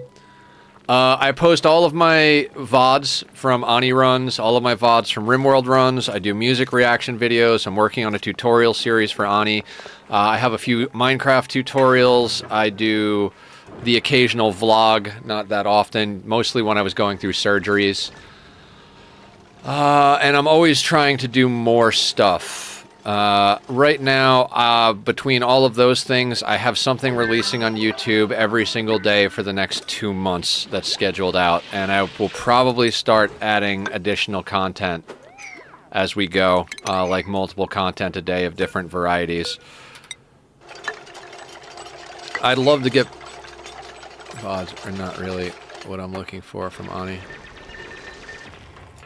Yeah, I think tutorials do better on my channel than anything, but I kind of hate doing tutorials. I'm forcing myself to do an Oxygen Not Included tutorial series, though, because I think a lot of people here in the community have asked me for it, and it just makes sense, in my opinion, to do for me, so... I already recorded episode 1, which goes over all of the pre-game choices and menus in the game. Episode 2 is mostly going to go over the user interface and how to interact with the game. And then episode 3 is going to be the different types of starts, like, you know, sandstone versus swamp versus forest type of thing, and what to do in the first, you know, 10 to 20 cycles of those starts. The way I think about it is... it's a place to find niche groups. Like maybe you want to ask a question about livestock, you can find a group subreddit that is a bunch of people that love to talk about sheep, and will be happy to be helpful as long as you read the rules. Yeah, I think as far as that goes, it's probably a good resource. My thing is I usually don't... So I'm not really great... When I want to learn something, I want to learn that thing. So I usually tend to go towards Google, where I'm just like, I want this piece of information. Whether it's in an image... like if it's a Reddit post, I get that piece of the Reddit post. My very limited experience is that there's a lot of conversation, and that I can't follow what's going on because the upvote interrupts the order. Like, I like reading things in time order. Maybe it's a part of my neurodivergent nature, but the fact that things don't go in like first, second, third order drives me absolutely batshit crazy. I used to get on Reddit way back when I still played EVE Online, and that was only because that place was where all the game drama was. See, I steer clear of drama. My goal in life is generally to get to a place where there is the least amount of drama. I can't stand drama. I think there's a sort by time in comments. Yeah, exactly. That drives me nuts. Not gonna lie. Okay, Alright, so we have the carbon skimmer unlocked, and it's going to be a while before we deal with certain stuff, so let's do this. Let's use this as an overflow now that we've established it. Let's bring this way the fuck down. There for now. And we'll eventually wind up switching this over to a cooling loop. Let's bring that down to there, grab this bad boy. Jump that on there so that toilet doesn't get clogged. How far down do I want to go with this? 1, 2, 3, and 4. So that would put the floor here. Why don't we do something silly fun? Let's put down a couple of mesh tiles, like... Oh, let's just put down a couple of mesh tiles right there. Right there. We'll go over to oxygen. Let's make sure we're on the pipe overlay. Grab the carbon skimmer.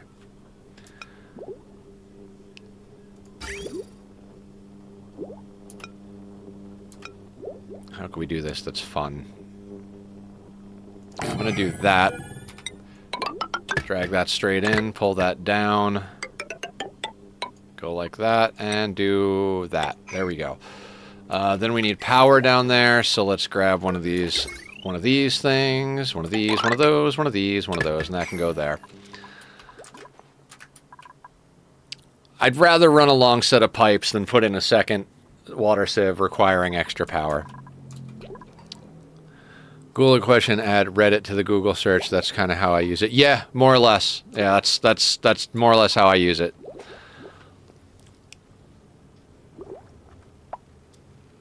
Yeah, I mean, I wind up on Reddit that way. Like, I wind up Googling something, and because I Google it, I wind up getting pointed to Reddit stuff that has good information. But I'm very rarely interested in sitting in an Oxygen Not Included group on Reddit, going back and forth, talking and having a conversation. I'd rather talk about that stuff in a voice chat. So you'll find me more often than not in a voice chat before you'll find me in a text forum, if that makes any sense. And usually in our Discord, because, you know, gotta be active in community management when you're a streamer. Oh shit, that went too far. Too far? No, it's not bad. That's fine. That'll be fine. Everything is fine. Nothing is fucked. Everything is fine.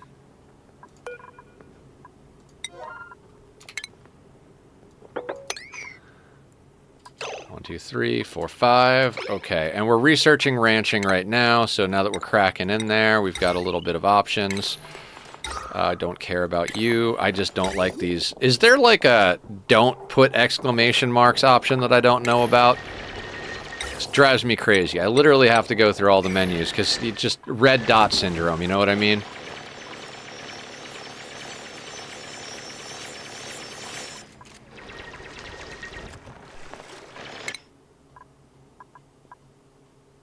Yeah.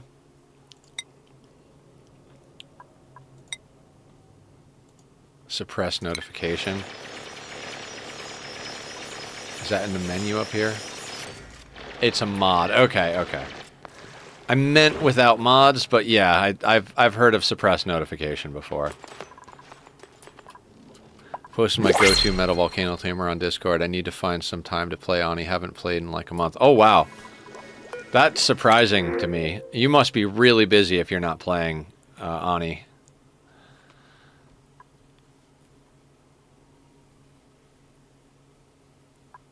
Noodle arms. Supplying, tidying, and digging with noodle arms. God, Stinky. Go... Sorry, I was going to get really disrespectful there to Stinky. He's all right. He's a good guy. He's just bad at things. I would take Abe, but I don't want to take... Wait a second. Handy, Iron Gut, Biohazardous, Tidying, Supplying. I think Bonnie. Yeah. Yeah, let's get Bonnie on board. How else can I steal ideas? Do it. You're solid. All right, all right. Welcome to the team. All right, let's go into schedule. Let's get you your own schedule. Every dupe gets their own schedule. You get a schedule. You get a schedule. You get a schedule. Nope, too much. You took too much, man, too much. Dear God, I'm so tired I can't click things. Okay, Bonnie, you go there. Let's check out your skills. You are definitely going into improved carry right off the bat. We're going to go into priorities, and you are going to grab these priorities. And you are going back to this, and then we're going to put you secondary there. I want you tidying and life support first. Actually, no, we don't even need tidying first, because we're done with these toilets, right? So life support first, and then tidying, supplying, and storing second. Excellent. So you've got priorities, your skill has been placed, you have a schedule, we've already built beds and tables for you, and we have multiple toilets. Welcome on board. We're not at the stage where I want to set up a duplicate gym just yet. We need all hands on deck. Right? You play SO or Classic as Vanilla Planet. It depends. The last few playthroughs, we did spaced out sized planets. This time we're doing the classic sized planets. This is Volcanea. I don't know. I go back and forth. For the longest time, I was like, I prefer the small planets because I like to kind of conquer the first planet before moving on to the second one, which is a lot easier to do on the smaller planets because there's less to conquer, so to speak. When I get on the big planets, I tend to stay on them very long and not get into space, which in general, I'm not really a quick space person. To my own detriment, because I almost never get space materials. I don't think I've ever actually gotten space materials. I think I got to the tree planet and started setting everything up, and that's where I ended that playthrough. I'm opposite. I don't have that much fun with space, so I go vanilla. Yeah, I can see that for sure. This is the classic size, so it's that middle ground between vanilla and spaced out. I'm going to push you to get space materials early. All right, I'm down, Leofar. You get on me about that. If you're willing to do a little bit of hand holding and a little bit of elbow nudging, we could possibly get into space reasonably quickly. I get really obsessed with getting down to the oil biome. That's where my brain goes. And you need a hat. Everybody needs a hat.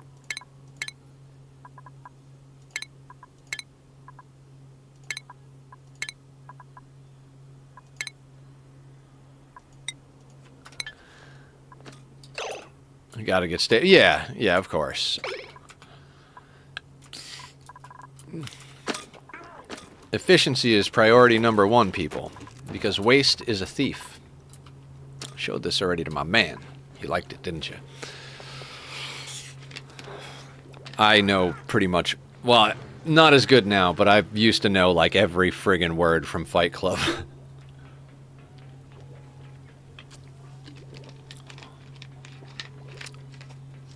Okay, do we have airflow tiles, right? Niobium volcano taming is actually pretty easy since you could use the erupted metal to build the tamer. Yeah.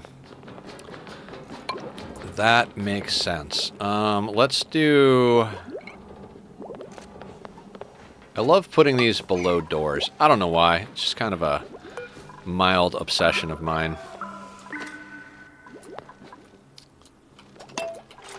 And honestly, we can just kind of speed this along a little bit.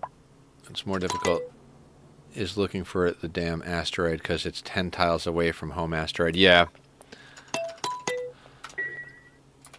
I'm like that person that's like, you know what? Why go into space when you could just stay on the planet until you could build the perfect rocket? Then you build the perfect rocket and go to space. But we'll get to space quicker this time, especially if you guys help me out. And then by the time I get to the stage in my tutorial series where I have to explain space, I'll just have to give all you guys credit.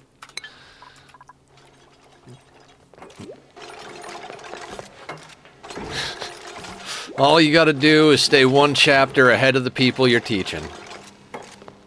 Hey, Willison, how you doing? Welcome on in. I'm doing pretty good. I'm a little on the tired side today, but we're starting a new playthrough, which is a lot of fun. We got a lot of people chilling and enjoying the good times. Community's awesome and supportive as always. How are you doing today? I am the type of person that gets the best materials first before I build better stuff. Oh, okay. So we're, see, I'm like the type of person, I'm like, how can I get away with doing everything with steel or worse?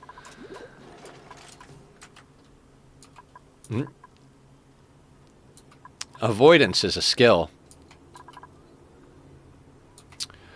Ooh, we got spigot seal and bonbon trees up here. That's phenomenal. Over here, is that cinnabar in there? I have the feeling this is one of the Phlox style cold biomes.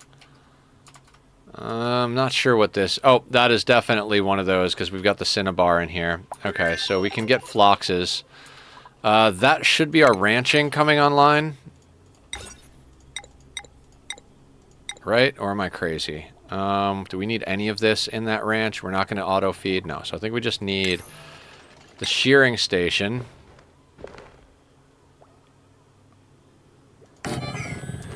All right, let's get this going ASAP. Let's prioritize getting that done.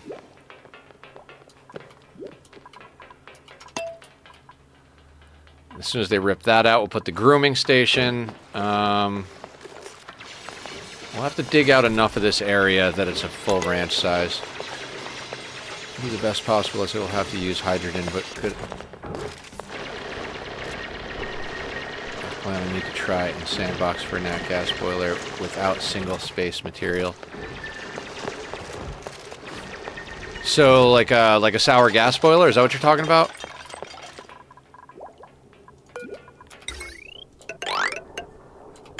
I would love to do one of those.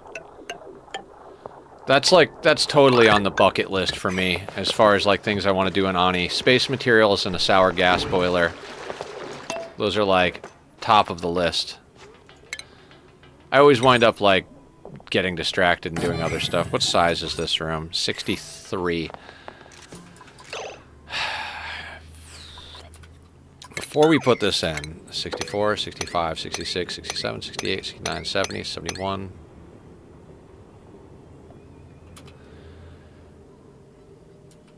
Let's dig up.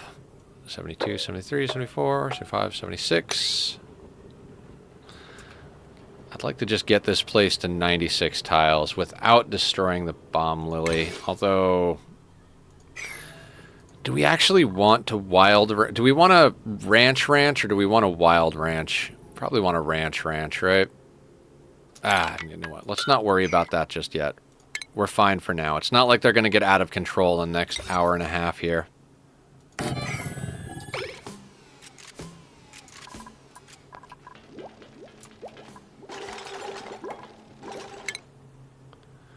Okay, and Lindsay is more than halfway to their next level, which will go into grilling so that they can start cooking the food we have. At that point, I don't know. At that point, we might actually have to, like, do a few things. You know what? I'm going to let them do the carbon skimmer first. Just so we can get some skimming going.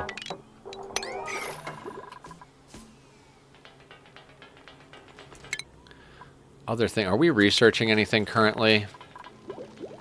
No, we're not. So what I want to do is get fire poles going. I know it seems kind of like a dumb thing, but we're long enough on our central line and run than me, as I spent 30 minutes on newest colony, but I have less at cycle 20 and you're at 29, so basically the same. I like to be cycle efficient. That's one of the reasons I don't like to go fast in general, is I find that you can be much more cycle efficient if you take it slow and steady. So, 1 hour last week, no time. Yeah. I mean, I stream 36 hours a week minimum. A lot of times I do wind up going a little bit later than that, so I'd say somewhere between 38 and 40 hours a week. Mordant, Cassie, coming on in. We should all go and follow Mordant. I followed you this morning, Mordant. How are you today? Welcome on back. What's the good word in your neck of the woods? We're doing Ani. We're 22 cycles in and finally have a fourth dupe. Have a good week. I work 70 hours per week. That's crazy. I mean, I stream probably between definitely 36 to 40 hours a week, but content creation is like a 24/7 gig. I also like run our Discord. We have a community Minecraft server. I have to record and edit YouTube videos that are not VODs. So I don't actually know how much I work each week. And then on top of that, for the longest time, I was going through chronic illness in and out of the hospitals. My hours spent on pause is much greater than unpaused. Yeah, I feel that. That is a whole mood right there. Doing good. Tested Stream Elements new multi-stream thing on YouTube. I'm liking Autumn's more right now. AITUMS. Is that an autocorrect thing, or do I just not know that word? I know I have 3 jobs. Yeah, I am trying to not have to get any type of quote-unquote normal job. I've got a couple of things going on, and like I have a lot of music equipment that I've been trying to sell because I don't really do any type of music production anymore. So, you know, I've been getting along okay like this. like I said, for about 5 or 6 years, I was in and out of hospitals with chronic illness problems. So that's why we have the chronic illness tab on there. I have diverticulitis, so stomach stuff is definitely a problem in my world. But everything is stitched back up now after six stomach surgeries. So, Adam, what is Adam? I can't yap good enough to live from streaming. I mean, I make a little bit of money streaming, but I also, I guess you could call me a property manager. Like, I live in a house that I rent, and all of the other rooms are rented out, and I take care of all of that. I really should have been on disability for the whole time I was in the hospital. Oh, holy crap, FJ's current world is insane. Yeah, yeah, Francis John, are you looking at his current Ani world where he's flooding the entire map? It's fucking bonkers. He's out of his mind, and I love it. I love every minute of it. Man's always trying to get a bigger and bigger water tank. Make stream stuff. I use their multi-stream plugin to stream vertical from OBS. Oh, cool. Very cool. I will have to make note of that. And do a little bit of research. I got my little pad down here. I got 2 of them. This is the streaming pad that's full of stuff. This is the real life pad that's full of nothing. I actually do have like a real life checklist on the computer somewhere, but I spend more time thinking about content than I do about real life. Real life can get kind of depressing. Yeah, I watch Francis as well. Echo, 2 legit, and 1 smaller guy. I won't give name in case of ad warning or shake. Okay, sounds good. Yeah, I watch Francis John a lot. I've watched some Echo Ridge. We've raided into 2 legit, and I've hung out there a pretty decent amount of time. Who else do I watch? I've watched. I think I've watched a couple of Brothgar's videos. I think I tried to use Nilaus's Volcano Tamer at one point, but I didn't know enough about the game and didn't have enough water in there. Out of Ani content on YouTube. I went through that with RimWorld. At one point on RimWorld, I had watched like everything about RimWorld that anybody posted. Not, you know, every single small creator or anything, but oh hey, we got one of our hatches over here because Bonnie is doing the work that we used to have Lindsay doing.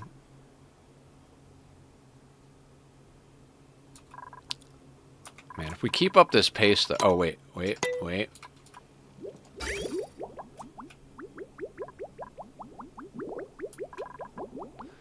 Okay, we do have a little bit of water coming down here. This is fully primed.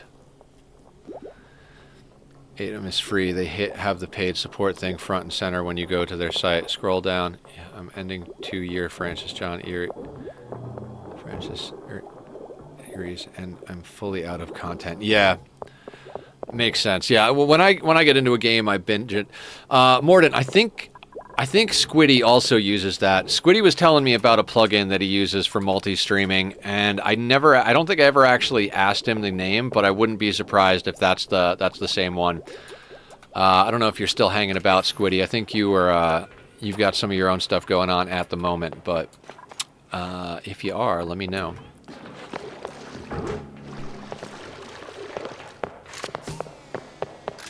They are not going to be happy about going through that water, but we need to get them into suits.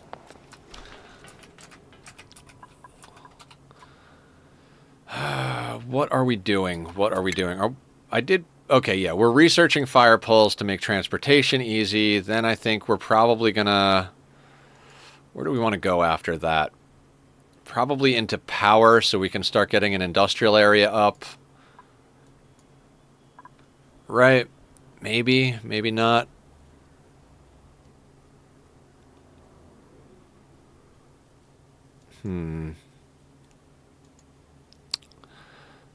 Yeah, probably, unless we decide to go into the electrolyzer first. All right, let's let this play out for a hot second. Do I want to go into industry or electrolyzer next? Water source is the steam vent. We can make extra water by burning off the... I've only been multi-streaming for a few months, still learning the ins and outs. I have noticed that YouTube vertical chats can be very cringe. Yeah, I haven't tried streaming on YouTube yet, and I don't watch streams on YouTube. I love YouTube, like, for videos. I love produced content and stuff like that, but it never even crosses my mind to go and watch live streams on YouTube. I only watch live streams on Twitch. Not because that's what I do, it's just what I do. Like, it's not like I intentionally think like that. It's if you say live stream to me, my fingers like almost automatically type in Twitch. Yeah. I mean, I think it's good to like branch out and do as many things as possible. You know, as a content creator, you've really gotta investigate all avenues of possible exposure.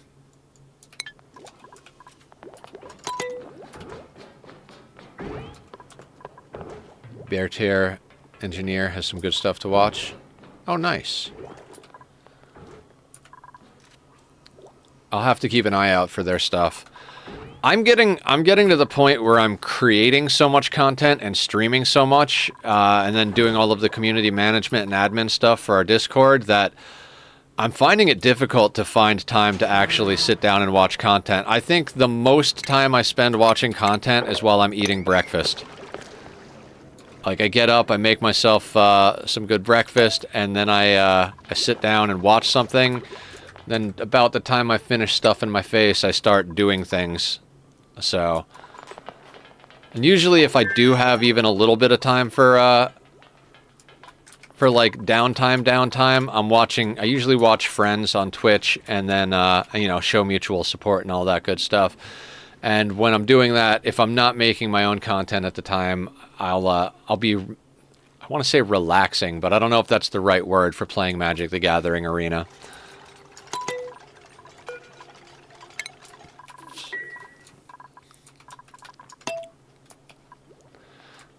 I've been playing Magic longer than some people have been alive in this community, so I love that. I like...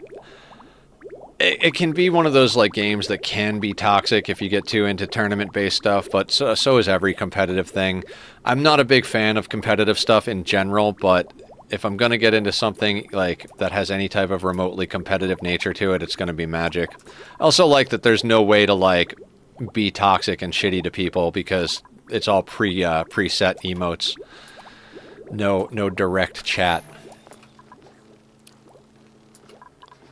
I don't know, I like a lot of games, so. We got an ad starting in 5 minutes. We do schedule them so that nobody gets pre-roll stuff. Seems to be what you're supposed to do. Sounds like somebody's got a case of the Spostas.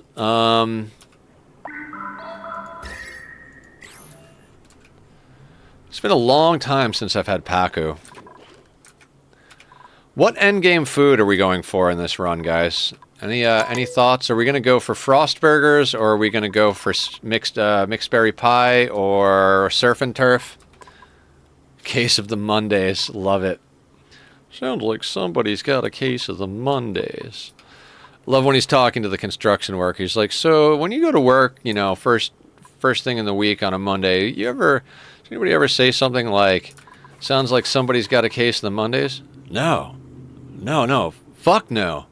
I feel like someone get beat up if they said something like that. I think that's awesome. I've worked office jobs, berry sludge angle. We're definitely going to do berry sludge for space, but you think berry sludge across the board? Mushroom quiche. I've never done mushroom quiche. Ooh, because we could do phloxes and mushrooms. If we get pips, we could plant like a massive wild mushroom farm, but we do have plenty of slime to feed mushrooms. You know, provided I don't get slime lung into everything. Look at that guy being adorable. Puffs are very good food. You know, I've never ranched puffs either. They've been something that's like always been on my list of like, I should ranch puffs and make mushrooms. Maybe we'll do that this run. I love pepper bread. It's overly too simple. Yeah. Were we using...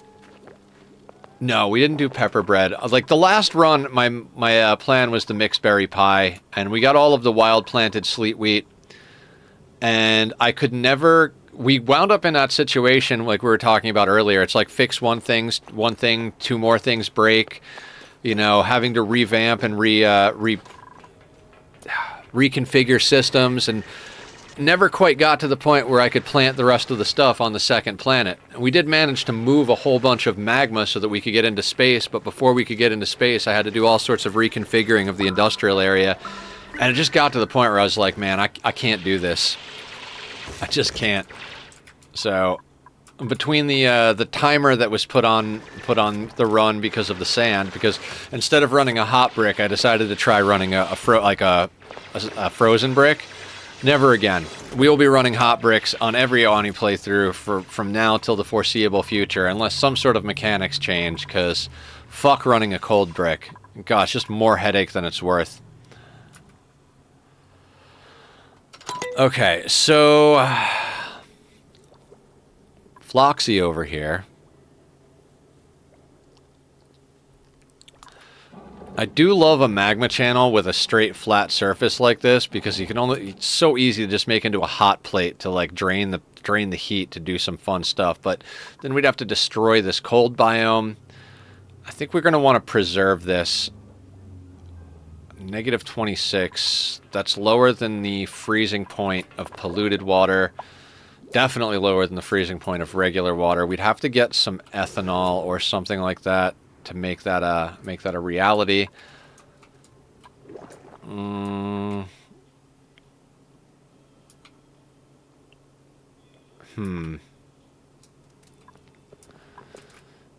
We could theoretically, like, kind of come in at an angle, ranch the flocks to get a couple of pieces of wood to get ethanol, and then drop that in as the actual liquid lock. Some pea water, ink room, 2 critter drop off, and you set with very easy puff ranch. I could definitely be convinced to try some puff ranching. I could, like, with the amount of size we have on this map, I could be convinced to do just about anything, quite honestly.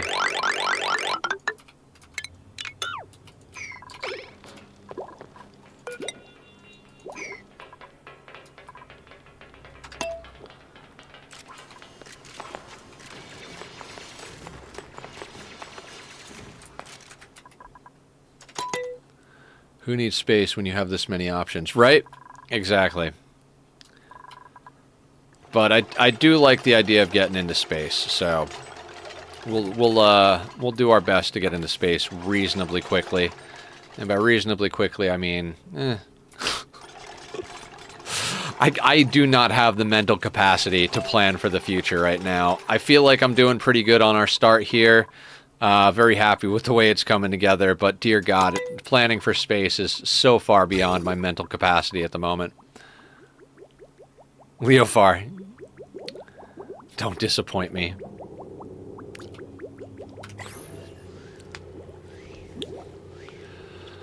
I usually disappoint myself more than other people. I tend to be better about meeting other people's expectations than my own. Take it at your own pace. That reminds me of the "you're only as old as you feel" saying. One of the earlier times I was hanging out with Platinum from the Platinum Lounge. He's like, "You're only as old as you feel," and I was like, in that case, I died 10 years ago. He laughed so hard, and he talks about it every time almost that I join his channel.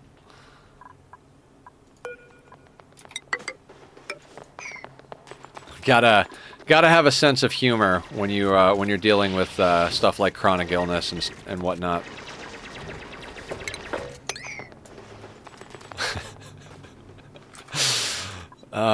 Good times, just good times. I've made so many good friends streaming, it's fantastic.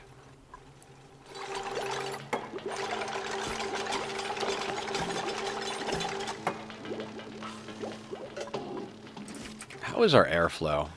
Airflow pretty good? Airflow's pretty good.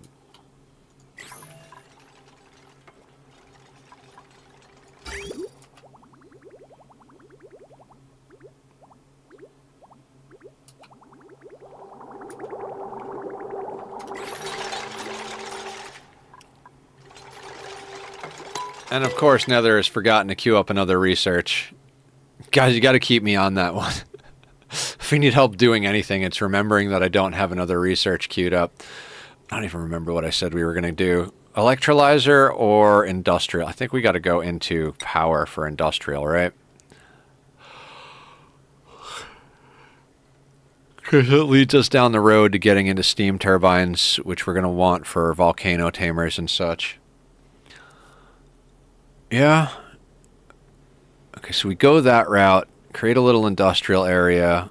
After this, we get ourselves a refinery.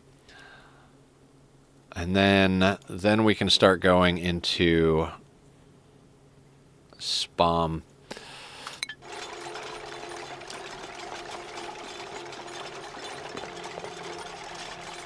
This is going to be fun designing a SPAM for this playthrough. It's been a long time since I've been planning on having a large population. I'm usually aiming for 8 to 16 dupes. Dinner time, go get some. Like on the smaller planets, I'm always trying to just get like I said, 8 to 16 dupes. Because usually you can't support too much more without like extreme measures. Not that we don't get into extreme measures sometimes, but since we're on a larger asteroid, I wouldn't be opposed to like anywhere from 30 to 50 dupes on this playthrough. Ooh.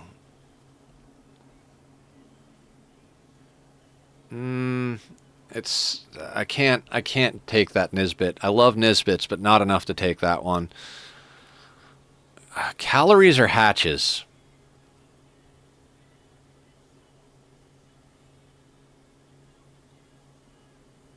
Hatches, right? Because that's like infinite free food as long as we keep them wild. It's a wild story, man.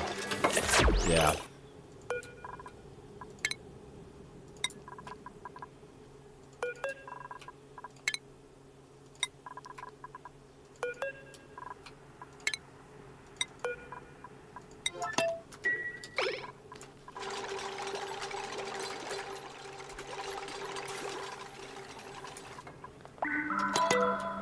Okay, so we've started ranching Drekos.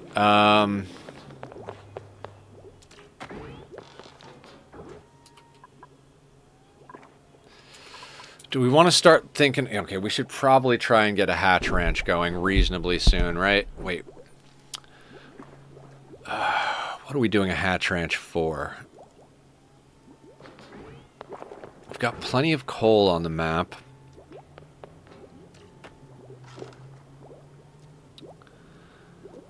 Once we get down to the oil biome, we should have plenty of fossil to make lime, so, like, eggshell production is not, like, a necessity. I always just, like, go into hatches without even thinking about why I'm going into hatches. We're not trying to get carnivore, so it's not an essential thing.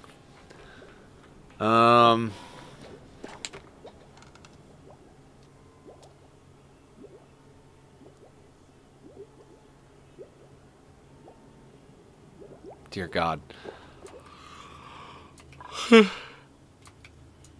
I guess we don't have obscene amounts of coal, so we could go into hatches.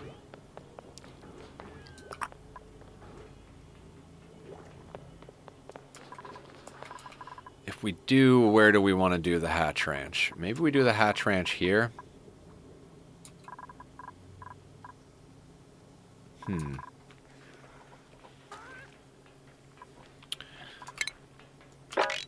Where does the 100 tile mark go? Right there. God, it's just... Oh, wait, that'll be where the door is, so it'd be right there. Yeah?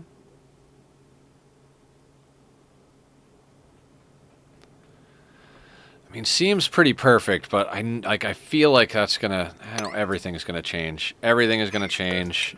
Let's just, let's start designing. Why not? Let's get a hatch ranch going. You know? Might as well. Nope.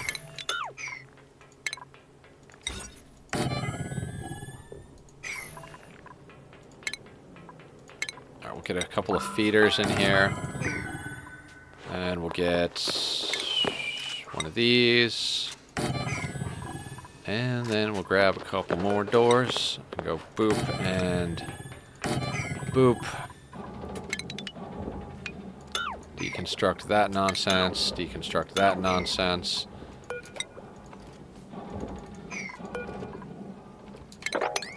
Take that out.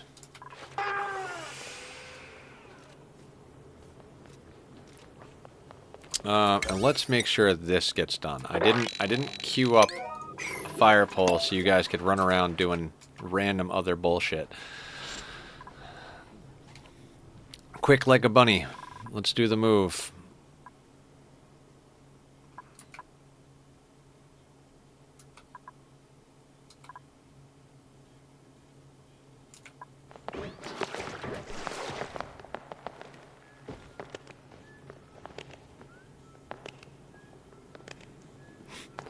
I love the little animations. They're just adorable.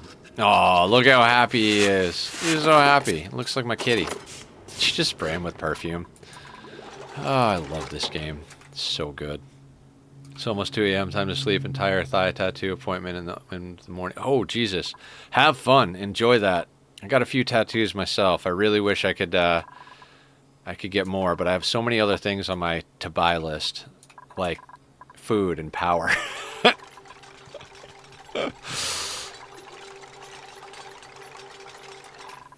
Well, yeah, thank you for coming in. Thank you for hanging out. Hopefully we see you again. We'll be here, I'm here 6 days a week. So 2 days a week doing Ani. 3 if we decide to do it on Saturdays, but I probably will end up doing Minecraft on Saturday. I always think to myself, I'm going to do an extra day of Ani or RimWorld on Saturday, and then it gets to Saturday, and I'm like, you know what? I kind of need a chill day where I just build random shit. See you on Tuesday. Sounds good. You have a good one. Take care of yourself. I'm learning to play this. Is it alright if I ask some new questions? Of course! Happy to help.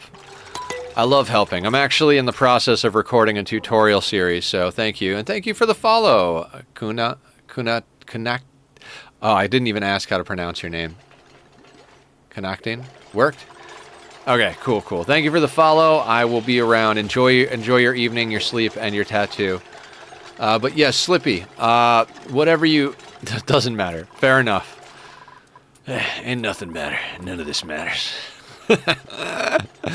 What can we help you with, Slippy? You got a bunch. The Ani community is a very helpful and loving community. I'm gonna lock that door. We just started today. We're on cycle 25. I tend to like to play slow, but we're playing, for me, kind of a medium speed. So these toilets are working fine. Let's get rid of this nonsense. We don't need that garbage anymore. I feel like I'm forgetting. I always feel like I'm forgetting stuff when we're making a hatch ranch.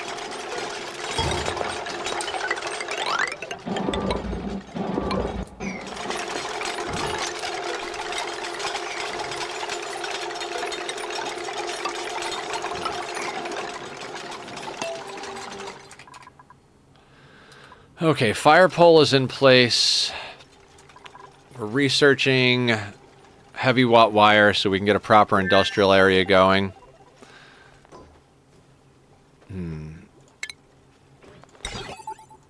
After we get the industrial stuff going...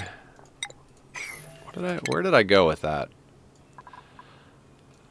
Oh, wait. Do we need to go all the way over here? I don't think we need to go to heavy... Oh, we want conductive wire, though, right? Yeah, we're going to want to switch to conductive wire for most things. So we'll go here for the conductive wire. Then...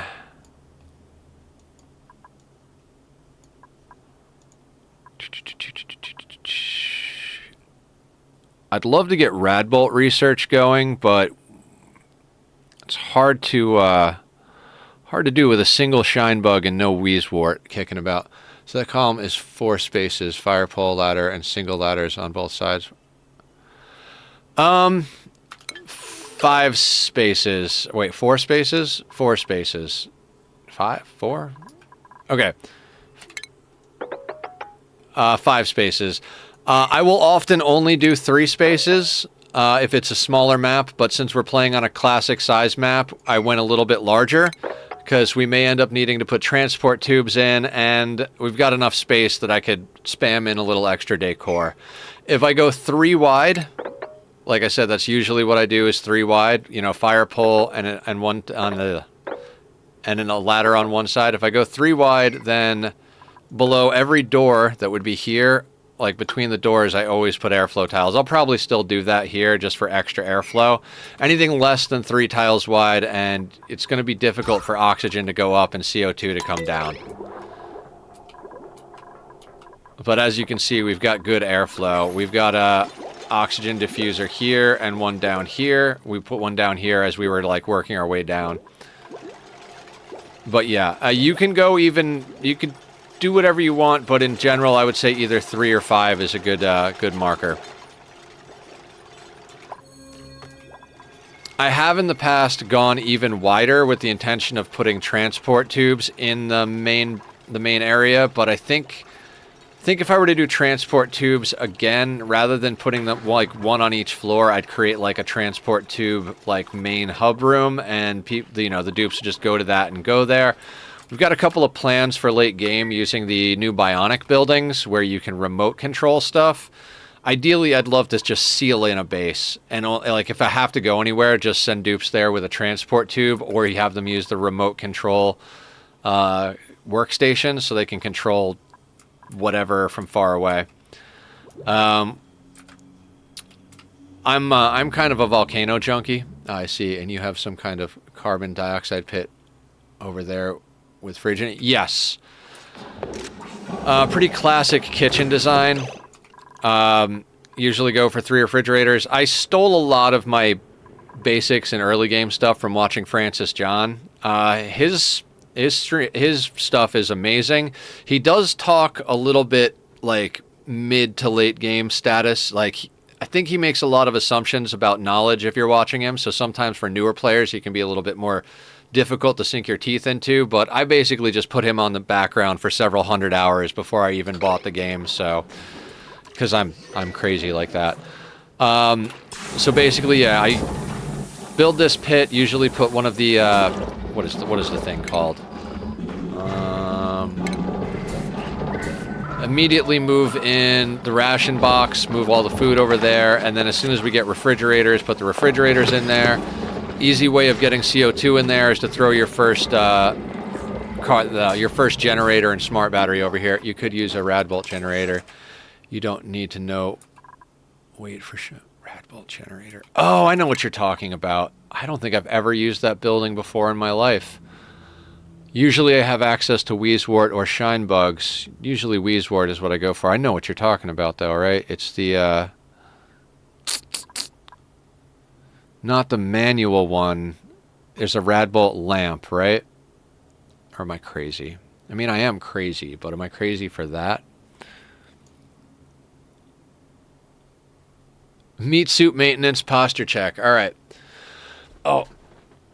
Okay, so meat suit maintenance, we wrap all of the healthy stuff, the stretches, the hydrates, all of that up into one. I added squats a while back to the research material science. Is that this guy? No, power bank. Hang on. Let me choke on my own face first. So, I'm not an exercise nut, but my doctor said lose weight or you're going to end up back in the hospital. So we added a point regime for squats. If anybody wants to do them along, we do 5 squats for every meat suit maintenance redemption.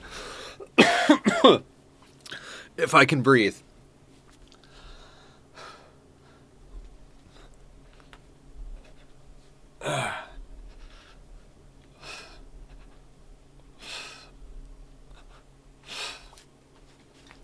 Not too long ago, that was 1, and then 3. Okay.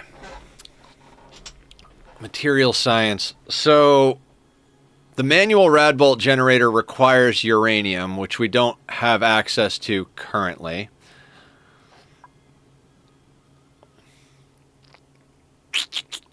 There is like a radiation lamp, though, right? Like, I'm not crazy for that reason. Am I?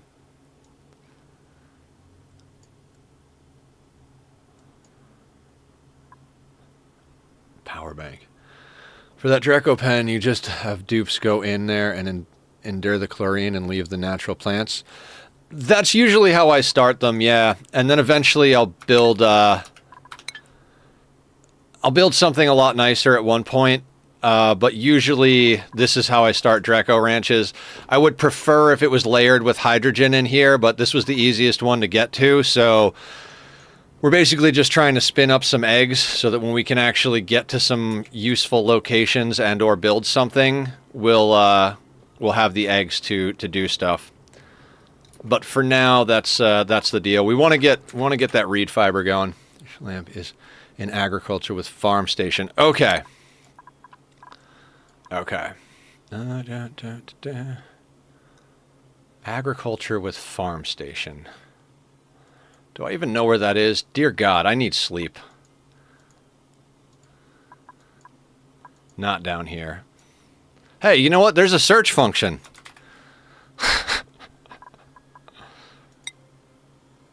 Hey, look at that.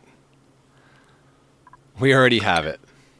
So you'll build a more proper pen and somehow pump gas into it? Yeah. Usually what happens is by the time we start getting an electrolyzer running, we wind up with enough spare hydrogen that it's reasonable to do a layered pen. I've got a design that I like to use that I came up with a while back. I do spend a little bit of time here and there and create a debug/sandbox mode so that we can design stuff. We actually did that for like an hour or so last stream on Tuesday, working on ideas for a new petroleum boiler design, which Leo Farr knocked out of the park. I kind of just noodled around with a bunch of bullshit. I'm not nearly as good as some people at coming up with stuff, but I do love designing Draco ranches, and I've got a couple of good designs that I've done over the years of playing Ani. Is it years now? God, it has to be years. Years? I don't know.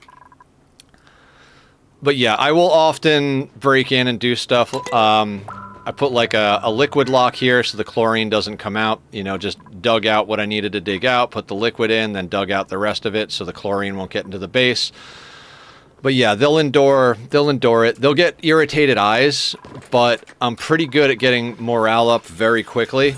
So we have +1 for the barracks, +2 for the washroom, +6 for the Great Hall. That's a power plant? I mean, it's a kitchen, whatever.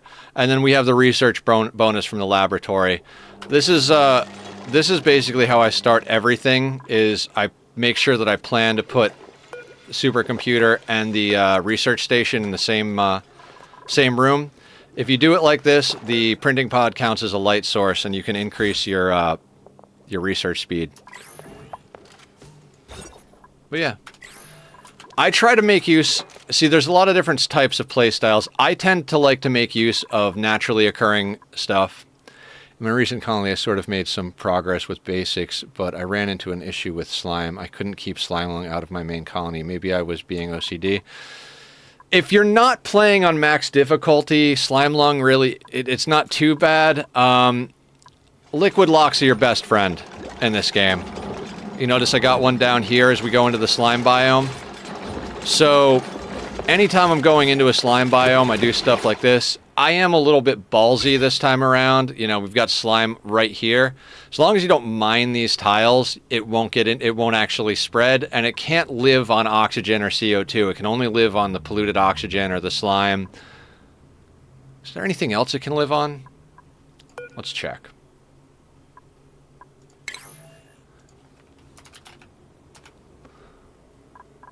I don't think it can live on anything except polluted oxygen. Yeah, multiplies in slime and polluted oxygen, inhibited by gas, killed by solid oxygen or liquid, and disinfected by bleach stone or chlorine. So yeah, as long as you clean your air, you should be able to get rid of it. I've let Slimelung into my base a million times. You just go in and use the deodorizers. Once the deodorizers clean the polluted oxygen out of your base, you're good to go. I mean, there's plenty of random sources of polluted oxygen that wind up dropping little bits and pieces in there. Like, do we have polluted oxygen in the base? Yeah, we've got polluted oxygen floating around. So theoretically, if I were to let Slimelung in, we'd kind of have to start spamming stuff. But let's say you wanted to deal with slime lung in here. You could kind of like snake a power line. I won't do it because we're not going to do it. But you could kind of like set up a liquid lock and then just bring it through here because that's not a natural tile. Or if you left that a natural tile, you know, do one of these and get power in there and power up a few deodorizers and you're good. Basically, if you put a few deodorizers around where you've got polluted oxygen, you'll eventually get rid of all the polluted oxygen and the slime lung will die in the regular oxygen. It just kind of all depends on how you want to approach locking stuff out. I'm a slut for liquid locks. I put them freaking everywhere, especially early game. They don't like going through it. They will get soggy feet and stuff, which will slow them down and make them a little annoyed. But like I said, we're pretty capped out on some morale at this point. Not capped out, but we're doing really good on morale.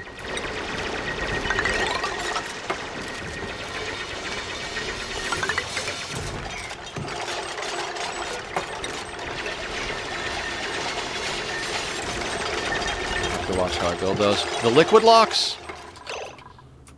There. Liquid locks are pretty simple. See this bottle emptier? So basically that's your design. And as long as there's two tiles here and here, they can move between this. Like, you know, you need two tiles for a dupe, but if you do that, they can still move there. And that's the basic principle. So what I do is I draw this out, I cancel that, I extend these up, and then we put in that guy right there, and tell them to bring water to it until it fills up to here. Then we get rid of that, or you don't have to get rid of it, and then we build this tile back into place, and then break those tiles out, and now you just go through. And none of the gases are going to be able to go through that. You can kind of cheat it and just put a drop of water here and a drop of water here, but it's not very stable. Oh, so what you do is you put a pitcher pump in the water, right? And you go into this guy, you select water, and then you select enable auto bottling. And then you set your priority. If you want it done quick, set it at a really high priority. And what they'll do is they'll come down to the pitcher pump, grab water out of here, and then drag it up here and put it here. They do it 200 kilos at a time. And water is 1 ton before it forms a new tile. So they'll have to do 5 trips to fill this. Then you get like trip 6 or 7. If you want to be safe, get like an extra 2 trips, and that's plenty of water. We've got 133 kilos per tile on these 3 tiles. You don't need a lot. And then they can go through. So they just keep going until you tell them to stop. Yeah, which results in flooded bases if you forget about it. So, yeah, there's a lot of little things like that in the game.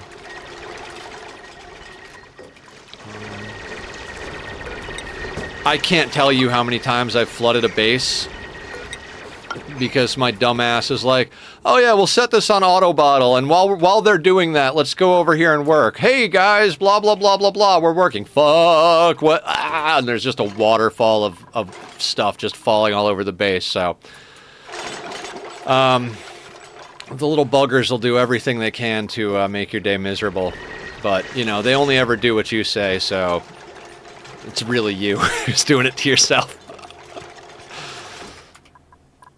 But yeah, there's always a few things like that. One of the more important things to learn early on is that plumbed toilets are water positive. So you have to have an overflow. We're overflowing our polluted water into thimbleweed. If you don't have thimbleweed, I'll overflow clean water into bristle blossom. If you have none of those things, just overflow it into a pit and deal with it later. That could be future use problem.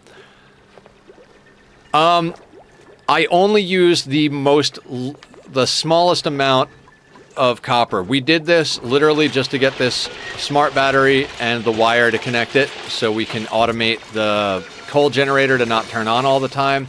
You lose half of the material when you do this, so you don't want to use this unless you have to type of situation. I refuse to take responsibility for dupes doing things I told them to do. Right? Why are you doing that? Oh, because I told you to.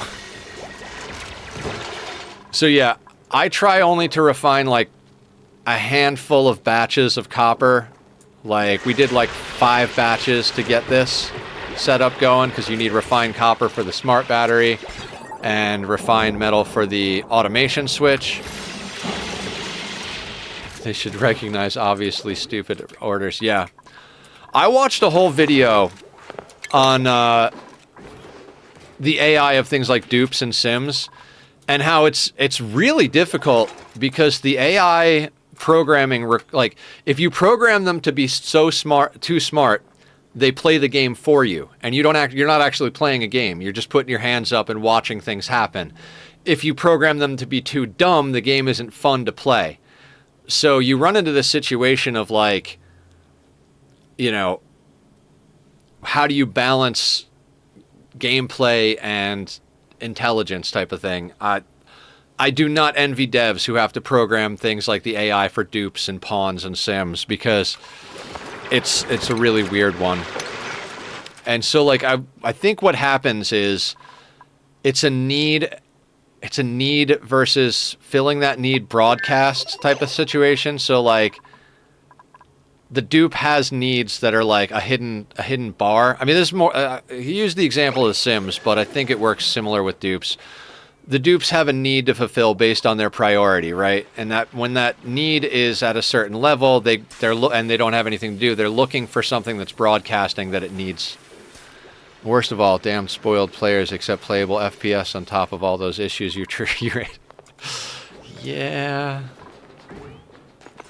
I think I have pretty good FPS. Expect playable. Oh, yeah. Long-term games, you definitely wind up in a slow grind. So Rock Crusher is the better choice over... Refinery over Crusher. So if you look here, it says 100 kilos of copper turns into 50 or copper ore turns into 50 kilos of copper plus 50 kilos of sand. If you do a refinery, 100 kilos of copper ore turns into 100 kilos of copper. So you're going to want to do a refinery for all of your metals. I'd say the big spot that most people have trouble getting through is that mid-game hump because, you know, you're fighting heat bleed, right? We've got heat bleeding in from all around us. One thing you can do is rush to insulated tiles and just wall in all the temperature. There are other ways to deal with it, but that's generally how I like to deal with it. Although, this time around, I might play a little bit more recklessly. But yeah, Rock Crusher is more for eggshells to lime. Like, if you want to crush eggshells to lime, fossil to lime, you want to crush salt to table salt. What are the other ones? Mammoth patties you need to crush if you're using the Frosty Planet DLC. So there are things that you have to have the Rock Crusher for, but as far as refined metal goes, you only want to use it very sparingly. Sometimes I'll try to avoid using it altogether, but it's just... it's so easy to get up this setup. I made a refinery and it seemed like it was causing a lot... It will cause a lot of heat. You basically have to make the sacrifice... I see someone playing RimWorld. I mean, it's not me, but that'll be tomorrow for sure. Oh god, I just remembered we had to move tiles on... Oh, yesterday again. Oh, Jesus. Tomorrow's going to be a nightmare. Oh god, tomorrow's going to be a nightmare. Good times, good times. Oh, Squiddy's playing RimWorld? No shit. He did say he was thinking about doing a RimWorld playthrough.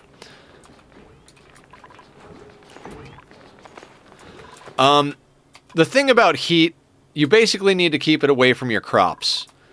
So if we decide to put our metal refineries here, because we need to use the water for coolant, this place is going to get hot as fuck. So we don't want to put crops here. We would put crops, like, as far away as possible. But it's good to look at your map, right? Like, this is kind of a good area for crops because we've got a lot of mass and we haven't dug a bunch out yet. So we probably wouldn't put industrial here and crops here. We'd probably look around and be like, oh, you know what? It's warm up here. Why don't we put our industrial area up here where it's warm or crack into the cold biome? If it gets too warm, obviously there's problems. Yeah, just dupes can go up to 70 degrees before they get scalded. They'll get uncomfortable, but unless you're playing on max difficulty, dupes can be sweaty, and it's not gonna really affect your gameplay. But crops have specific temperatures. So like mealwood over here requires 10 to 30 degrees. If it gets below 10 or above 30, they stop growing and your food is screwed. Another important thing that I find is early game, be selective about your dupes. We only have 4 dupes right now. We took our time to pick 3 really good dupes to start, and we're being picky about who we print. It allows you to stretch your food, and then you don't have to do as many things that generate heat. Red glitter Atmo gloves. Wonderful. Emily wants me to set up a dress a dupe redemption where you guys get to choose how to dress the dupes. If anybody wants to name the dupes, we already have a name the dupe redemption. And we have name the pets for the, it was supposed to be for name the pets in Minecraft. It became naming the pets in the RimWorld colonies, and now it's, now we name volcanoes and stuff. Yeah, I think everybody makes that mistake. I've made that mistake so many times, Slippy. That's like one you always wind up making early game. I do love that they added different colors. Like, I'm looking at the adorableness of it, but I suppose that would actually be helpful too, especially if you're running separate grids. I never run separate grids because I'm an asshole like that.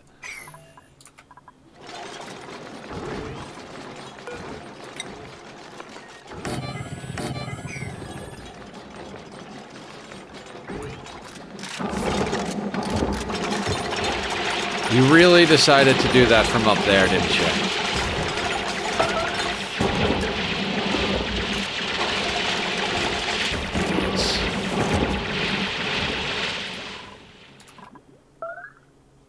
Oh, you're already in here. Excellent. You, sir, will be how we deal with this. All right, we're going to do sedimentary rock so that we have the best chance of mutating to... Wait, do we have sedimentary? I don't think we have sedimentary, do we? We've got a little. We'll start there. And... I guess sandstone after that? Maybe. I think one of the easiest ways to do early game industrial is literally to just set it up in a cold biome. Like, just find a cold biome and don't just annihilate the abyssalite. Do something like, you know, like, oh, okay, so just basically, like, we'll go in something like that, just so that, like, you're at an angle. It'll take them a little bit more travel time, but then, you know, the abyssalite will more or less stop the temperature leak. There'll be a little bit of temperature leak. And then what I do is I'll pump in some water and start dumping it underneath it, and then eventually it'll start melting out the ice, and then you can just start recycling. Hot water comes in, melts the ice. Is it me or the stream? Probably it's me, it's the stream.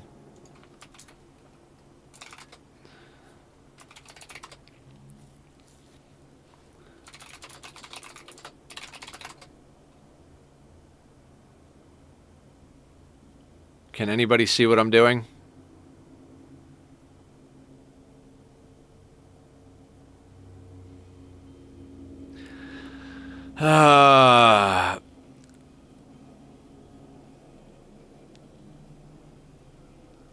What are we running at? We're running at like half capacity here. Can you guys hear me at all, or is it totally effed?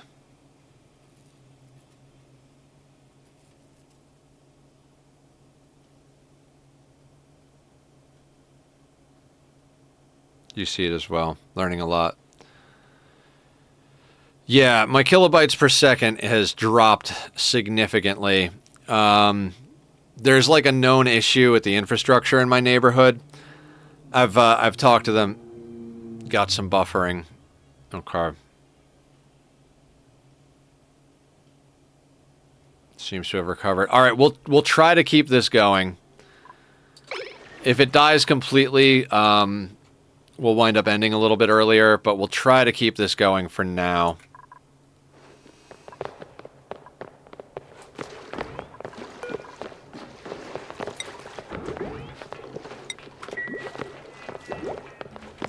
We do hear you. Seems good now. Can hear you. It's recovered, but it's going to be delayed. I can hear you. Okay, okay. Just, yeah, keep saying stuff. Obviously, if we get fully disconnected, you guys won't be able to say stuff. It's not running at full speed, so you guys are going to be getting some buffering and some nonsense, but we'll try to keep this together. You're seriously up there. Oh, God, I hate dupes sometimes. Do I have them dig through that whole thing? Probably not. Let's get a ladder in there. Bastards.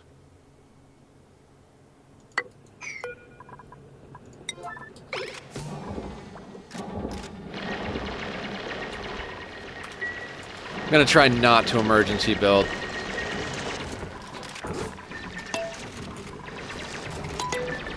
Acting up again. Yeah, it's going up and down.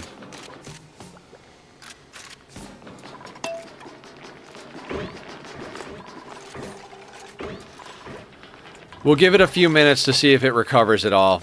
Let's check the navigation on this dude. Yeah, he's good.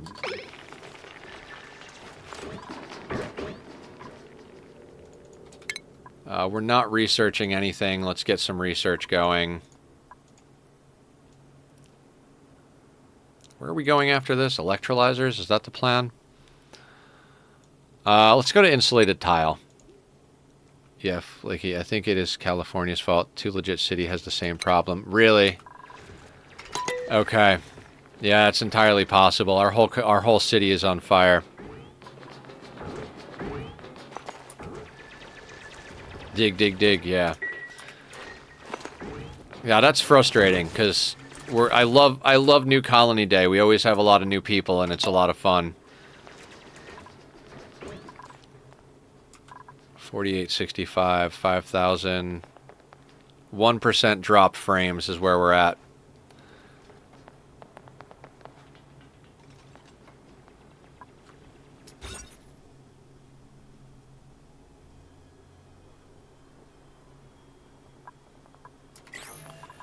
As soon as he builds that, we'll have a proper stable. There we go.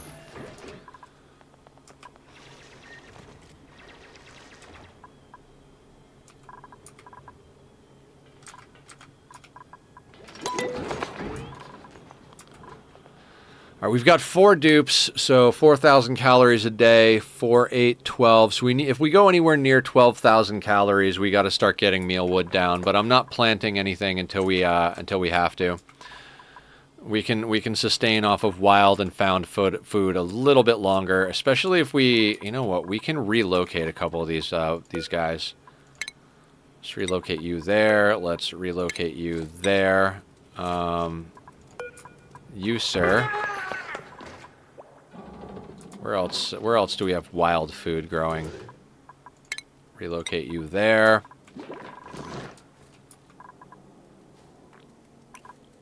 Now, some of these are going to age out, but let's see if we can't get them to do a little bit of work before they go, right?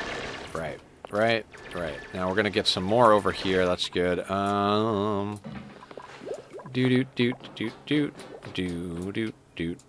DMCA. More plants. Yeah, let's get one over there. That's where we'll put the last one. Oh, I forgot. Let's put ranching up on everybody. That will make sure that they all help move the animals. The rancher has to trust them. Is that the right word for it? But everybody else can help move them. Double alert on the printables. Metal power bank. They really, really want me to take a bionic dupe. Buff germ-resistant agriculture, no. I don't even know what we're looking for. I mean, honestly, as crazy as it sounds, I'd kind of like to get another digger and builder. Digger and or builder would be great. Another hauling dupe, theoretically. I don't know. I don't like any of these dupes. Decreased cuisine, but in pre-installed grilling. What a dumb friggin' dupe that is. I don't want any of this, so I guess we'll take the metal power banks, but I don't know what we're going to do with them. Maybe I should have disabled the Bionic DLC. It'll be fine. Don't need to do that. Just, actually... You know what, fuck it. There are some cracks in there that we might be able to get some food out of. Same thing here.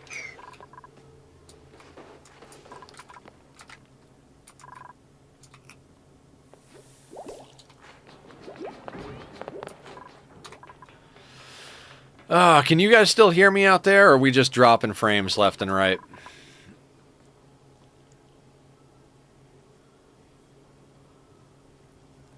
Because it is not looking great over here.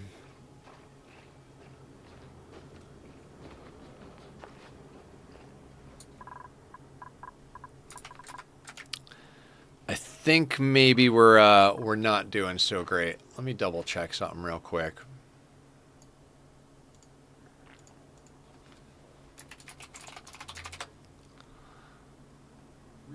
Really want me to take a Bionic dupe.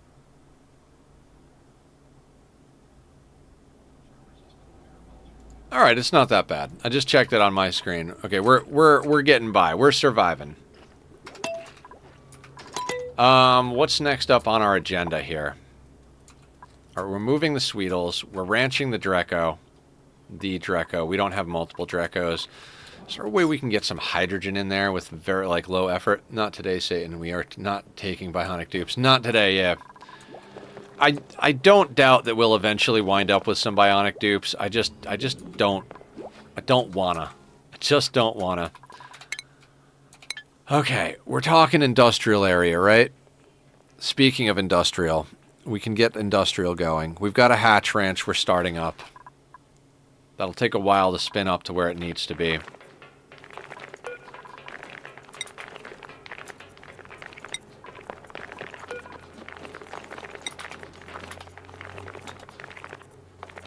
Get sandstone in there just so we start feeding that guy. These can be at a 6. Okay.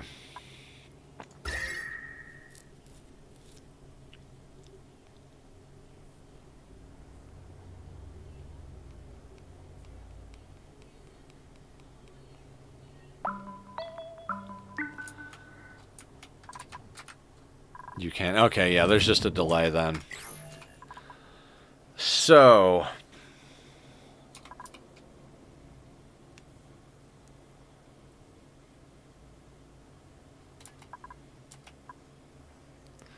Had a brief buffering a minute ago, and then now, when you asked, gotcha. But mostly it's fine. Okay.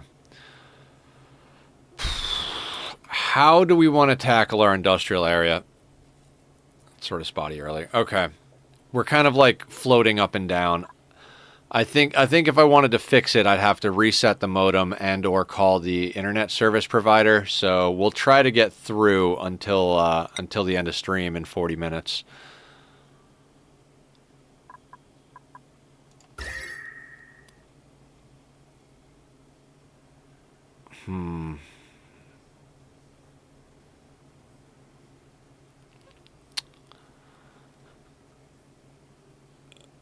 What industry are we trying to get up is the question. Like, what do we need refinement for right off the bat? Can we hold until we can get to a cold biome? I think maybe we try to dig out through down here first. Get ourselves access to these vents slash geysers slash whatever the hell they are. I think I want to do that. Let's pick a low pressure, low stress project real quick.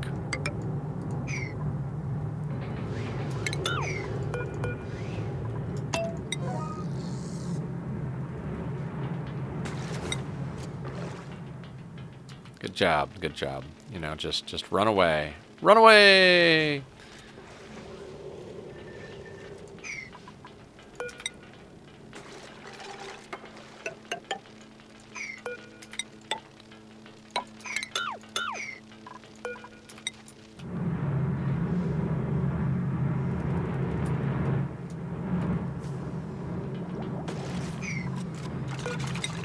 let's go down through there.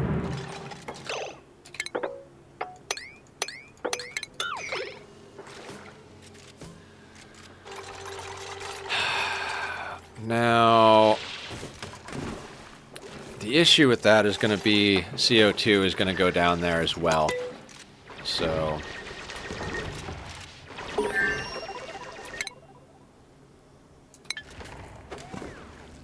our temperature modulation is complete.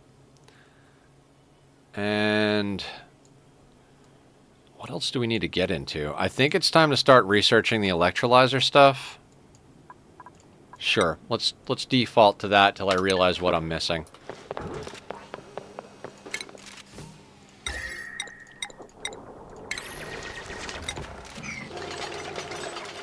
We could start insulating the base.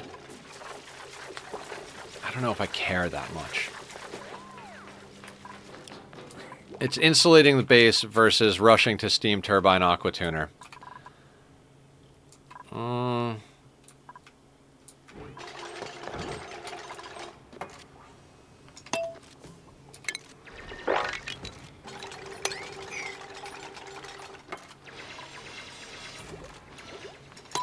I think what we might end up doing is just dragging power down here.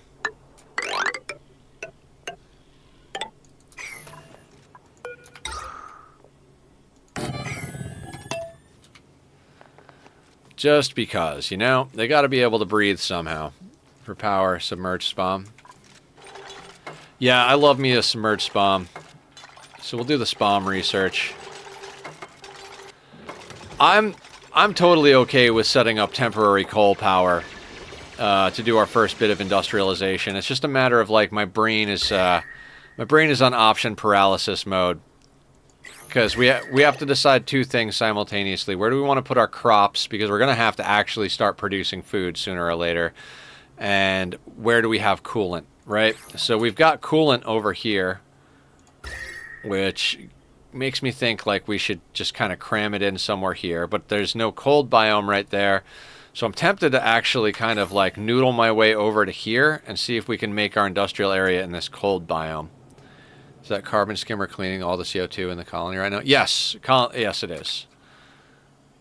I may, if I feel like it's worth it, I might move it down further, but I might also just not. I don't know.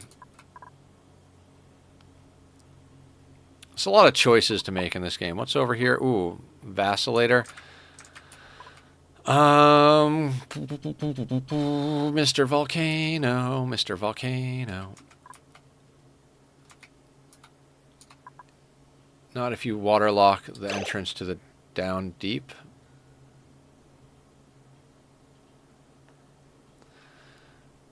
Yeah, we could waterlock it, but I don't know. Actually, I might change my mind here. I think I kind of want to drill this way and see what we can do with this. Like, I don't need, but like, one of these cold biomes is going to be a sacrificial lamb. And we're going to set up all our industry in there and just melt the whole fucking thing, is what I think we're going to do. I know this one is for phloxes, that one is for phloxes. Bonbon trees and seals up here, plus we'd have to crack through that. I think our best bet at a biome, phosphorite. So this is going to be another one of those ones where phloxes live. I think instead of digging down, well, we've already started. All right, let's continue digging downward. Yes, no. See, I'm having option paralysis. You know what? No. Let's shift gears here. Let's get ourselves over to an industrial area. Like, I'm talking that is our priority right now.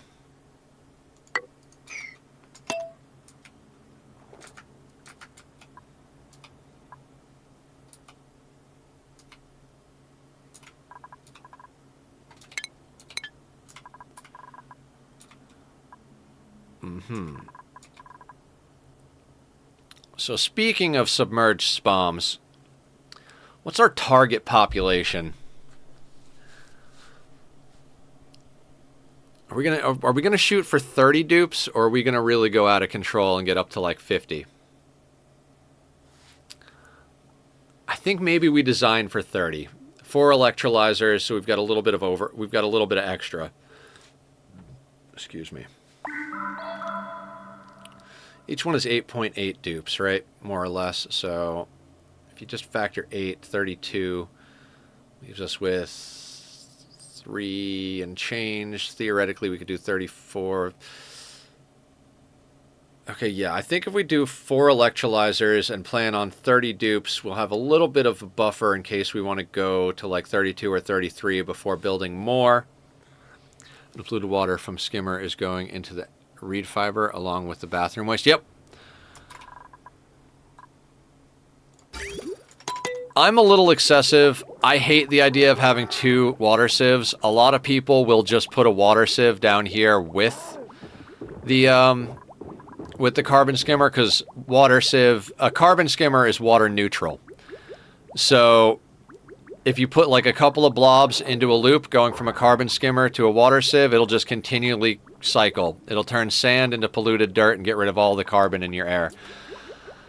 Toilets are water positive, so if you don't have an overflow for them, then you wind up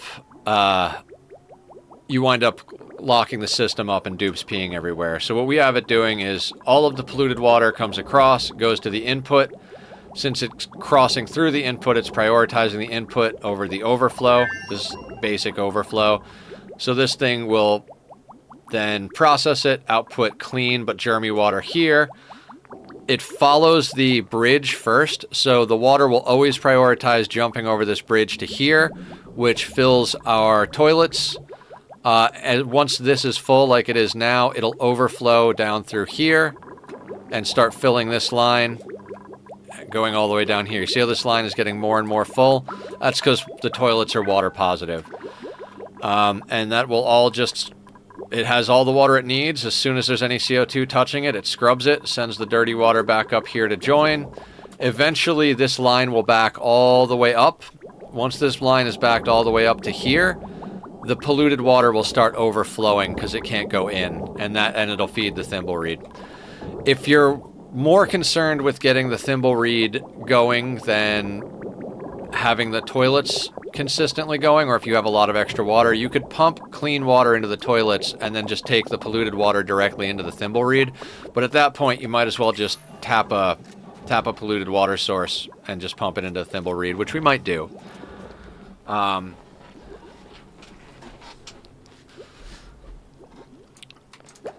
I'm more or less at the end of my my ability to progress the base in any sort of meaningful and substantial way at this point. We're a half hour from where I usually end stream, so we're more or less just doing a little bit of exploratory digging, trying to plan for our eventual and inevitable industrial setup to start refining metals. Yes. Yes, they are. And they clean their hands with germy water, and they wash off all the germs. It's totally realistic and not at all convoluted and ridiculous. Like, if you look at the pipe, I think... I don't think it tells you how much. But yeah, germy polluted water goes in, gets turned into germy clean water. Germy clean water goes into the toilets. They wash their hands. So yeah, you can recycle the loop. Some people don't do this because they're like, it's gross, you shouldn't do it that way, you should decontaminate the water. It's just more of an RP thing. Mechanically, this works just fine. Nobody gets sick. Ooh. Let's acquire some more food over here. Screw it, we can dig out a little bit more than that. Like, just do one of these. Also... we got a nice hot pocket over here. Hot pocket. I'm like a cartoon character. If you guys haven't figured that out yet. Thanks to Squiddy living in the rim now. I'm going to be playing it for a while. Yep. Everybody comes back to the rim in the end.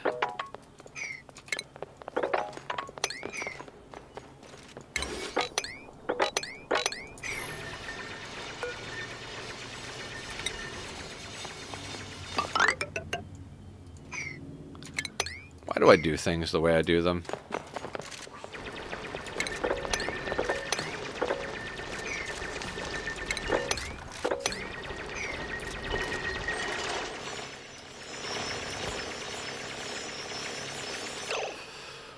Okay, look at these floxy bastards over here. Don't you worry about that little guy. So, this area seems to be well populated with floxes, alveovero, and pike apple. I think if we're going to wild ranch floxes, this would be the place to do... Not wild ranch, but like in-place ranch floxes. That would be a better place than up here. We've only got a little bit of action over here. We might sacrifice this biome to be an industrial area. Early game industry. Industry. Words are hard.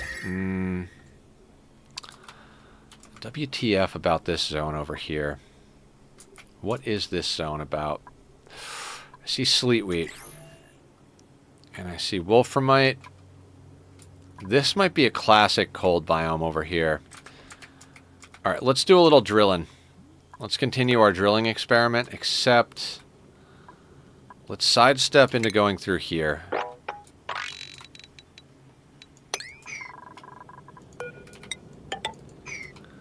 I've been going out of my way to have clean, germ-free water for the dupe. The dupe is me. For me, it's the memes of other mod factions. Yeah, I mean, the thing is like...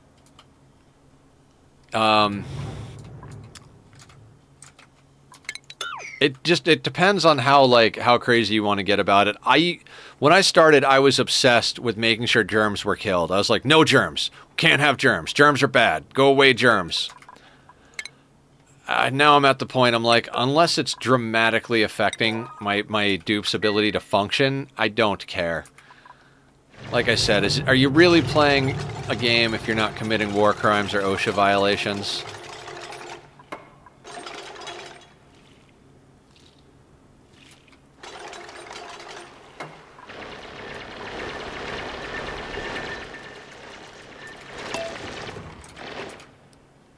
Good job, Lindsay.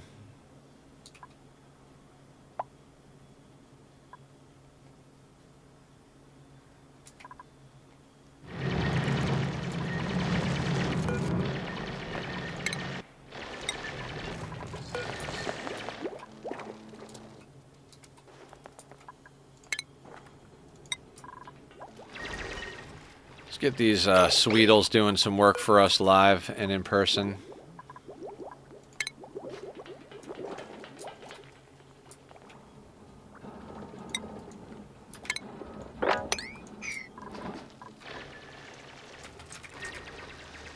You're not happy about existing in there. Alright, there's a little bit of O2 there.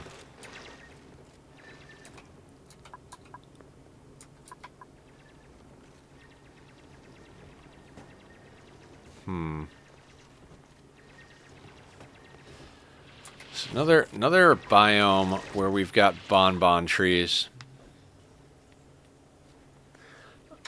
Doing a Bionic dupe run right now, and since they don't eat, they can't get sick with food poisoning, so my base is very germy right now. That is an advantage to those dupes, isn't it? 19 degrees.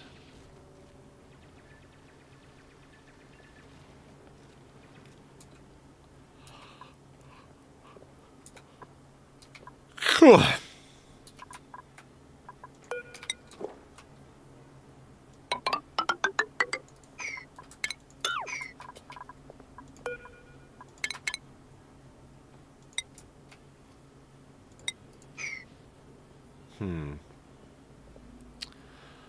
Liquid mercury.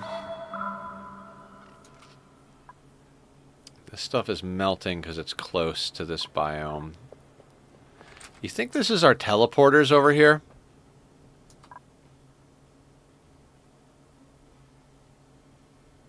That might be our teleporters.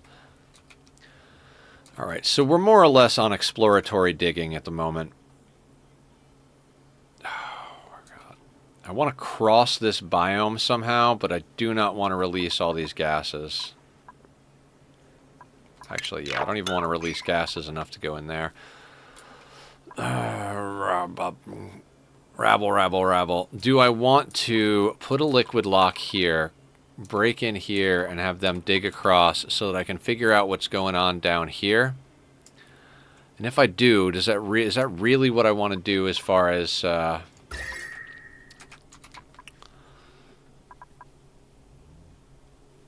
See, I'm wondering if this is one of the classic cold biomes squeezed between the two spaced out cold biomes, or if the cold biomes here were more or less just replaced by them. Then the question comes into play, like, what the hell is down here? Phosphorite? If there's phosphorite, that's got to be another... Yeah, phosphorite and cinnabar. I am starting to feel like we're just going to have to destroy one of these phlox biomes.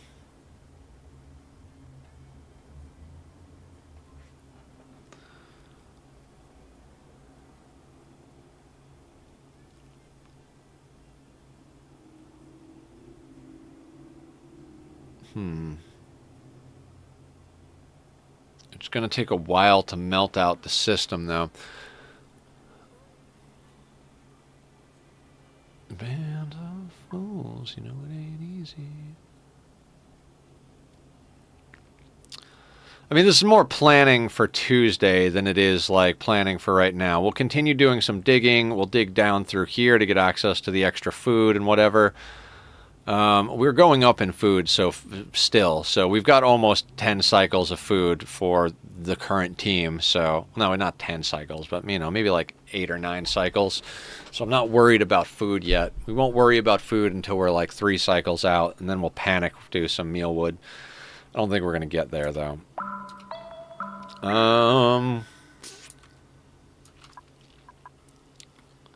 These solidified magma channels are pretty fantastic for acquiring early game power once we get steam turbines.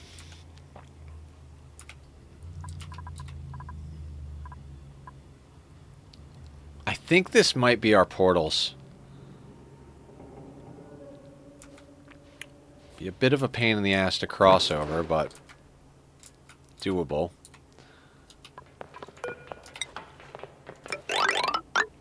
Oop.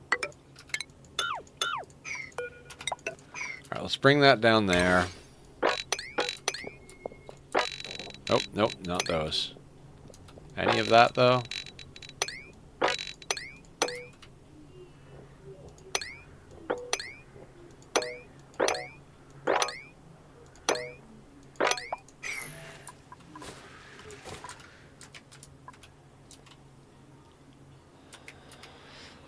Oh, I'm so sleepy.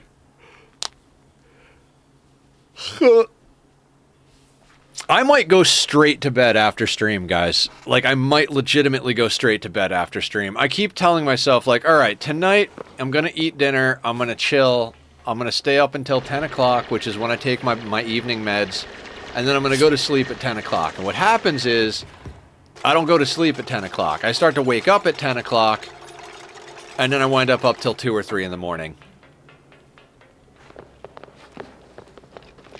So, I don't know. I don't think I'm actually going to go straight to sleep. Especially since I have to go to the grocery store to get dinner, but... Let's pretend I give a shit about my own health. I do. I'm just being ridiculous here. Keeping step with our 4 tall thing. So we got that. 1, 2, 3, 4, and there. 1, 3, 4, and there. 1, 2, 3, 4, and there. 1, 2, 3, 4, and there. There.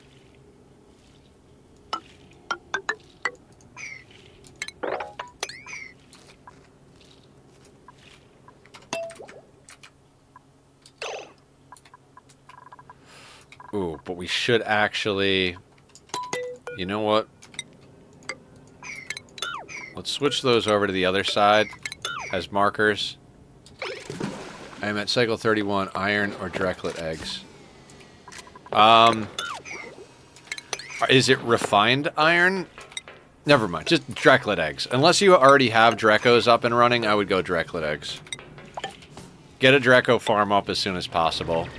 Getting into suits is extremely important, and then if you can get them mutated into glossies, you've got yourself some plastic. I don't think I've even mined a single tile of iron ore, and we're already ranching Drecos. Well, Dreco, but you know what I mean? Suits are super important, because you're not going to be able to get yourself into the oil biome without suits. Desmond says iron. Is it refined iron or iron ore, I guess is the question. If it's iron ore, I would just take the Drecos. If it's refined iron and you need refined materials to do something, I guess like everything else, it does depend also. Like, do you have a lot of iron on your map? If you don't have a lot of iron, then take the iron. Do you have Drecos on your map? Have you found the Drecos yet? If you haven't found the Drecos, or if they're in an inaccessible spot, then maybe the Drecos are better to go. For me, just everything else in a vacuum, I'd probably take the Drecos. But again, if you already have Dreco, like we have a Dreco here. Refined iron. Do you have any other refined materials yet, or are you? Is that gonna, if it's your first refined metal, you can kind of skip having a what do you call it? Having a rock crusher, which means you won't waste material. But depending on how much material you have, you may or may not care about that. You have an iron volcano.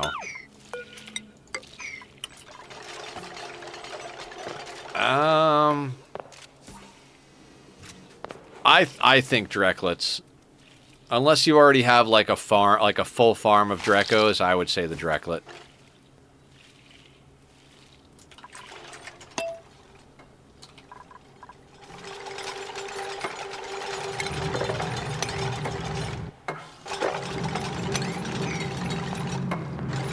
When was the last time I checked in on skills? All right, you're going into grilling, because you're going to start cooking for us. You're going into super duper hard digging, so we can go through that obsidian. And you're going to go into carrying. Excellent. I should really pay more attention to that shit. You go there. You're fine. Yeah, you can keep that hat. We'll get you into the super duper hard digging hat.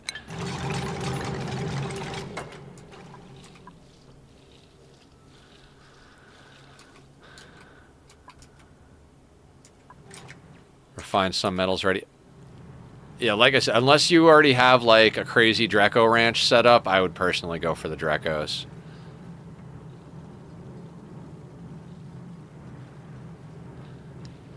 Especially if you have an iron volcano, you have access to infinite iron.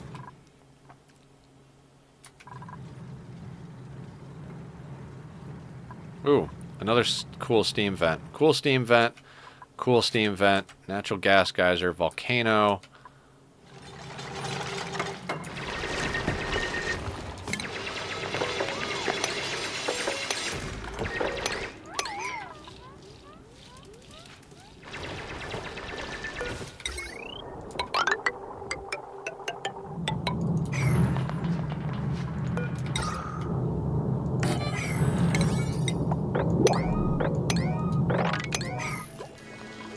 Printables. Ooh. Oxyferns are essentially a worse version of Alvia Vero that could survive in warmer temperatures. Excavation, machinery, medicine, super hard digging, anemic. Never take anemic. We already have a researcher. I mean, this is where we just prolong the fact that we're not going to cook any food and we take the calories.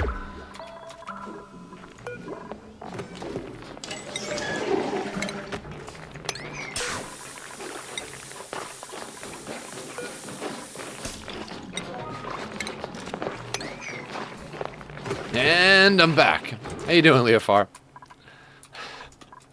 A little Francis John reference there. I love it. Avatar, how you doing? Colony's going good. I'm very, very happy with it. We've only got 4 dupes, but they're 4 very good dupes. We've managed to get a hatch ranch up. We're ranching the Drecos in their wild habitat. And right now we're doing some exploratory digging to try and figure out where what biome we're gonna melt. I honestly think we're probably gonna melt this biome for industry. It's gonna be a little awkward. We're gonna have to run a lot of long pipes to get it started. temperature is this water? 32. It's negative 26 here. Where were you? We built the ladder to heaven. Ooh, there's our teleporter to send stuff. How difficult would it be to navigate through the slime here? Not very difficult at all, actually. We could just come straight through this. Offsets our ladder a little bit, and we won't be able to put a pole and have that going, but we could literally just drill straight through. Bloop. What's the temperature up here? Negative 17°C. Gives us access to more Drecos. Chlorine guys are here. If we get a dash of salt vine farm going, we could use that. Have to head out now. Thanks for letting me join in on the phone for a little bit. Of course, Desmond. You come back anytime now, you hear? Oh, man. Set this to hatches and hatchlings. I will be here tomorrow playing RimWorld. We're going to set this to 7 for now. I'll be here tomorrow playing RimWorld. Saturday, we're either going to do Minecraft or some random game.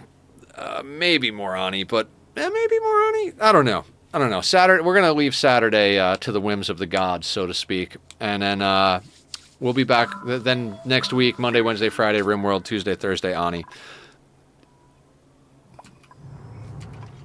Yeah, I remember this from playing my off-camera attempt at this. Thank you for the follow, Desimon. Much appreciated. Is it Desimon?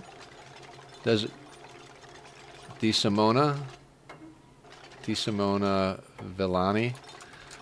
God, I am bad with names. If I butcher names, please do not hesitate to tell me if I butchered it. But thank you all for hanging out. We're not going to be going too much longer. We'll see if we can drill this down a little bit and figure something out.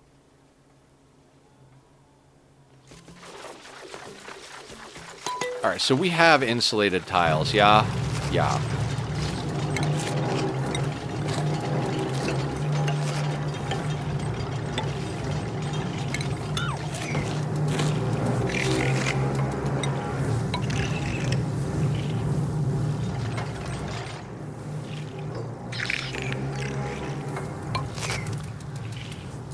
That would insulate that without us having problems. Sedimentary rock. Oh.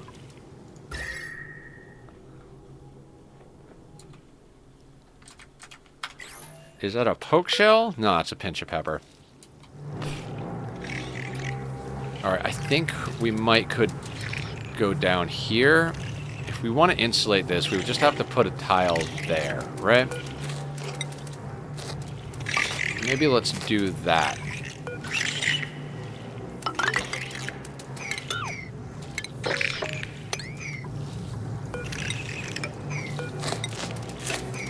That gets us in there. Now, how insane do I want to be about carbon dioxide? I don't want to be a little extra insane about carbon dioxide.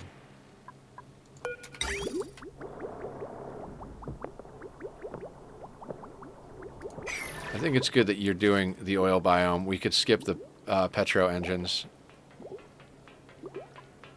Skip to petro. Yeah. That is usually my goal, is to rush to the oil biome. I'm not as fast as some folks, but... Are we researching anything? God damn it. I'm just going to put it on suits for now. Because fuck me, I'm not good at paying attention. I see my researcher down here and I'm like, You know what? Let's not do that quite yet. That'll be for next time, and we won't wall that in. Yeah, looking for rad sources is a great idea. I was kind of hoping one of these cold biomes was going to be a traditional cold biome so we could yoink some Wheezewort, you know? Right now, our only source of rads is this single shine bug. That's not gonna help us any, especially since we don't have like gob-stopping amounts of phosphorite. In fact, do we have any phosphorite? All right, we've got 61 kilos of phosphorite, meaningless. Okay, so we've seen sleet wheat, but we don't have any. Have access to nectar? Yeah. We should have access to just about everything on this map other than space materials because it's one of the larger style maps, but we'll see. We had access to nectar on the last map, and it was a small one, but aluminum volcano and infectious polluted oxygen vent. What temperature do you come out? 60? We made a tamer on the last playthrough for one of these. That was pretty dope, but it does involve us needing pips and wheezeworts. There's Dreco biomes. There's a Dreco biome here. I mean, we can mine out the phosphorite. I mean, that's honestly, we're probably going to have to set up a shine bug reactor at this rate. I just hate doing shine bugs reactors. I don't know why. I have a real distaste for shine bugs. I think they're my most hated thing in all of the game is shine bugs. I don't know why. I can't really even tell you why. I just hate the goddamn things. For a while they were kill on sight for me.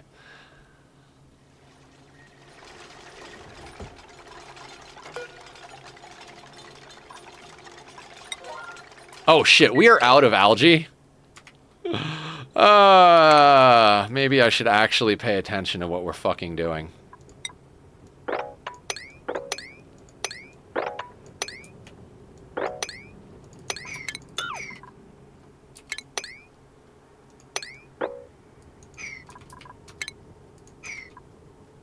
Don't like it because I know I'll replace them eventually.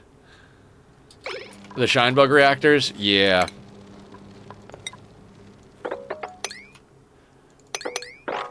They're just not my type of fun. Like, I know a lot of people swear by them.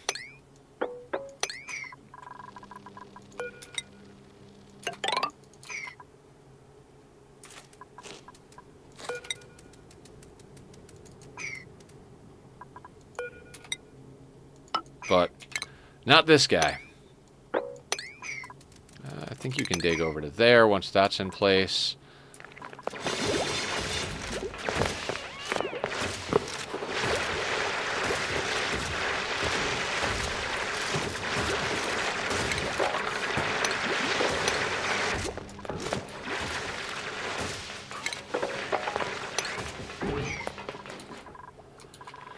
I guess it's a good thing that we're researching electrolyzers, right?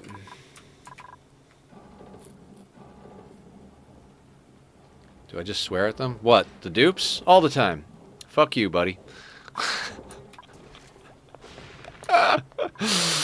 And the horse you rode in on.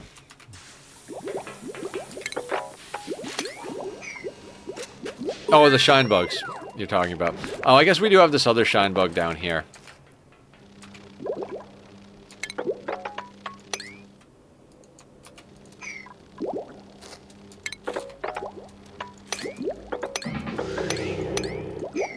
Swear by them, swear at them. All right, I caught up. My little brain caught on to what we were talking about. Good joke. Good joke. Sorry, that's on me for not really having the capacity to function as a normal human being. All right, we're up to 2.7 tons of algae. I guess a SPOM is something we're going to have to figure out how to build. And then it comes down to, like, do we want to build with forward upgradability in mind, or do we want to just slap down something simple and basic? Maybe we'll just stuff in an open-air electrolyzer until I feel like dealing with things. Either way, that's a problem for future Nether. We're almost done today. We're going to deconstruct that, because fuck a hot tub. We're not going to be running steam into a hot tub anytime soon. Wait a second. Wait, do we not need steam for the... Oh, it's for a sauna we need steam. Is it pipe input? Pipes to and from tub and power to run the jets. Water must be comfortably temperature to be cool and will cool rapidly.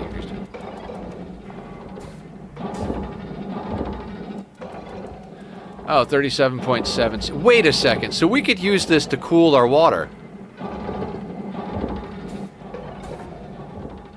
Just slap one down. Yeah. Seems to be the consensus. A little hydrogen hood action. Jank air filtration. Gas filtration.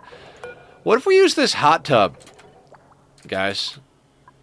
What if we run our industry through this hot tub?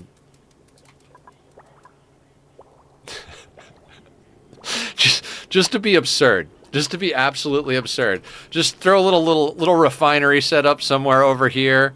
Run the output of the refinery into the hot tub. Not a bad idea. That would be hilarious. Maybe we'll just try that for funsies.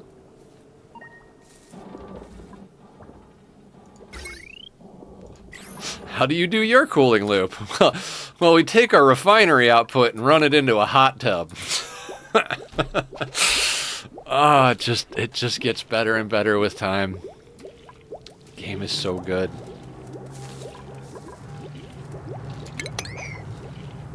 It's a good idea.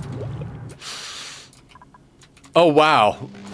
Talking about rad sources, look at these guys. There's 4 friggin' shine bugs. Right? I guess we're doing a shine bug reactor this time around. Okay. Next time on Nether's head is about to cave in, we need to strip out a Dreco biome, set up industry, make a shine bug reactor, and probably put up proper Dreco ranches. Or at least semi-proper.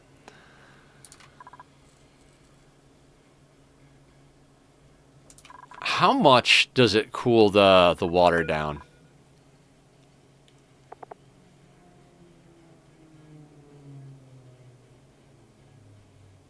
It's a +5 morale.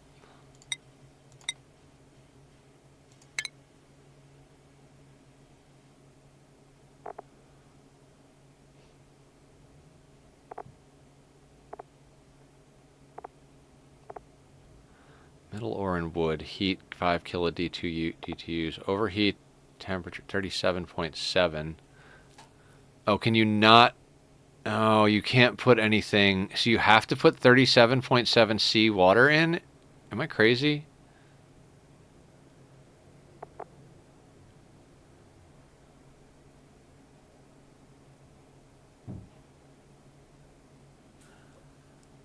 Overheat. Nah.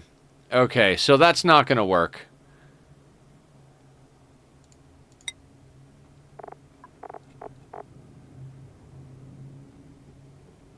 So minimum water temperature is 37.7, but overheat temperature is 37.7. Do we legitimately have to put in?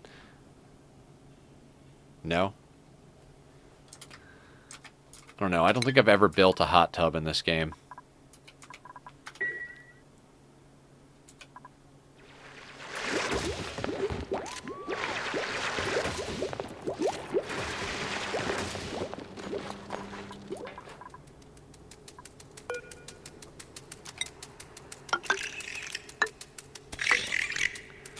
If I had the points, I would say let's raid Squiddy. I mean, it's not a bad idea in general. Especially, if he's playing RimWorld, we're going to raid over there. But it is pretty close to that time anyway. Let's see what's going on. Okay, 2 Legits playing Satis. Wick's playing Valheim. Lurk is playing Death Stranding. Bat is playing Plate Up. Yeah, we'll raid over to Squiddy. I love this guy. He's the whole reason we have a Minecraft server, which if anybody would like to join, I'll do one last run of links in the chat, and you guys can come and join our Minecraft server, Discord, have some fun, do some things. I do think it's probably time to call it, though, because Nether is hungry, and it is, according to my clock, it is that time. We've got 6 tons of algae and a basic plan for next time. Yeah, of course, Leofar. Thank you guys for hanging out. I'm having an absolute blast. Squiddy WTF is our raid. So Squiddy is friends and family status, so you know what that means. Give him hell. He usually doesn't play games like RimWorld, but he is playing RimWorld today, so we're going to go over and support since RimWorld is one of my main games, and I love the game, and I love Squiddy. It's been good, guys. Sorry I was so tired. I will see everybody tomorrow for some RimWorld, and hit me up on Discord if you guys have any questions or want to hang out or anything. Happy to answer questions, happy to chill, always love helping people. So take care of yourself out there, guys. I'll see you tomorrow.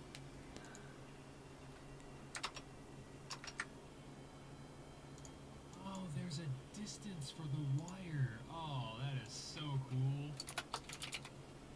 Nether with the rate of 21. What's up, my man? How's it going? Actually, we might want to move this. Thank you so much for the raid. I appreciate that, really. Leo Far, how's it going? Welcome in, Raiders. My first time actually taking RimWorld seriously. It's been good, man. I've been playing RimWorld